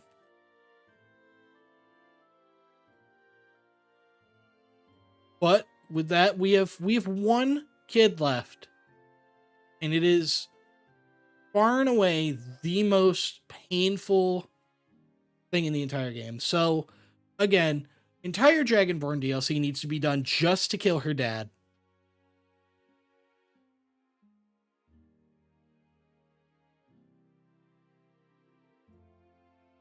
So the anniversary upgrade is a DLC. Yeah, it is a DLC. Like, it's not labeled as such a lot of the times, but it is just a DLC. It just adds a bunch... Instead of it being one big thing, it's like 100 tiny things. But I like the anniversary upgrade. I personally would not recommend it. I would recommend just getting Skyrim Special Edition. That comes with all the original DLC for the game that came out like 10 years ago, before Bethesda got a taste of what paid mod money looks like and went mad.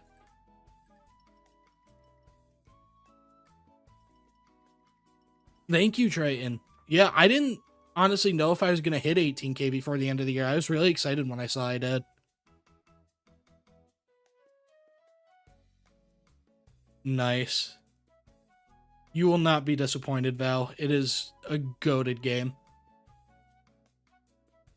But yeah, Ada, bane of my existence. I had to complete an entire, 8-hour DLC just to make her father non-essential. And it's not even that, the time it took to make her non-essential. The Dragonborn DLC is a minimum recommended level of 25. I was level 25 going into the DLC, meaning I was just barely the recommended level. I had terrible armor. I only had orcish weapons, which I'm fairly certain is behind what you're expected to have at that point in the game. She was just a real pain in my ass.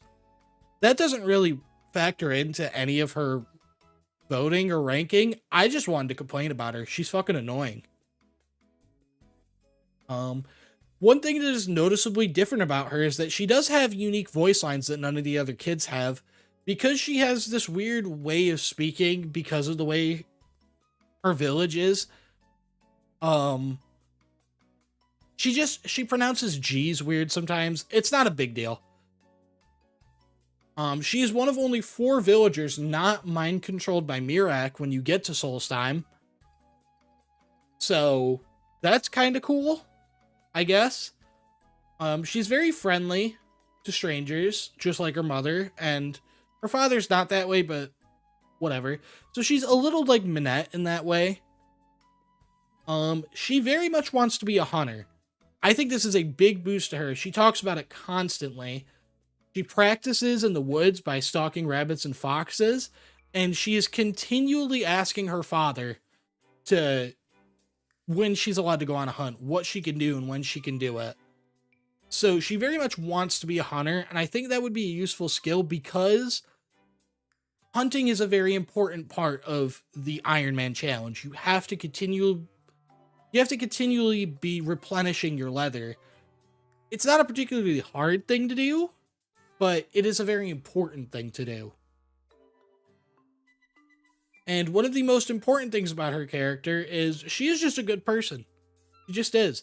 There's a part of the DLC where the head of Skull Village, Storn, sacrifices himself so that you can take down the main villain. And as soon as that's done, she prays to a god. So,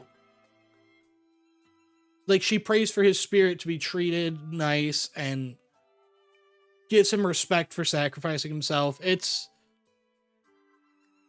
pretty good. She doesn't have any discernible chores, but again, she does seem to be a pretty skilled hunter. For usefulness, I'm willing to give her a 3 because she doesn't have any discernible skills yet, but she is already showing signs that she will be a good hunter. She's practicing. She has a lot of interest in it. I think that's worthy of a 3.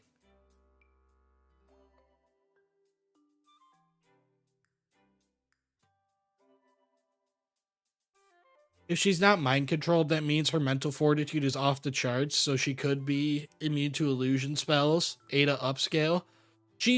That could be indicative of something really good. I think at the very least she's getting a 3 for usefulness. I could very much see a 4. I think 3, 2, 3. Probably. I don't remember exactly how she reacts. I think her name is pretty standard. It's a real world name that's spelled a little differently for the sake of fantasy. I think that's pretty cool, but not cool enough to really be counted as cool. Let's get a look at her reaction to her parents' death.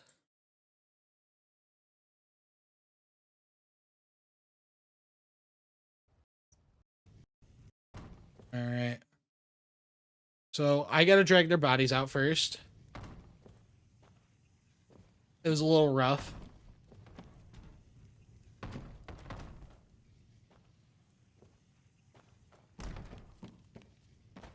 I think 4 is a bit high for someone with no actual skills, but I think 3 is fair. That's a good point. So she comes out, she sees her parents. Oh no! By the gods! This can't be happening! Fairly typical reaction. And she goes outside.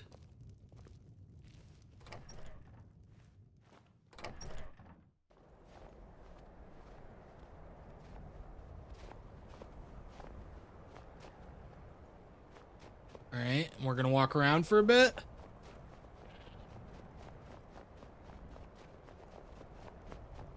Man, I should have done more than 2 times speed. This is slow. I came here to study the history of Solstheim. It's a scholar who freed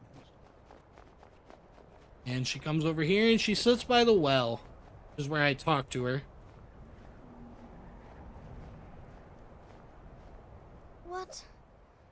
What am I going to do? My parents died, and now I'm all alone. And then I adoption bait her. Same old song and dance that's been done a million times. All in all, I think her reaction is pretty standard. I mean to get rid of chat there. I think her reaction's pretty normal. I would give her a 3 for it. She shows some genuine emotion, but not like a huge amount. She seems pretty standard. She sees her parents, she's upset, so she goes off and sits where she usually does to just contemplate things. That seems normal to me. I really have to agree with Gong. I think that for usefulness, 4 is too high for like her potential as a hunter. I think we're looking at a 3 because we can't just assume she'll be a good hunter. Her casually walking away instead of running is pretty funny, but not enough to warrant a 4. That is a good point. Her just casually walking for 30 seconds instead of running or anything and panicking is pretty hilarious. Personally, I think I'm looking at a 3-2-3, like that guy said.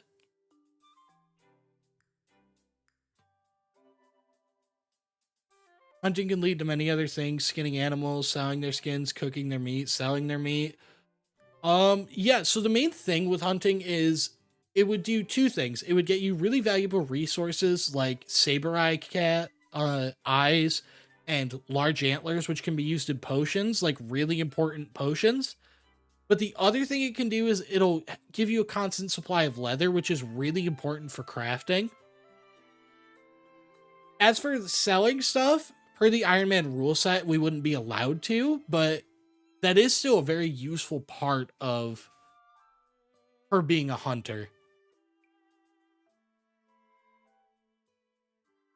I'm leaning towards 3-2-3. Her name isn't that cool. She seems relatively useful, but I don't think we know enough to really give her more than a 3. And her reaction to her parents' death seems serviceable. It doesn't go above and beyond. She sees her parents are dead, she gets sad, and she slowly mopes around until she gets to the well. I think that's pretty nice. I'm going to lock her in at 3-2-3. And this means... what even is the Iron Man rule set anyway? This is the first I've heard of it. I went over it at the beginning of stream. The basic gist of it is you're not allowed to trade with merchants. You are not allowed to pick up weapons or armor. You have to craft it all yourself. And you're not allowed to use storage. So I'm restricted to my own inventory. Basically, just imagine if you played Skyrim a lot like Minecraft is the best way to describe it.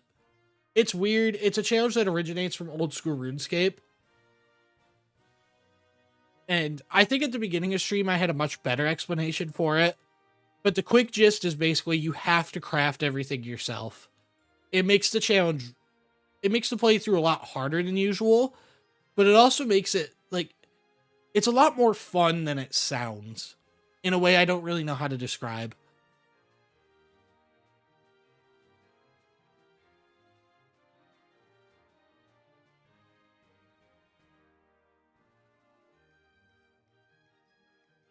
All right, so we are looking at...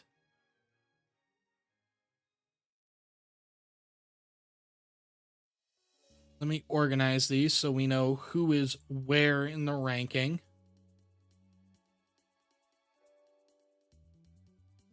Because Google Sheets makes it very hard to organize for some reason.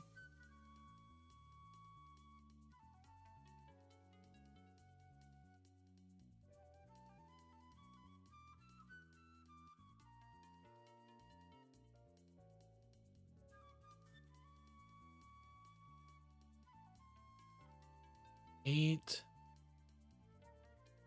I could put this on screen, actually. All right, that's an 8. So we are going to have to do sort of like a pseudo revote, or what I can do is look at the top 6 and those who are tied for top 6 and determine it with like a little tournament style thing afterwards. Something like making all the kids fight or something.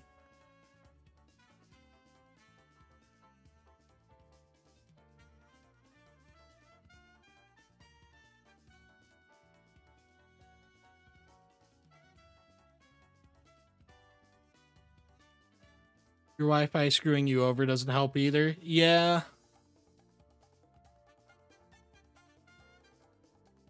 I just wish Google Sheets had like a way to link all of these cells, like these cells, and then I could sort them by this for total. But for some reason, it doesn't do that.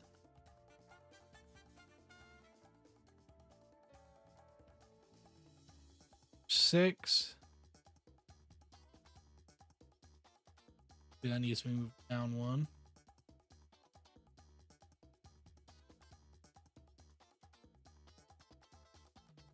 We have a 5? No, we don't. Great, Britt, you can go right to the bottom. You and Canute down there.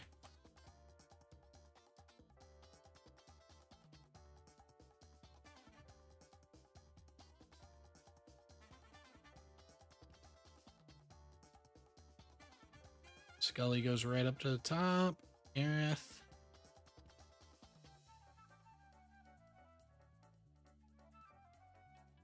Go. So it looks like the competition is... We definitely are taking Scully, Clinton Lilviev, Frodnar, and Aerith. Those 4 are locked in. Those 4 are absolutely locked in. I'll mark those off like that.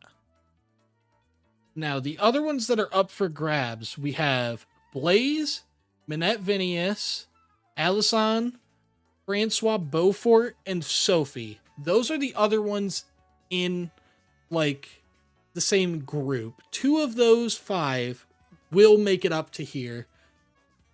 We just need to decide, do we want to vote on it now and here, or do we want to, I'll use mods to, like, make them fight or something later on, and then you guys will find out when the video comes out which 2 made it off the chopping block. Do a bunch of polls in the community tab, but hide the option so only you know who wins. That is an option. Triton and Val want to make me fight them. I like tournament setup does sound kind of goated. I'm more partial to making them fight in like a tournament setup. I think that would be kind of goated. Put all 5 of them in like a pit and aggro all of them against each other and see who comes on top.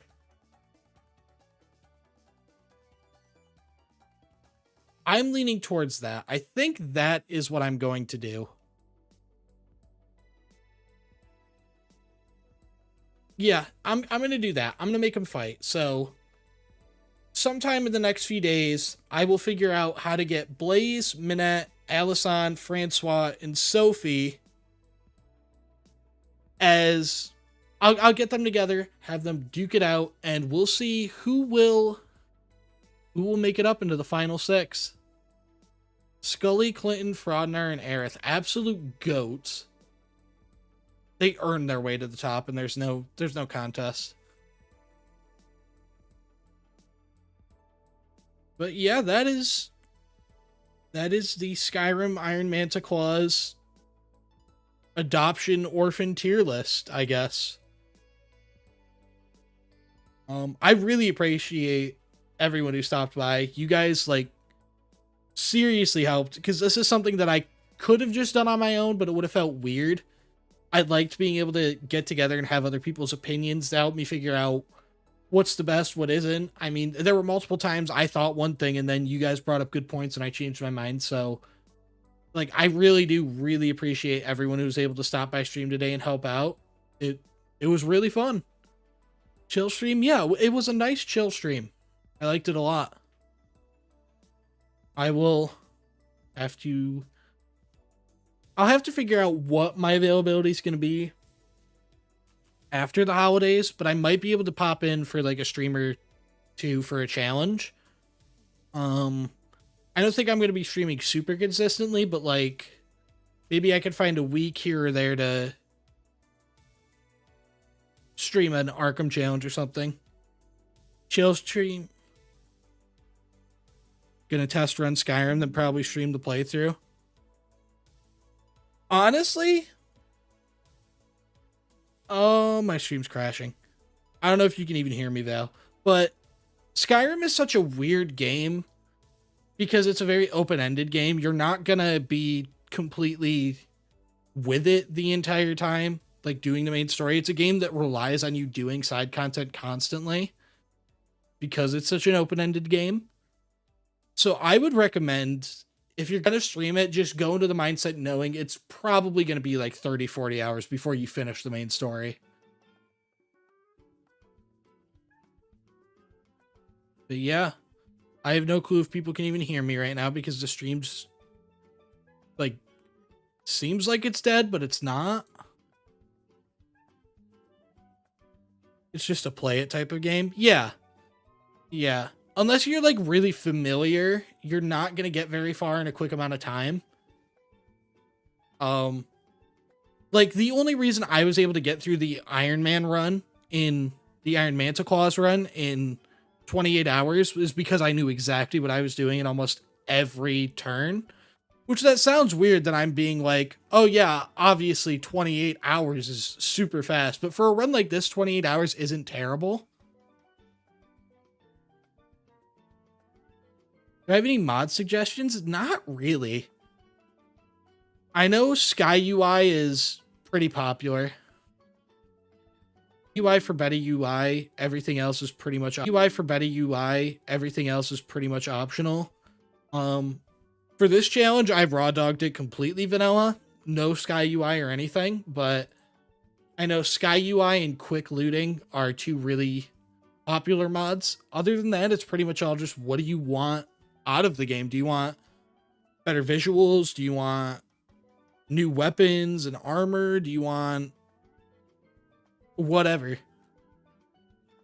There's no shortage of mods for Skyrim, that's for sure. But yeah, I think that's where I'm going to call the stream for today. I'm back down to 0 bars.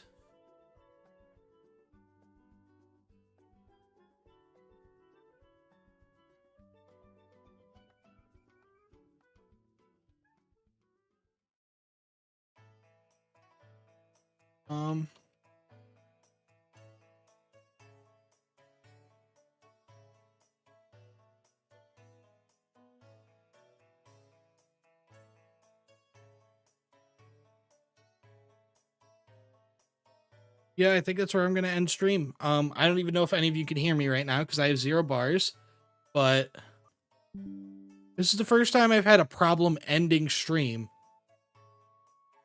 Why is it not letting me end the stream? What the hell?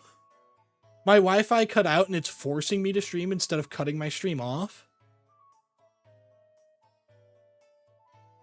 Of course, the one night you're able to stream, the Wi-Fi decides to be a bitch. Oh, trust me, Triton, the Wi-Fi is a bitch all the time.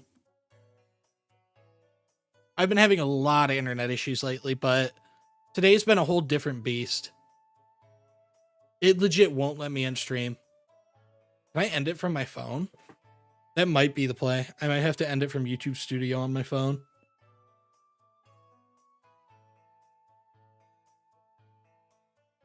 You must stream forever? I might.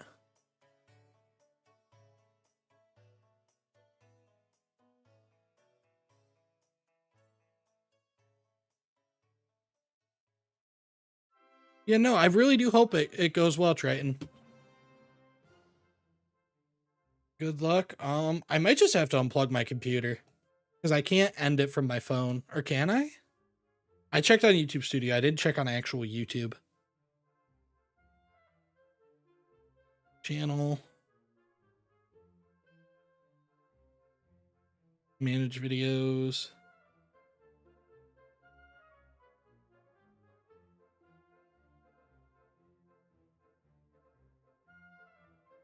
Open settings. Okay, yeah, no, I can't end it from my phone. I legit might just have to unplug my computer at this point because it won't let me on stream. But yeah, thank you all again for stopping by, and I'll keep you all updated on when I might be able to stream next. But for now, I'm in the editing dungeon plugging away basically all day, every day on this video, because this is by far the biggest project I've ever worked on. But yeah, thank you all. Bye-bye.